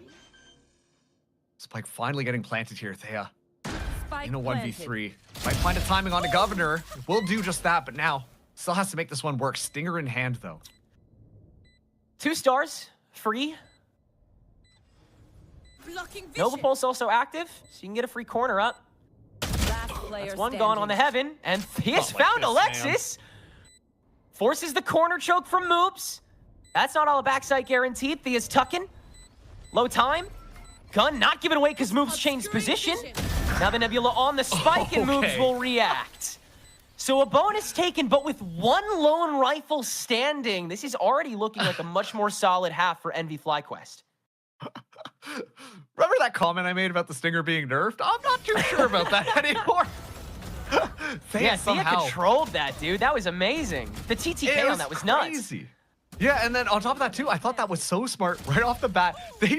We see Winthropify just bait Donut right at the beginning there, like, hey, tap that orb, and then you see Envy FlyQuest come out, guns ablaze, and ready to do it, and they're not expecting the pressure, the support just alongside to make sure that they can secure those kills. They almost turns it around completely, but this time around, it's going to be the full weaponry coming through from Envy FlyQuest. Jazzykins having the operator in hand too, takes that initial shot, can't quite find purchase. And so it will be just a stalemate for the time being as Winthropify get ready outside of A, but look at all the space that Moobs has taken on mid too. Yeah, they've split the diff so quickly, and Moobs on that rifle feels a lot more agency individually instead. Poppin doing a little bit of chip on the first approach through main, and unsure of whether or not that infiltrator push is real, but with nobody behind it, he remarks that it's not. That's the moment for Moobs to get his, but Thea is ready and walks into it. Such an important kill there. You can tell the call got made. Too much utility, too much pressure onto that A site. Got to back out of that one, and immediately, if Moobs was able to take that, this would have been a nice, clean, easy, free push. Now they have to do it on this B site at the expense of utility. Donut, though, making some noise. Actually, will pull some of the defenders over here, allowing safe passage from underneath. And yeah, at this point, they know where that spike is going. This is going to be an interesting one. Everybody's spread out throughout the map. Yeah, Donut's still on the way back, and I mean, NVFQ are going to be keen to the fact that it is that Clove on the way back. Still, it wants to be a full-fledged take back. Exter's decoy, just going to clear the opening space of the house. Recon dart in for the approach. Exter's walking it down. That lets the rest of this team in through, and they're going to do the exact same thing. Envy's two men are continuing to two-man this entire roster. And it lets the rest of the field be easy for Jazzy, Ev, and Thea. My ult is ready. Just so scattershot, like immediately out the gate. And it becomes so easy after those first couple walkdowns.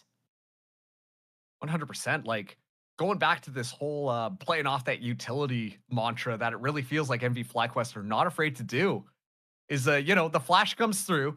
Okay, you expect one or two people to pop out of. But instead, it's the entire team springing on it as soon as the flash activates.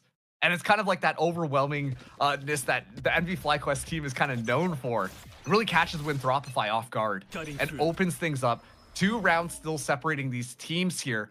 As Winthropify brought back down to this weird half-buy. Could be Infiltrator with the only hero rifle.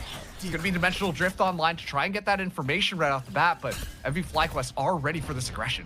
Moves out stretching to the bridge, seeing if he can find somebody waiting in the wings for that opening approach, but it's just too wide. He has to go for the actual walk-on, but he's got a lot of help. Karn's got the first frag, and the rest of NVFQ is walled out by just a couple of clove smokes. Karn not really having to do too much heavy lifting on the fragging side for that opening of the post plant, but now a lot resting on her from this backline to help facilitate, especially if that Hunter's Fury can catch so much damage in the long haul. Poppin, given free access to just walk down a tiny bit, and that kill contract is going to catch even more. Meanwhile, Exter controlling Heaven, and it's another rundown from Envy's fraggers. Jazzy getting in on the action as well, but this defensive retake is just looking so damn strong. 9-8 now, the gap closing. Wowzers. I really gotta say, Poppin playing the ISO right now just adds that little bit of questioning, right? Like, adds that little bit of difference that I think is kind of catching Winthropify off guard when it comes to that. This time around, we get to see Poppin kind of run in there, find a kill very early on, but then immediately activate the kill contract to make it so that it's so much more interesting on the actual site, leaving it down to Donut up against the world. The flood in on these retakes has looked phenomenal from Envy FlyQuest. And I know, you know, we were talking about Envy FlyQuest being more of the attacking sided team, but well, on this defense, just let Jazzy kind of find those first kills and then really rely on your post-plant retakes because they have been looking stellar so far on this map. This is the big thing that they wanted to work on leaving the group stage, that defensive side. And of course, saying it like that, it sounds so oversimplified, but every player understanding all of the minutia that they need to manage. And there's one of them, Karn, immediately deciding to pop that ulti despite it being the chamber that fragged her. There's no one you can chase down, girlfriend. Infiltrator's got to make it work from the cut up mid, and there's minimal time. Ev can quickly react and respond. Now the Spike stands alone. Lexi feels the need to pop the null command as the rest of the team makes the approach on the A site, but it's going to be so damn telegraphed. Hunter's Fury online, though, from Governor, and that's going to cut the rest of the space necessary. Extra watching on top of this Nova Pulse to get an easy access with the Dimensional Drift, and he's got intel on 2 more. Thea given the window to open things up. Is this really going to go back the way of the defenders? Extra the swing, the double up, counter fragged on the moves. Governor spins the block, though, and it's in time when Thropify makes double digits hit the buzzer. Oh, you're gonna flank me? How about I flank you? Oh, they're flanking us? Let's flank them right back. What is going on? It's a scramble around the map. An episode of Scooby-Doo just placed on this map. Individual 1v1s, map control being swung back and forth, playing off of all sorts of crazy intel, nobody backing down from their gunfights, and just working around the other team masterfully, bringing it down to a 1v1 scenario, upon which Governor wins that one out just thanks to that positioning. Tour de Force, though, activated for Jazzykins here. His move still has that operator available. There's gonna be a lot more pressure onto this mid site this time, but Poppin not afraid at all. Walks through and finds Infiltrator. Yeah, time to walk it out. The only threat really on the table here is moves his operator, and with that ISO shield, that's not really too much of a problem for him either. Open season until he hears the crowd possibly collecting. And all the meanwhile, Winthropify have to stay neutral. See if Jazzy decides to poke her head out so moves can get the activation and potentially the lurk cell. Just a condition, even. Take what they can get on a round like this. And finally, we get a moment to breathe from both of these teams, completely swapping up the tempo.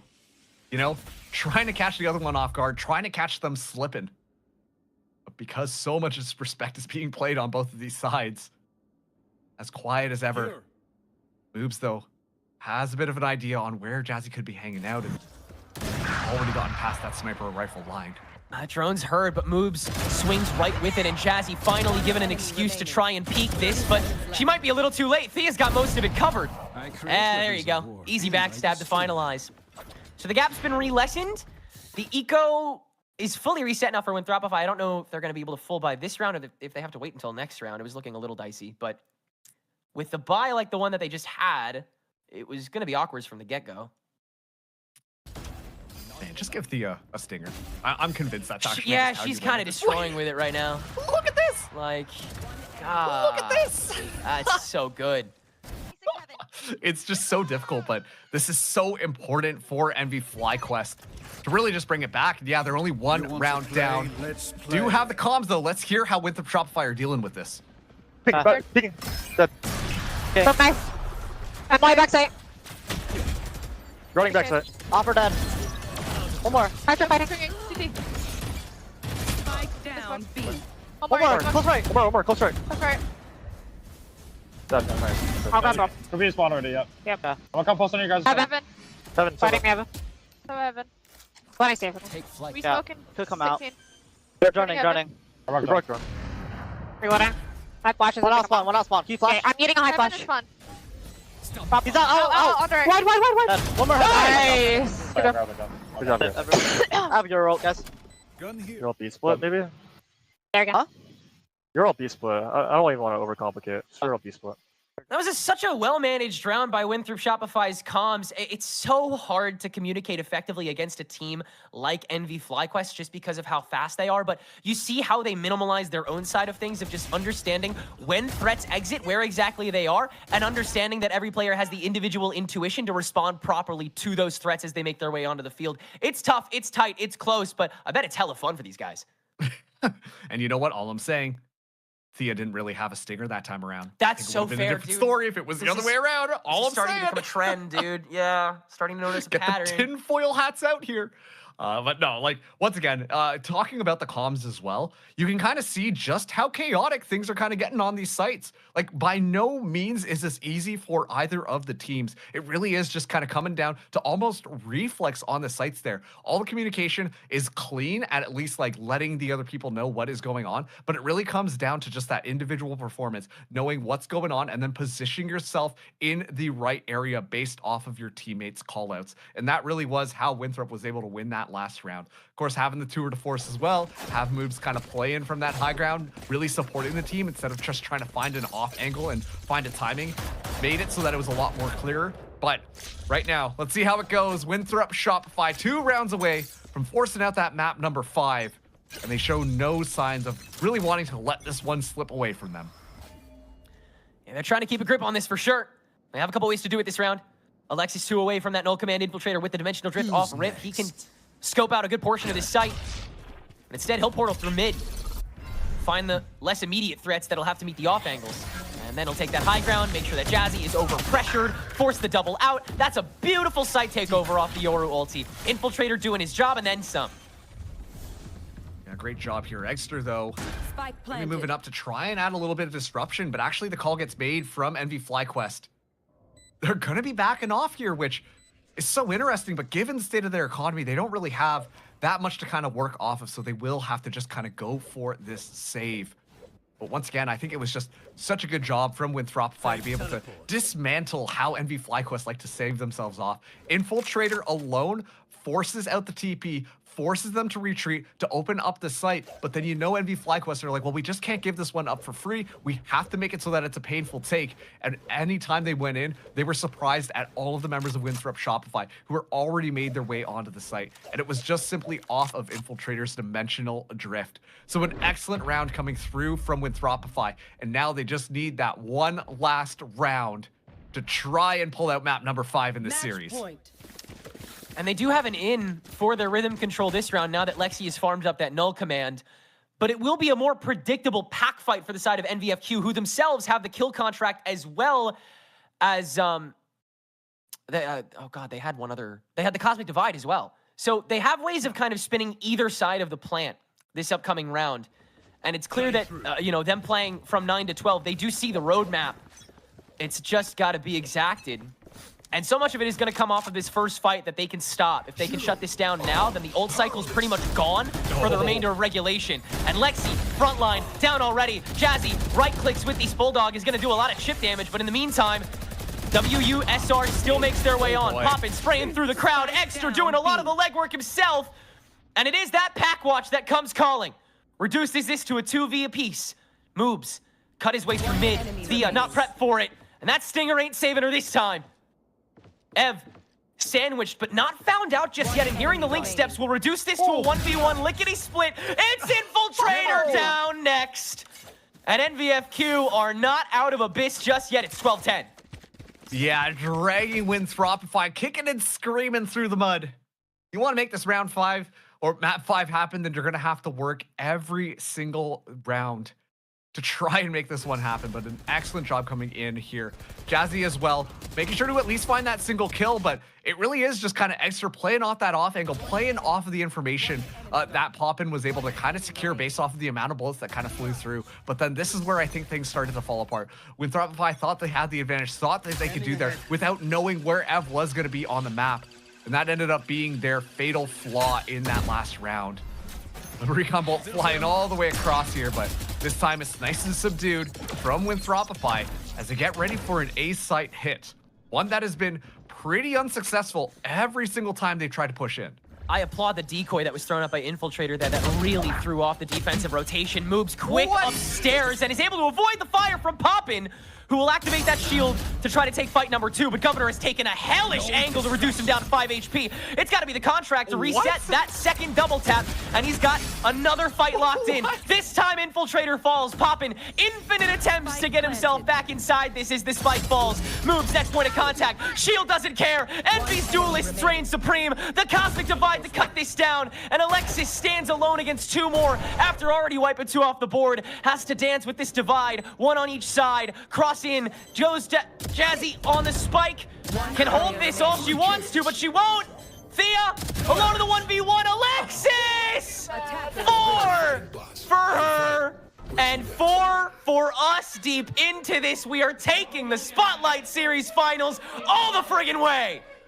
I don't even know what I saw there. First of all, I didn't realize that if you go into the kill contract, you can even things out completely because, yeah, Poppin goes in there 5 HP. Yeah, you reset that health, you reset the shield, Yeah. he gets infinite tries, dude. Like, it's just like, oh my god, yeah, that's a great use of the kill contract there. Secures a kill, and then it's all up to Alexis. You can tell the speed, the ferocity that NV Flycast were moving in onto the site was just handled well by Alexis. So aware of how things were going, but so much to comment about this one. Once again, the biggest question mark coming in was Winthrop Shopify here with their unconventional composition, mind you. Dodonut going on a Clove, moves on the Chamber, and yet they make that one work. It started out with a pretty dominant half there, and yet NV Flyquest started to pull themselves right back into things, but at the end of the day, it's Winthropify that kind of pulled this one to map number 5, and you wouldn't have it any other way, you know? We needed the variables to dwindle if we wanted Winthrop and Shopify to be able to persist. We only have a couple questions left. Who is taking this series, and how well do these guys know Corrode? We'll find out after the break.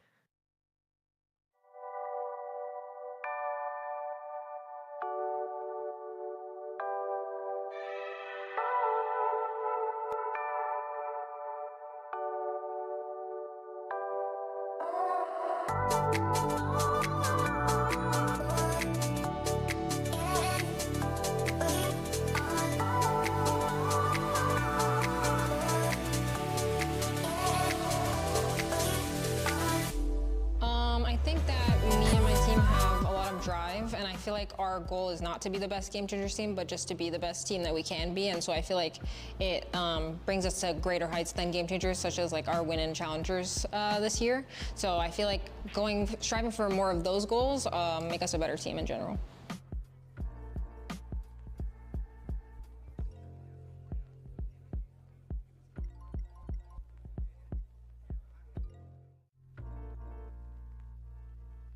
Ascension was a lot of fun, you know. I think we were like the first university team to ever make it to like a pro tournament across any title in any like genre, right?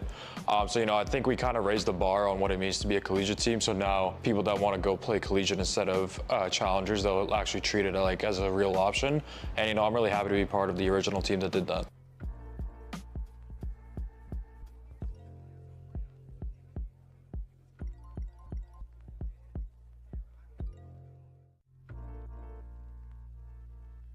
The new changes, I don't think they affect us like almost at all. Doesn't matter what environment we're put in. I think that it's mostly about the passion that's in our team and just how much time that we put into the game. I think our team, even with the new players that we've gotten, we've chosen the best players for our team, and I think that this year will be great. Most excited about, I would say everything. Like playing in front of the crowd, going to new places and just seeing new cultures when we qualify to different internationals. Everything in general about what it means to be a tier 1 player.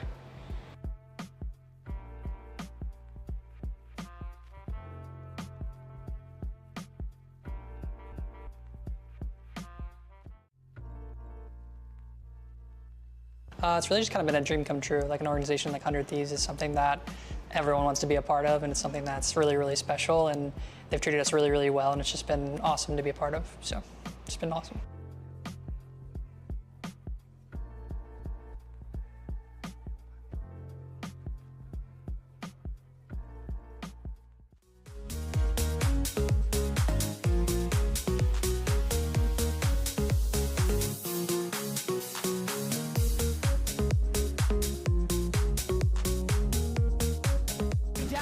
Again, actually goes further aggressive, but Michaela there should have been seen, but still handles it to perfection. The only one up and a bit to hold on, and then no!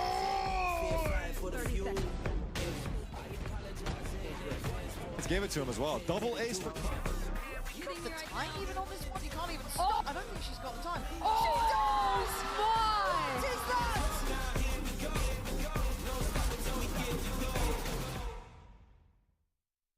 Well, well, well, we've got a series on our hands down, but not quite out. It's going to be Abyss for Winthrop and Shopify to take the win, taking us to a map 5 in the grand finals.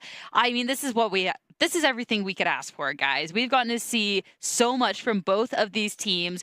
Winthrop, Shopify, Abyss was their downfall the very first day, and it's where they're going to claim the win now to take us to Corrode. Insane. And we didn't really know what to expect. I think we talked about it with Moves as well when he was here, though. You never really know how Abyss is going to go because it can be so one-sided at the beginning. And then there's some of the most insane comebacks that we had in Valorant have been on this map as of recent. But this time around, it was cool and controlled until the very end. I remember that round 22 when Ev gets the 2K2 clutch. I thought it was going to go all the way to overtime, but it just took a few of this last moments, last seconds into every single one of these rounds, including that Alexis clutch at the end to make sure that we're going to that map 5. Yeah, it was just absolutely crazy. And then you have like the role shifts that came in here as well. And I think for Moves, you saw the comfort for him being on this chamber, and for Dodonut swapping onto that Clove looked damn good overall too. We had that conversation about like how much of a hard counter the ISO can be to that chamber, but despite that, Moves was still able to consistently clear out Poppin when it did come down to those first engagements. Just some of those risks that he was looking to take, the angles that he was posting on, just kind of catching them off guard, or having somebody else try and deal with that shield before actually taking the actual fight. Overall, very nicely done here by WUSR, but NV FlyQuest definitely had a bit of bite back to them too. They did, and I would be very surprised if we didn't see that bite back at this point in the tournament. For sure. But what I really loved from both of these teams is we got to listen to some of the comms, and it was just the coordination across the board was really, really nice. And you even got to see that with a couple of the execute stand coming out specifically from WUSR. I tried to abbreviate. I tried to be cool like Ash. But it was a level of coordination that was just really nice to see from this team that was the self-proclaimed run it downs. It was mainly what you got to see on that second half when it was a little back and forth, as we just talked about, with a few of those clutches. But where NV FlyQuest were struggling the most on this defense was being able to anchor the sites, because Winthrop Shopify, they were so overwhelming as they were taking over. And even if you had, Poppin on the ISO trying to fight for a little bit longer, Thea as well on the Astra trying to fight before she went all the way back, they couldn't find the opening. They sometimes tried to commit a little bit longer and then eventually realized that they could not win that fight. Even if they, after they all regroup and tried to go for that hit, it was just a little too late. Winthrop Shopify, they had control of how they wanted and how aggressive they wanted to go, and it just continues to show the topic of conversation that we had since day one of how the attacking side has been so good for every single one of these teams, and it's a little bit of the same here. We also had talked about heading into the agent select here for Abyss, how there was a little bit of a shift in these, a lot of a shift in composition, right? From Split into Abyss, as you would expect. But the main topic of conversation was the fact that there was going to be that additional utility to look to support Infiltrator, to allow him to be on that Yoru and be a little bit more like self-sufficient when it came down to those flashes. Having Alexis on that KO is such a difference maker there as well, with the suppress and the 0 point. And on top of that, you have Governor allowing to try and get like those drone angles, that information, push Jazzy off of a lot of those lines that she was looking to hold. And that was such a huge difference maker to enable a lot of the frags that we saw coming out there for WUSR and making it look a lot more comfortable for them when they were in a lot of these fights. I mean, you're talking about composition switches and role changes for a couple of these players, and I think that's been one of my favorite things to watch throughout this tournament, especially being able to see the step up as well. Talking about Dodonut, she was someone that, wanted to play on different agents too. We know Dodonut is just this powerhouse in the server, being able to just pop off on the duelist, but really being able to do it all today. We got to see a lot of great chamber stuff, but that last map in that Clove? That Clove was great, and the answer that it seems like the team was looking for to push us to that map number 5. Honestly, on the chamber, even though she has been amazing, she was struggling a little bit today coming into the series. It seems like the things that were working for her yesterday, and once they realized that the best agent they could put her on was this chamber, they were getting countered, they were getting red, and we already talked about what the other side has been doing to kind of deny what she wanted to do. So it feels like this Clove was a good reset for her, and also opens up the possibilities for this map of Corrode. Yeah, and now let's talk about Corrode. and the possibilities corrode, because they're endless at this point. This has been the only map we haven't seen this weekend, which means we have no idea what these teams are cooking up. Perfect.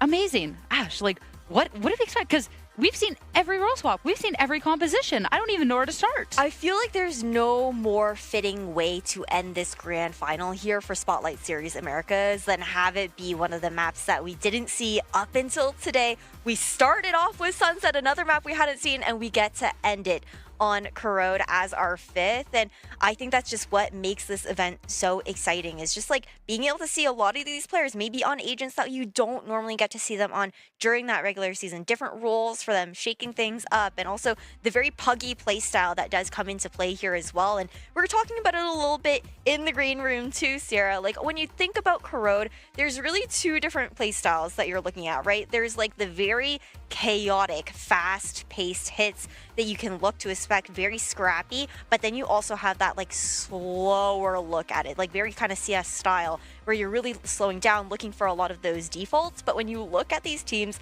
like NV FlyQuest and WUSR and how they've been playing throughout this series, I'm expecting it to continue to get scrappy, and I think that's just going to be so fun to watch when we don't know what to expect. I'm super excited, especially because one of the things that we haven't seen enough this tournament has been the Waylay. And if there's a map that I think of Waylay, it has to be this map of Corrode. I believe we only saw it one time, and so the possibilities are here to bring that Waylay back. It seems like everybody has been talking about how strong she is, and I mean, we know that she was strong before, but now even more. So closing it up with something that is a question mark, not only in the map, but also in the agent, would be amazing for the Spotlight.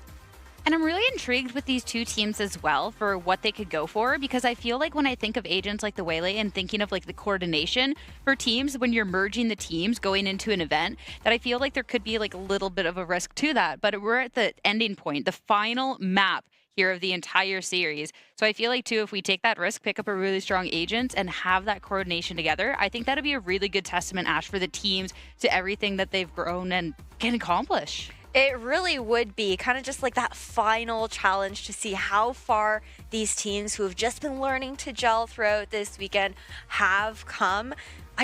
Man, we called it from the top of the day, right? We're hoping to go to the 5th map. We were expecting to go to the 5th map with the familiarity that these teams have. And I think that's, again, we talk about it so much, but it really does add that additional layer. Like, despite all of the chaos, despite all of the changes that you can maybe expect and also not expect in this series, there's just that general understanding amongst all of the players in the server right now. They're so familiar with each other that they're able to have some of those reads. They know how each other want to play, and that just adds so much more to the game. We hear it in the voice comms as well. I feel like the progression of the voice comms throughout the weekend has been insane, where day 1, everybody was, it was only a call here and there, a little bit more silent in those times where you're not super comfortable with the things that you can call and you cannot call for your teammate. But as we just heard recently, it felt like it was a lot more clustered in a good way, because everybody now is more comfortable in how they want to play it, in the things that they can call and the things that they know that the rest of the teammates are going to be listening towards. And things get obviously a little bit more intense, because that was not only to stay alive in the series, but to push us into this map of Corrode, and we know that both of these teams want to win so bad. Yeah, I mean, looking at college boys on the one side that already their teammates spoke about wanting that money, but even just to be able to end off the weekend with a win after a great time here in Monterey would just be amazing. The teams have been having so much fun. It's been really, really fun to watch them and to watch these different individual selects into these different agents, being able to watch people call for different individuals that they might not be quite used to playing with, I think has been really, really fun. And I think, too, that's going to make Corrode all the more exciting. The fact that it is just this big unknown. But getting into it, only one team going for the Waylay is going to be that Winthrop and Shopify team, Ash, that, this would be good. Have we seen Infiltrator on the way? We didn't see it in Challengers, I don't think, unless I'm totally mistaken. I don't think we've seen this before. I do think, though, it makes sense, right? When it comes down to Infiltrator, Waylay very much suits like his kind of playstyle, how he likes to get up in your face, and then on top of that, very similar to that Yoru, right? Where you're going to have that recall to go back. I really, really want to see what Infiltrator is going to be able to do on this waylay, especially because on the other side, you're going to have moves back on this chamber that has been popping off as of recent. I feel like it often does, but because he's been playing a little bit more with that clove and whatnot, now on that chamber, it feels like it's going to be that comfort area. And Dodono that we just talked about as well, felt like she found her comfort, at least for today, on this clove. Picking up this agent, the compositions make a lot of sense to me, especially because on the other side you have Jazzy on the Neon. So the duels and the comfort is there, and now I don't know who's going to take the win. We started Spotlight Series off with the teams learning each other's names. Now we're in map number 5, one map away from taking it all. Time to find out who's going to come out on top between Winthrop Shopify and VFlyQuest. On Corrode with your casters Mark and Tenrix. Is there really any true moral or lesson to draw from a tournament like this? Perhaps not, but we've had so much fun throughout this weekend, and the Spotlight Series has one more map left in it to go. Marks, it's got some newbies too. Infiltrator has picked up that waylay to start off Wintropify's attack as they try to take back the lead in the series, and with it, the championship. But Envy and FlyQuest, starting out on this defensive half that they've been workshopping continuously, look to have a lot of potential checkpoints they can set up with Exter and Ev on this double flash. Yeah, this one is really interesting for me. On the side of MV FlyQuest in particular, we're seeing a lot more comfortable roles being chosen here. We're going to be seeing Jazzy once again onto the Neon.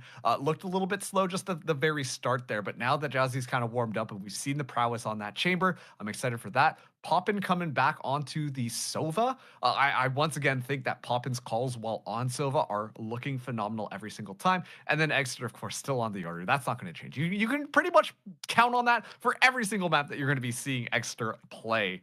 And then on the flip side, you know, after that last map of Abyss, Moob's still sticking onto the chamber while Dodonut is going to be taking on that Clove role. And to me, that says that they are, you know, they're making a mid-game audible. They're making a call right now based off of some of the comfortability that is going on their team. And I'm curious to see once again how this one is going to be shaking out. We had a lot of question marks about how that last map was going to go because a lot of question marks on what Wintropify were really bringing to Abyss, and yet it worked out perfectly for them. So let's see if we can still run on that goodwill, as once again it is going to be Wintropify starting us out on the attack this time around, while MV FlyQuest set up a huge mid crunch. At the point in the tournament with the least unknowns going to the map with still the most. This will be a banger. In Infiltrator goes, already amping things up, and Governor with the follow-up very quick to it. Now he's got the second as well. Very easy A takeover from Wintropify, and so the response is immediate. Jazzy with the relay bolt up one end, Extra the other, and there's a 3K going the other way as well. Jazzy ain't done! The double swing, tracking down Moobs, hunting him like a dog, turning this entire side around before the spike can even fully get planted. And it is a mile-a-minute mines working in tandem, now walking up elbow together. Moobs ain't watching, flick, but nothing doing. And Envy FlyQuest are the ones that come away with that pistol round after a stunning mobilization by the two most mobile on the team. Man, that was kind of crazy too. Oh yeah. Yes, Joe. Let's enjoy that victory. Yep. Round number 1, the pistols in the books. But yeah, I think that was a great adaptation being called by Exeter just at the very end there. You see immediately the Yoru decide to move around, says, Jazzy, just come with me right now. Let's just take this angle. Moobs is not going to be expecting this one. And what was crazy too was Moobs had no idea, but if he just had the classic, that probably would have been enough to take them down. But unfortunately, you don't see how much damage you implemented on the other side until you go down. So it is going to be MV FlyQuest being able to win that one out. Now have the better weaponry as Jazzy goes for the Phantom buy as well.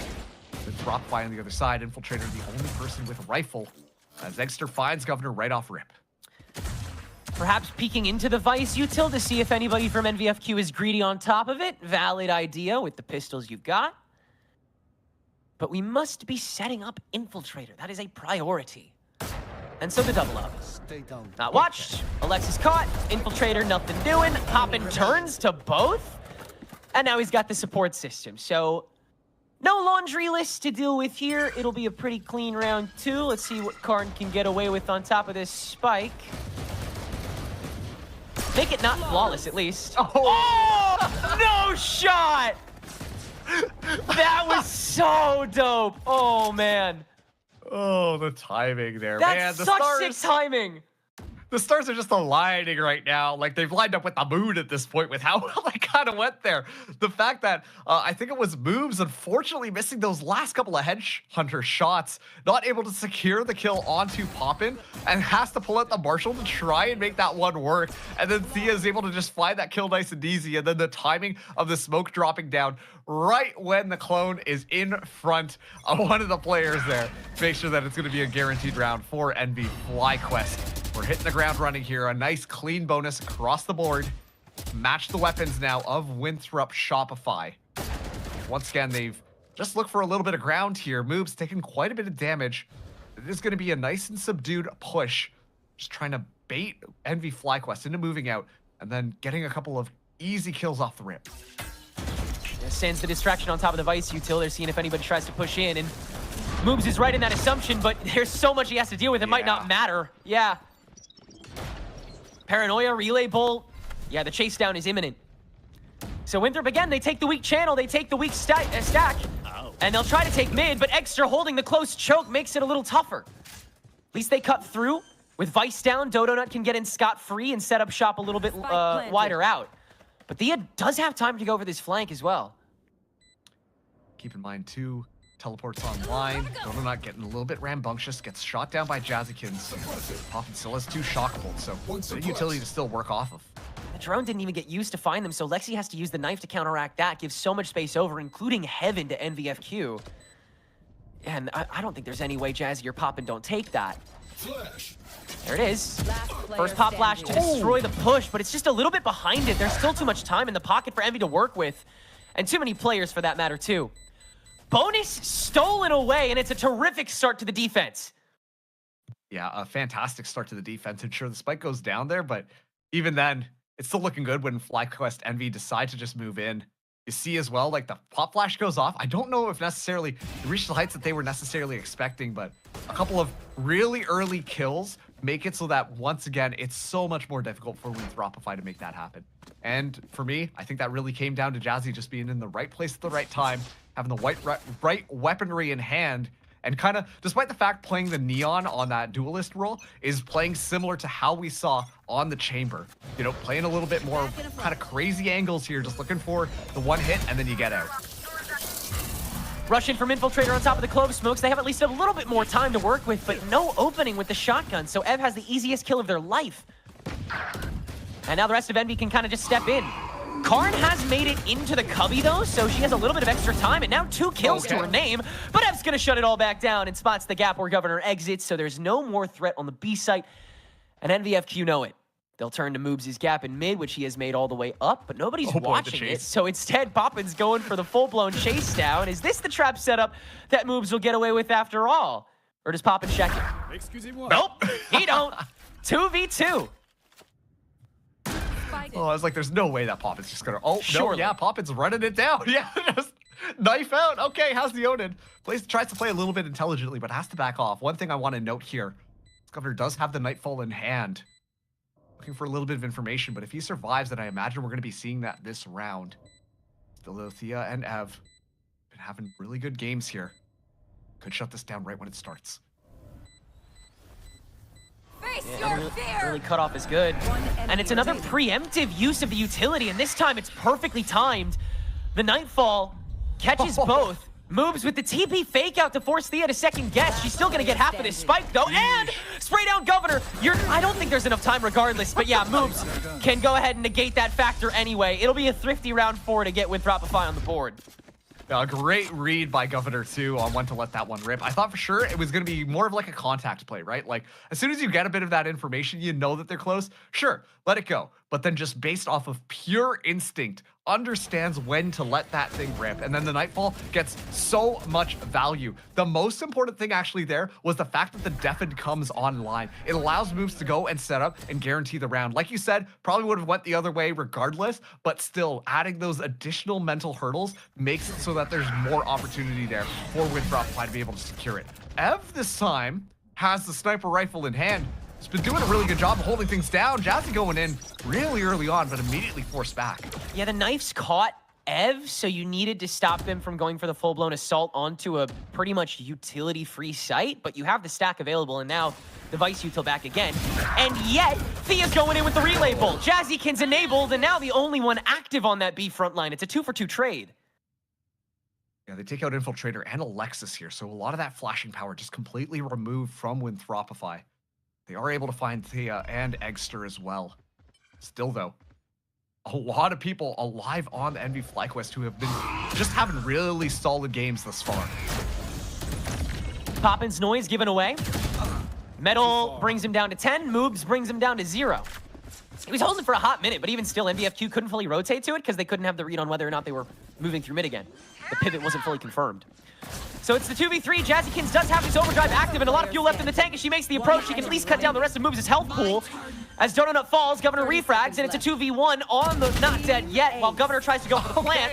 And Donut can manage the 1v1, so Winthropify can stabilize on top of their Thrifty and get their own attack half going. I was going to say for a second there, okay, Donut's going for the ult here, which does add a little bit more pressure. What do you do now, right? Like, do you go for the plant? Do you swing together? What's the kind of call here? But it's all good because Donut makes sure that that one is going to be possible. I actually think that we saw Governor just at the end there go for the plant anyways, but works out regardless. And like you said, it is going to be more stabilization happening for Winthropify. They are going to be, you know, on top of things for this round. Given the fact that it should be a save coming through from Envy FlyQuest, we're seeing the Outlaw from Moobs, and immediately we're seeing value from Moobs as Poppin goes down very early on. So make sure that Hunter's Fury doesn't get activated in the event that Envy FlyQuest kind of gets a step forwards.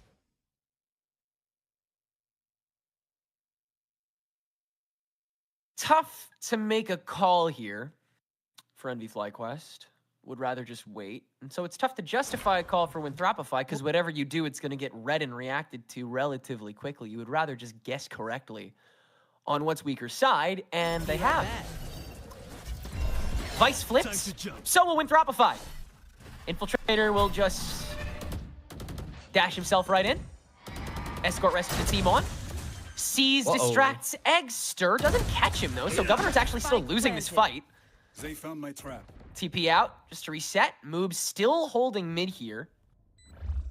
Wasn't on factor temporarily, but NVFQ have made the dance a little bit awkward. Jazzykin's sticking around for a hot minute here. Could get punished if Moobs decides to re-peek it, but he won't. Reapproach in from Eggster is finally up and running, but yeah, the guns don't really cut it here. And Infiltrator's got his sights set on this round, so it'll be his. That is a flawless round 6. We are fully up and kicking on this attack half. Yeah, and at that point, I really need to highlight the value that Moobs brings onto this team, specifically onto the Chamber. Obviously has been playing a lot of smoking roles over the last couple of days, but finally comes back into Chamber, which we got to see him really kind of flex the sniper muscle in the Ascension tournament. That time around, that positioning was so important. First of all, taking Poppin out so early on, but then every single time we see Envy FlyQuest try to make that rotation over, they got to be so careful walking through mid. It's just the knowledge that Moobs is still alive, could be holding the angle.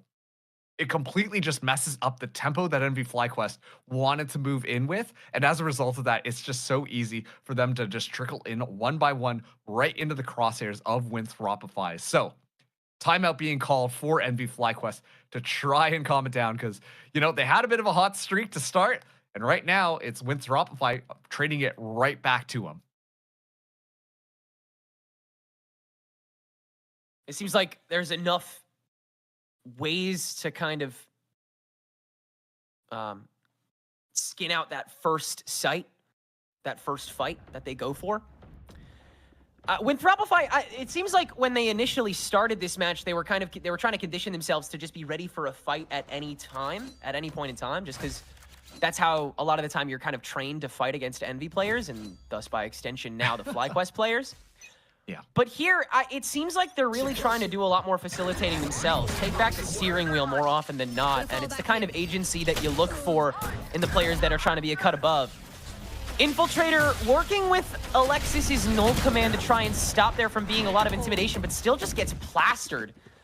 But again, Winthrop, in response, they go for that weaker side. They know what they can hit now, and they'll work with what they've got. Poppin's drone catches Dodo, and she's not able to fully spray down the body, so he's got free access with this Odin, and he's going to start burning away at this util bank, and the players on it. Karn trying to counteract. Poppin is unfettered so far, and he's still spraying away. No one can stop this guy, dude. Lets the rest of NVQ on for free. Steel Garden now active, so it's a near guarantee of a round, certainly. Alexis with the rifle active, but no teammates, and that Spike stranded. This one's going to be tough.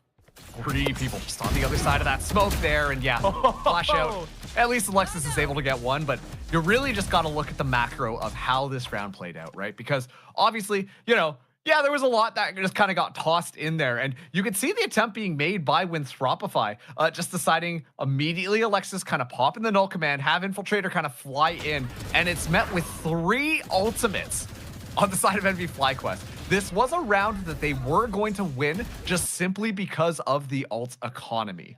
And obviously the game plan was try and bait them out, and then maybe you can get them on the switch and be able to try and turn things around. But regardless, you drain out a lot of tools from NV FlyQuest's pocket just at the expense of that round. So, Boobs, Tour de Force online this time. Speaking of ultimates, Thea in an excellent little cheeky up top position. But Winthrop Shopify will be storming the gates anytime soon. Smoke will be the go button for them to tackle this. Paranoia out immediately after, and Infiltrator's caught by it while Poppin has the cross. Thea stayed alive long enough for them to handle this. Now it's Extra's turn to activate. Nobody's watching him, and he's able to at least find the first shot. Lands it on the Infiltrator as well. And the damage control remains present for NVFQ. Now the resources can be adequately managed by everybody. Karn has to manage the swings. It's a little awkward. It's more than a little awkward. It's all Karn in the kill feed. Shuffling right into their doom. And we're tied back up. What is going on, man? I was just about to compliment the fact that NV FlyQuest really just playing off of Eggster's prowess. The teleport's just so effective, and yeah, the timing working out so well for them to make sure to shut so many of these things down. And then, once again, speaking of awkward, Donut able to come up with magic, finds that, and then Eggster mid-reload. Securing the kills there. Makes it look easy, smiles to the camera as well. Great stuff to tie up our series yet again. And this time it is Infiltrator, actually, who has that ultimate online, but moves just with the game awareness. A big smile across the face as he finds the wallbang on Eggster. Yeah, cheesing after the chase down. Knew he had his number, and that was the most active he's got. We're still switching up this game so late into the weekend. But Infiltrator still, unfortunately, lacking the headway to get any other push going. And in fact, the gun has to be juggled back to prevent NVFQ from gaining an advantage in this eco. I'm sorry, I'm still laughing at this back and forth that we've seen between Moobs and Eggster. It's adorable, dude. Like, Moobs just like walked by after the match and did give him a fist bump, and Eggster was like, wait, no way. And then he came back and was like, yeah, don't worry, I got you, man. After Eggster sprayed his body in game. So, you know, fun cheeky back and forth between the guys. Poppin' first point of contact in the elbow this time. C's is going to force him to stick around along with Thea, and they've both got something. Jazzy's still the real threat. She'll go for the outlaw now after picking up the shotgun. And they've trapped the stack here. Karn does have ulti, so you could shuffle the swing, but the smoke is going to let him walk in a little bit and respread this. Good way to respace it. Jazzy with the dash out. Yeah, that's going to cost her life, unfortunately. But you do spray it back down, force out Dodo. That's ult at the very least. Ev makes the clock a little low, but yeah. Karn's got enough to keep it going. That's another 4 for her, just farming up another not dead yet in the meantime. Yeah, I was just going to say, like, the fact that Donut's been able to get so much value, that not dead yet's been pretty frequent, all things considered. And has always kind of given that... Oh, man, I thought we were going to get the smile zoom in on moves for a second. I was really excited about that. But yeah, great stuff kind of coming down to the wire here. But of course, Donut able to clear things out. And the vibes are nice and high once again on Winthropify's side as they take the lead now. But it's going to be the buy up from NV FlyQuest. Poppin' the Opper this time. Quick convergent paths, quicker is moves on the cutoff man position. They've got to start reading that he's going to be a little more forward than that, and then he gets freely escorted out from the smokes. Infiltrator allowed onto site, and there's a weaker stack to meet it, so he's a little more active. Now taking that inside corner so that Extra has to second guess, but Poppin now heading in from mid on this operator has made a clearing available, and with that paranoia, he can jump his way in to get one more. Now Extra's reactive on from heaven, and they've got to swing to shut that down too, but there's still enough in the gas for Winthropify as they make the gap too strong. Yeah, it really feels like off of that timeout that was called, they were the ones who kind of steadied their heads a little bit more. Every single time they engage, it feels like this pure controlled chaos as they move in onto the site. But then as soon as they kind of like, you know, fake the plant for lack of better terms, because that's happened so often. They're so ready for Envy FlyQuest to just jump in and try and deny all of that space. It almost feels like the spike is a little bit of a trap setup for the other team. They just say, hey, we're going to tap this spike, you're going to fly into us, and we're going to watch these crossfires and gun you down. And it's been working out really well for them to put them in the lead here, but Pop and a nice headshot on the moves as lots of trades going back, favoring Winthrop Shopify. Yeah, Chris, but the stack is still shattering and the guns are still waning from NVFQ. Might just have to play for the 5-7 here. But mid has been carved away, not necessarily conquered, so Winthropify can't commit to taking top without being too trepidatious. Instead, they'll take the connector. That's both the Prowlers gone. Ev's still on this far Visage. And the Nightfall getting proc means they may have a window to activate, but no, it's getting watched. So now you have the Tapestry set, the Spiderweb active. Oh boy. Karn can do basically whatever she wants. She's just gonna stand this down and win one, and win... Okay, needs the help. But still, it's a pretty easy anti-eco. Yeah, and honestly, I think this is coming down to Winthropify doing a better job at really understanding the positions of their opponents, because Envy FlyQuest, like, we do see them adapting a little bit, popping with a crazy kill to kind of step it off. But one of the things was Ev's position has been moving around. That Vice has been on different sites, and quite frankly, Ev has had those pop-off moments on the defending side, but that was usually before Winthropify were able to get the read on it. And right now, that Vice utility is not getting as much value as we would want, especially as that Sentinel role. And so, they'll command activated, they're going to be moving in through. The longer that Envy can't use their 5 ultimates, the better, but Ev is going to get started with theirs as they'll get a 2K on top. Hunter's Fury out from Poppin, Dimensional Drift out from Extra. They just want to clear the board as much as possible as the spike will fall. And Governor has been stuck up in mid. It's been too much of a split. Alexis can now get absolutely swarmed by what's left in the kit, and there's a lot. Drone into overdrive into, yeah, whatever you want to, dude. They had everything to deal with that and make it as close as of a half as they can. Oh, jeez. Yeah, what a crazy way for the Spotlight Series to kind of end here. I mean, 7-5 in this half on map number 5. Every single time it really looks like Winthropify are going to be running away with things. Then Envy FlyQuest swing back with a crazy round of their own and are just kind of completely just washing over the other team. It's so back and forth right now. And like you said, getting so close. The 7-5 score line here as we do swap sides. And we're going to be going into a quick break. When we're back, we get to see who's going to be our winner.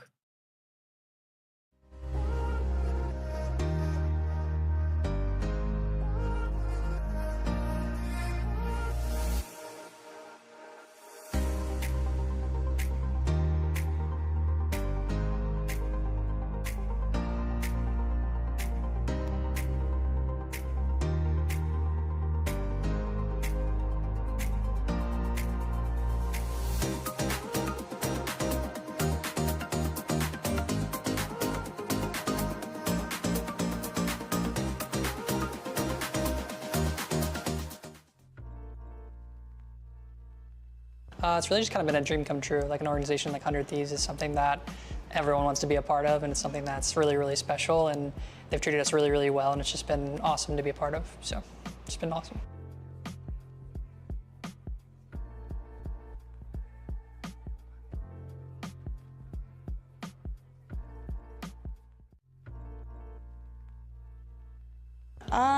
I think it takes a healthy balance of like work and personal life, But I think my partner being so into gaming as well, he understands like the amount of commitment that you need to put into it. So it's a really healthy boundary for me.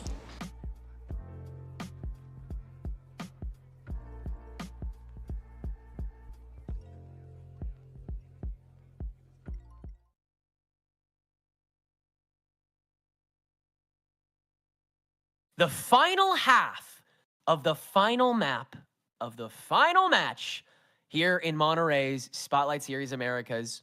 Winthrop University and Shopify Rebellion Gold have put up one hell of a fight against the recently ascended Envy players, coupled with some of the most experienced North American GC players we have ever seen. Everyone active marks, everyone hitting their peaks, everyone having a good-ass time. But someone's got to win it all here. And that's honestly like what's so painful, right? Because there has been so much fun had this entire weekend watching these kind of rosters kind of come together and push the boundaries of what they're really expecting. And we get to see even iterations on this map in this series on how some of these teams want to approach it. Always evolving, always just trying to find better half of their opponents. As we swap things around with Dropify. 2 rounds ahead here, but Infiltrator, a little bit ahead of Jazzy there, finds a headshot to shut that one down and aware of what might be happening. Probably calmed that NVFQ has passed through that smoke on mid, so Moobs is going to outstretch to prepare for the stack and then TP away after shot number 1. Ready for the next swing, and Moobs can finalize Thea as well. That's 150 plus done by just him in that pistol. Huge impact off of that call from Infiltrator. Again, nice working off of one another in the minuscule moments. Now they'll walk into the elbow. On the side of NVFQ, most dominance they've tried to hold on this sidearm the entire game in this pistol. But Governor has skirted the insides, and there's just too much space outside of what's been condensed. NVFQ can hold their own, but only in so much territory, and WUSR want to take the scenic route. Yeah, I was just about to say, like, in the midst of that, kind of like the 2v2 crunch just outside there. Meanwhile, Governor, walking around for free, has the information as to where those players are, can take that space completely unnoticed and get it so that nobody's watching, and then it's just the 1-2 punch. Enough time to swap from a knife into a pistol as well and still find the kill on a Poppin. An excellent way to start out this round for Winthropify. 8-5 now. If they find that pistol, we'll be buying up here. Infiltrator going with the Bucky, as actually Poppin and Jazzy will be buying up as well. Poppin with the Stinger, Jazzy coming in with the Marshall. See how this one is going to be clashing out between these two teams. These guns are on separate prongs, too. Jazzy is on her lonesome right now. This is so beautifully unconventional. At least to start, but after this noise is made, perhaps they're trying to goad the stack. No, Poppin's going to stick around a little bit longer. I love seeing the inner workings, because you know each player is still playing a little bit individually, like seeing what they can get away with on their own, and then they reel themselves back into the pug stack. It is really beautiful to watch. As that Judge finds its connection, you don't have any more util to push in. Yeah. Other than try, and that'll be a nice 3-piece for the IGL of Winthropify. Let's see another shotgun get its purchase. Hey, nice work, boys. Clocking out on that 9-5. Listen, Valorant is a precise gunplay game, okay? It is really important. Don't let that last round tell you anything. Well, honestly, that time around, it really just came down to good positioning there. Governor, you know, has a bit of a history, I would say, at just kind of not really finding the right timings, pulls out the utility at awkward moments here. But as soon as that one footstep is heard, it's just so easy for him to just walk out there. And of course, Infiltrator, no stranger to the shotguns as well, makes that Bucky find maximum value. An excellent another round from Winthropify here as NV FlyQuest. This will be their buy-up. Poppin with the Odin. The teleport goes through, but it is a fake. 4 is all Winthropify need. As Envy FlyQuest make their way forward, Infiltrator, the double dash, finds the Bucky shot. Jazzy has to make even more space to save face, but even so, Spike ain't down yet. Poppin got hindered by the Saturate, so it's a little bit of slow going. Hev has to play guard dog and can at least deal with Infiltrator, but these outskirts are already managed. Vice Util set up on the connector, so it's a little bit tougher for Moobs to get inside, but he still will! Finds Ev before they can get procced! And it's gotta be Alexis in the 1v2, sprayed away by so much of this Odin. The fragment can at least space them out a little bit, but the spike still has to get taken care of, and it's so hard for her to do that without taking care of these kills, which she cannot. The bonus is managed, the game is still not out of the balance, and Envy FlyQuest are 3 rounds down. The shotguns are still getting so much value there. Jazzy just sliding in on the Neon, using that judge to full capacity. Midst of it as well, Infiltrator still making sure that Bucky is really making a mark on the other team. But still, comes down to just the better weaponry and the better angles being held at the end there. Poppy and Jazzy still alive in the midst of all of that. Make sure that there's no way that Winthrop can walk away with yet another round. And so it's going to be buy-ups on both these sides. Moves already with that operator in hand. But Poppin as well. Hunter's Fury. And what we see Poppin play so aggressively with Hunter's Fury. And so I'm wondering what we're going to be seeing another kind of crazy play come out off of that Sova. After Moobs' op has been confirmed, as has the lack of real presence outside of it. The FlyQuest just trying to discombobulate Winthropify a little, see if they can throw themselves out in the open. And Infiltrator is once again on the move. Time to jump. The problem is this sheer catches him regardless, so it's still all going to be timing. TP in from Egg, Moves somehow gets out of that in time. Beyond impressive, and he still manages the double tap out of the headhunter proc. You've still got to scope out this sidebar, but NVFQ have the sight and are still dominating with this Odin that just sprays down whatever makes noise.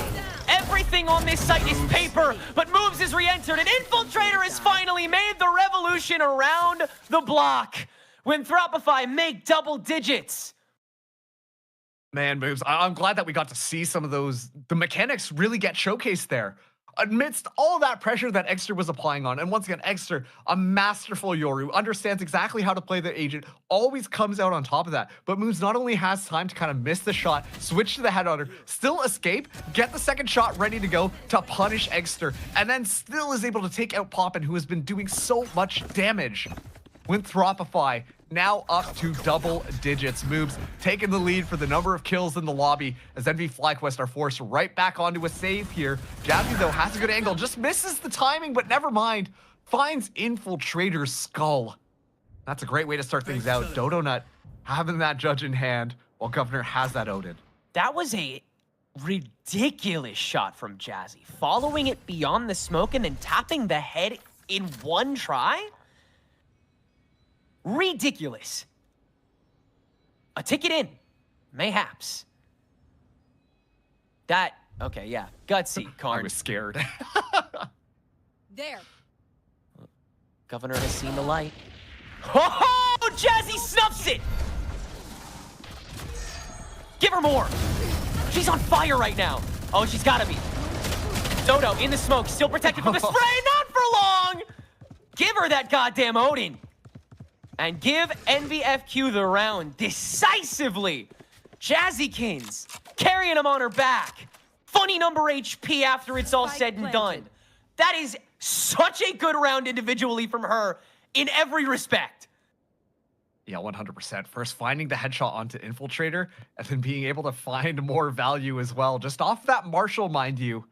And making sure that they're not only able to just walk in onto the site, but they can pick up the weaponry to make sure that the Odin is going to be still online in the midst of all of it. And yeah, given the heavy buy-up that we saw here, want to make sure that that economy stables because it's going to be so difficult to try and push into all of the agents still alive. You see MV FlyQuest as well, still playing conservatively, given the state of their own economy here. But a very good round from MV FlyQuest right off the back of Jazzykins. Like, truly such a stunning round from her. Yeah. For those opening 2 Marshall shots, and then the adaptability to just hold down that Odin and switch immediately up to a full-on crossing guard instead of being that poker and prodder. I'm like, my jaw's on the floor on that one. That was ridiculous, dude. That's such a good shot. That's such a good shot, dude. I'm not gonna be able to sleep on that one. Yep. Like, that is such a huge restabilization. It really is. And what's most important about that is, like, you see the MV FlyQuest members understand, hey, Jazzy's having a good round. Let's just play to support it. We don't have to kind of make ourselves get crazy with it or anything like that. Let's just play disciplined and then play off Jazzy because she's kind of frying right now. And that confidence is going to be very important if they want to continue to have different avenues of attack into this Winthropify defense. Right now, we are seeing, though, they are getting ready to move towards B here. Especially with that information that Alexis just gained, there should be, that's good info as to where a lot of the agents are. But they know that NV FlyQuest style. It's going to be a death ball if it gets caught, and so they immediately move to reinforce it. And Moobs getting that information as well, understands that a rotation might be coming around.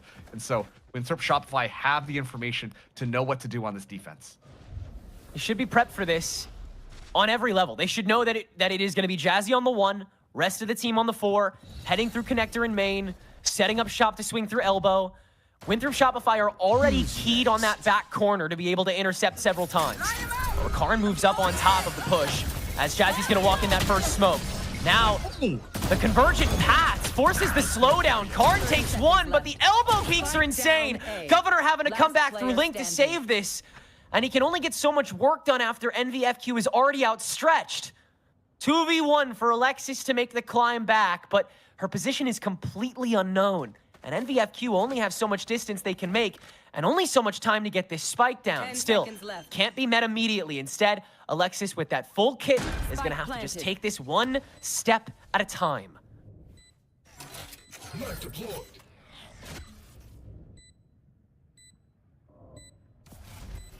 Knife confirms no closeness. Flash out of the first smoke. Inside the sandwich, set up on Clove. Spray down on half. Thea just walks it up and cleans it down. There we go. The gap is now 2. The players are sweating again. Oh, man.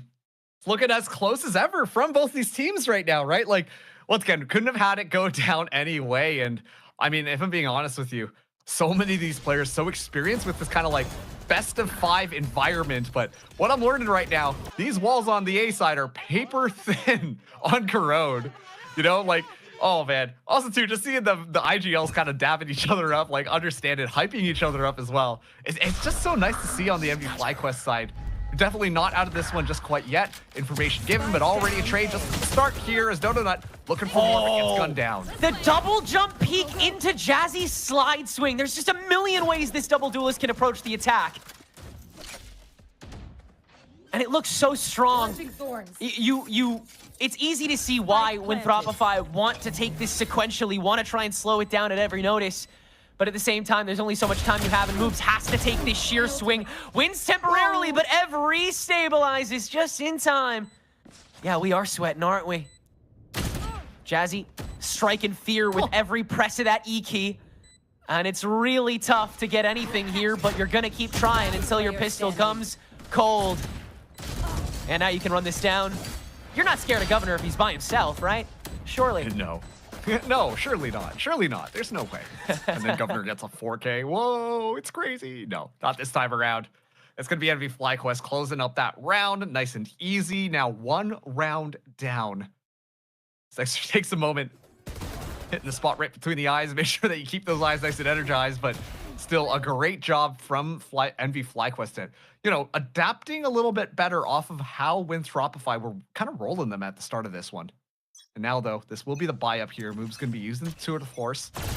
Giant sniper rifle out, ready to play as Governor spraying things down. Gets so much damage into Jazzy right off the rip, and not done yet. Oh, everybody getting really low HP here, Tenrek. Yeah, this is a lot of good chip down, and Governor is going to eventually find the first. And this is a great way to also escort Karn up, as the drone is not going to spin to find her. A fantastic change from the conventional style that Moobs was holding this from mid-top on so consistently. Now that Steel Garden in to truly take over the B site with that stack in tow. And Jazzy later to the party to make sure that no flankers come in, but Dodo is still looking for the backstab, and Governor is still spraying this paper site with the Odin. There's like 5 HP he has left to deal onto the rest of the entire team collectively anyway. He barely has to breathe on him, and now he's en route to the ace. Dodo Nut might steal it from him first, but indeed, it is a dominant Winthropify round to get them to 11. I was going to say, with all the damage that Governor did just at the top of the round, just spraying through the smoke, obviously you see right off the rip the Nightfall finds Poppin there and then lets the Prowler go through. The thing is, if the Prowler bites Poppin, Poppin will die. And so suddenly there's a lot more of like a, oh, wow, we actually have to deal with this utility instead of just kind of sidestep it. And it's kind of like that pressure that really just makes sure that Winthrop can run away with it. Governor leading the kill feed right now, 20 kills. No signs of slowing down. Donut having the not dead yet available, Poppin 1 away from the Hunter's Fury. I think right now, if you're MV FlyQuest, you try and get that Poppin ultimate online because we've seen Poppin be so proactive with it and get so much value off of it that I think it's a necessity. And yeah, just like that, it will be available for this team. Here.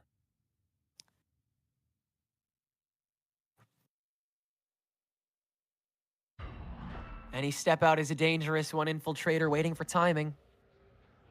Has he been counting? Has he been tracking?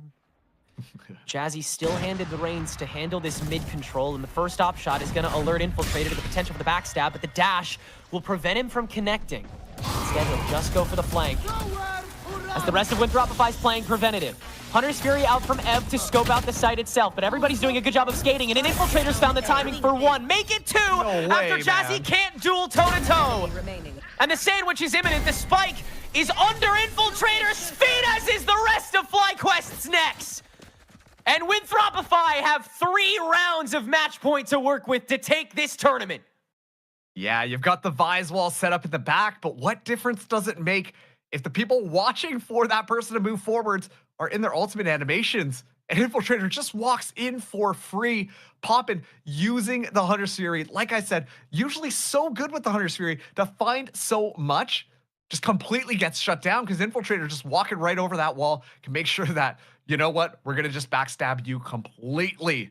Winthropify in a winning position right now to potentially take the Spotlight Series 12-9. MV FlyQuest taking a timeout here. They need another round. They need Jazzy to step up to the plate yet again to find those openings. They need Poppin to have those spray throughs with the Odin in hand. It has to work together. Otherwise, they are going to be sent home in these grand finals.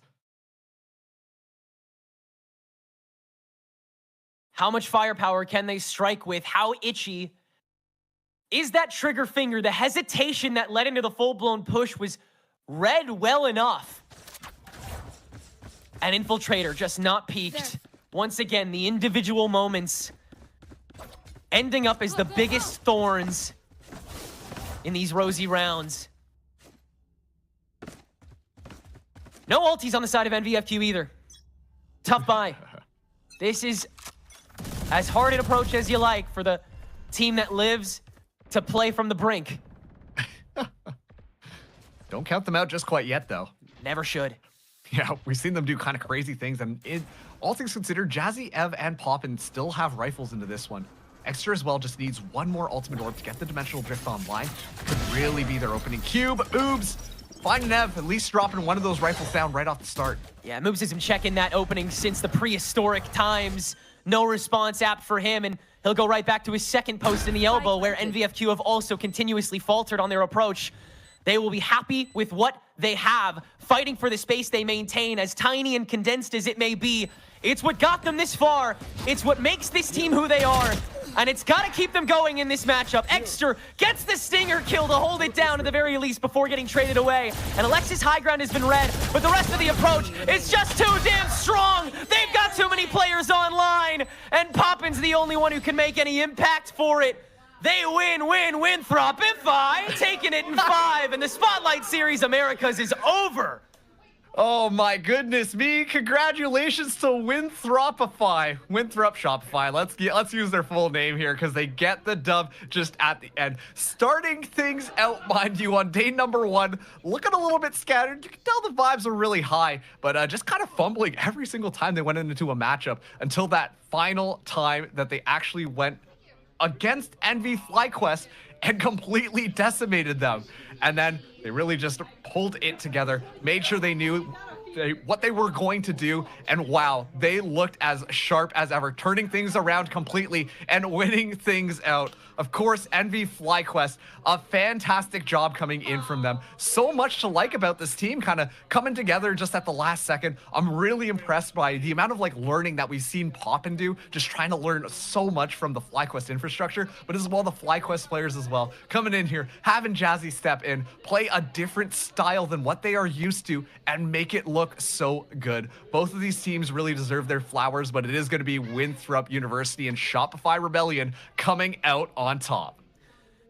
You got to show love to all the rosters who came up here, just, you know, figuring out how these vibes can mesh. Every player in the studio this weekend, so adversely different, so themselves, and seeing everybody literally meet and mesh and workshop over the course of this weekend. It's magical stuff, man. I love seeing the personalities kind of drag themselves out of these players for the sake of them playing a better game. Makes for some good ass content too. So good to see the content leaders taking over at the end of the day, and seeing the 2 repeat players for Spotlight Series as well getting their title this time around.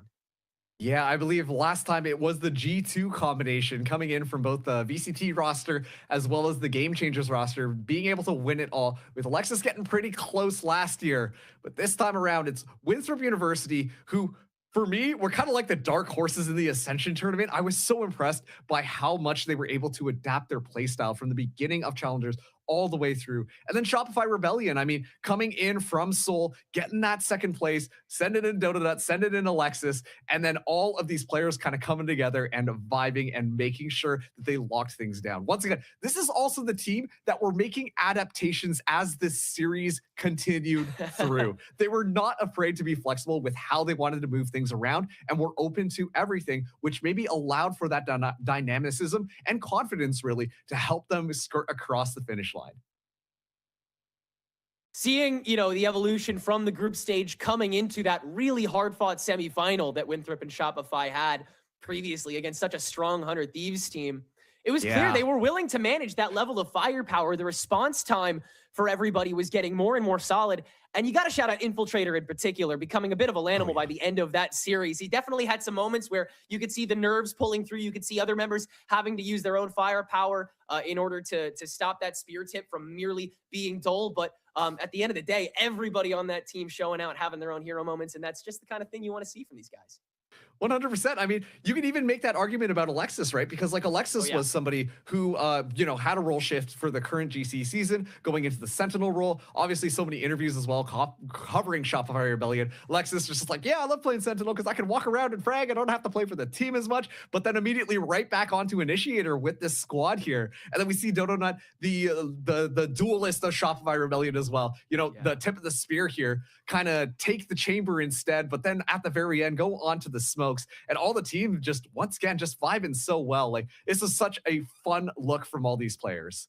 Yeah, and it's been one hell of a great tournament. Congratulations to Winthropify. Thanks so much to all of the teams for coming in. But we still got a little more partying to do. Marks and I are done, but our friends in Monterey are not. We'll give our flowers and get our insight. Thank you so much, you two. Time to talk and crown our champions of Spotlight Series America, Winthrop University and Shopify Rebellion. Everyone here is to join us.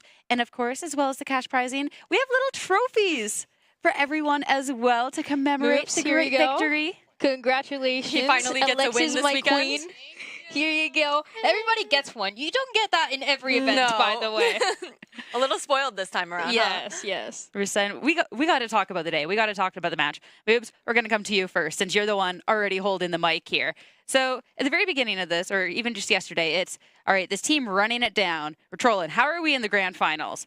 Well, now you just won the whole thing. So talk to me about that, because this was a fantastic victory, too.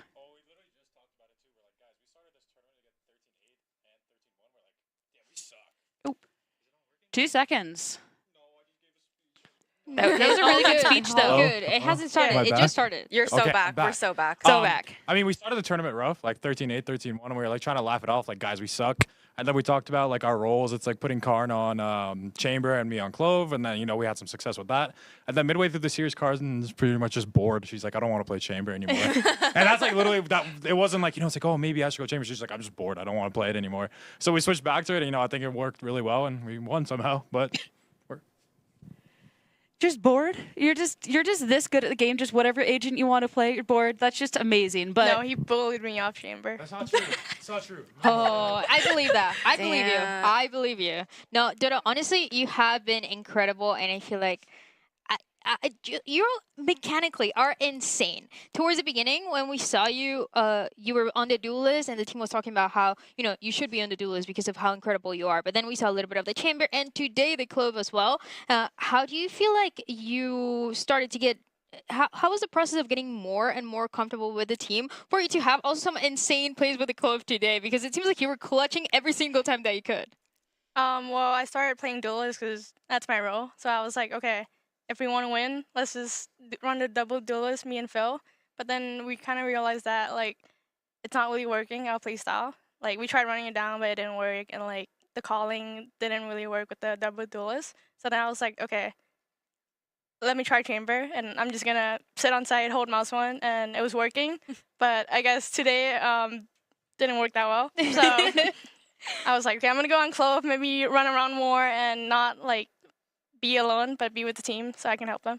Three roles, by the way. You're just flexible like that. She can do everything. Chill like that, She's like, yeah, I'll switch it up. Yeah, it's crazy. She can just do anything. But still talking about today's matchup, Infiltrator, I actually wanted to hear from you. We saw you debuting the Waylay for the first time today. Is this something that you've been cooking up during the off season, or what's going on? Yeah, I've been practicing Waylay in ranked, and I think that was my first time. That might have been my first time playing in an official. It was. It was. Oh, that's awesome. He didn't even know. He's That's literally awesome. that nonchalant. Like he was not aware. How's it feeling? I was a little bit uncomfortable, but like I still got there. I still got us a little bit. So yeah, it was More than a little bit. A little bit. I think a little bit. You're really good at the game. Thank you, man. I mean, I love the step ups that we've gotten to see across the board. I mean, we get to see the Waylay debut. We get to see just don't know with any agent ever and just popping off. Governor, we also got to see a lot from you in terms of just first off the IGL, but also just popping off of this. Like, no, why are you shaking your head? Like, talk to me more about this because like you just like this team 5 maps, win it. I gotta fix the mic. Apparently, are we? We turned it off. We pressed the button, and it's back on. There we go. Lexi really clutched up towards the end, where she was like microing everyone and like IGLing, and yeah, she had a big part of our victory. Apparently, it's still off. I think we just don't hit the power button, and we're chilling. Unless, I think maybe the battery is not happy right now. You did not press it. You're right. I'm gonna give you my headset, and you're gonna become me. So there you go. We're just passing it on. Perfect. Hello. Hello. What's up? You're so back. Yeah. Yeah. The credit should go to Lexi because I had you yesterday and the stuff before, but today, after game 1, she was like taking over a lot, and I was kind of pretty quiet, and I was just kind of focused on shooting. And I kind of just said, okay, this is fun. Just keep calling. I just want to shoot my gun, and I think I played a little better statistically today, just like shooting. But yeah, she had really good calls today, and she took over. So big part of the win was like towards her. That's so sick. I mean, that does bring me back to GCC when we got the chance to hear your team in a few of the comms. A lot of the times we got to hear both you and Mel also and how vocal you are, Alexis. So it's so cool to, hear this, especially for a grand final. You're able to close it out. All my 5s, it doesn't matter that even with the pressure, you're able to close it out. But also, coming into this event, you were part of Spotlight last year too. How was this and how's this team? Because you guys were vibing since match 1, even when things were going wrong. You were vibing, and now you're not only vibing, but winning too. Working? Yeah. We got you now. Hey guys. Just for you. So the difference between last Spotlight is I lost and I was a loser bum, and now I'm a winner. So this one was way better. Honestly, I really did love playing with C9 last year. I think we took it a lot more seriously, and I feel like this team was all just about vibes, and I feel like the vibes really carried us, to be honest. The vibes? Maybe no, the 6-7. No, 6-7, bad. But I think you can do it now. Should we? No. Guys, should we? Should we? She's like, wait a second. Should we? We're gonna bring bad luck to next year. To next year? No bad luck for next year. All right, you know what? Fine. We won't hit the 6-7. It's fine. Well, let's end this off on good vibes. Does anyone have just like a favorite moment? I mean, we've really gotten to see this team out of all teams. You guys started off this weekend with such a high rate. Like, you're all just so much fun. You end off with a win. Was there a favorite moment? I liked when Karn carried us and I went 22-8 on Pearl on her first chamber debut map, and that was so fun because I was in the backpack like a little baby. And then I went triple negative the rest of the game. Did I say anything about that? No. I have an upcoming favorite moment. Oh, no. We have Fogo de Chao on Karn's card. She promised map 5. She said if we win, we're going to Fogo de Chao. Wait, did you say that? And then after the No, first you 3 did rounds, not she's say like, that. oh, No, God, she we're said going that to and we Fogo all de logged Chao. in. Oh my god. I've never taken a match more seriously in my life. Well, so are we invited or? That is crazy. Gagged. You gagged me. Okay, it's okay. I mean, y'all apparently have dinner now to get to, Karn, but congratulations once again. I mean, this was a really, really fun day to watch, a really fun transformation and merging of these teams as well. Big congratulations. Make sure have your trophy in hand, and it's been such a great time. And to end it all off, I think a nice adios, Monterey, on 3, everyone. Right? 1, 2, 3. Adios, Monterey.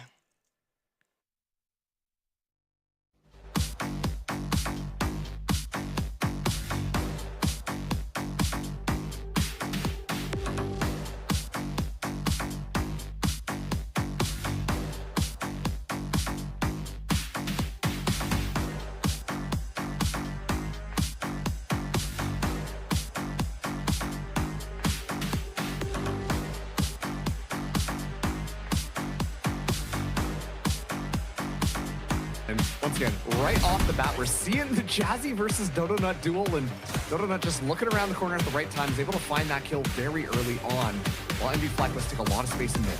You'll see how much window shopping they're able to do. Governor just holding court from the back. And that is one way. And the button is non-existent earlier on these rounds, so they can guarantee that 13th. Hey, there's one though. Poppin' caught on the walk-in for moves, and everybody's gonna fly in there. Market is owned. Infiltrator is active and following the slide. Jazzy, little too late to the punch. It was close though. Golly, Infiltrator continuing. That's a way to finish. Coming in. Just smoked in. Just smoked in. I'm gonna full talk. I'm smoking. Amen. Getting out. Hold closing con. I'm gonna look my spawn, okay? Yeah. Bait's here, Bait's here. Chamber's probably late main. It's gonna be main and art. Main. Art. Default. Art. Could walk double art now. They probably walk double art. What double art? Okay. Main. I have sewer. 3 bullets. Art. Yeah. Flashing. Close. Stopping pit.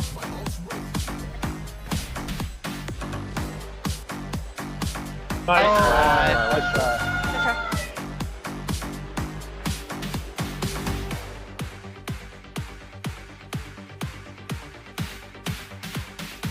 On to the B site. It'll work this time. Ev, very early response. This is uncharacteristic, and Moves is not ready for it. Governor's alone at the moment, and he almost got Volned already. Intimidate, take over, dominate. Oof, that might have been a barrel spotted. Ev holding this defuse. You've got to approach it, and they can, but not with the firepower. An Infiltrator's not going to get back in time. Contact. Shield doesn't care. Envy's duelists reign supreme. The Cosmic Divide to cut this down. And Alexis stands alone against 2 more. After already wiping 2 off the board. Has to dance with this divide. 1 on each side. Cross in. Jazzy on the spike. Can hold this all she wants to, but she won't. Thea alone in the 1v1. Alexis!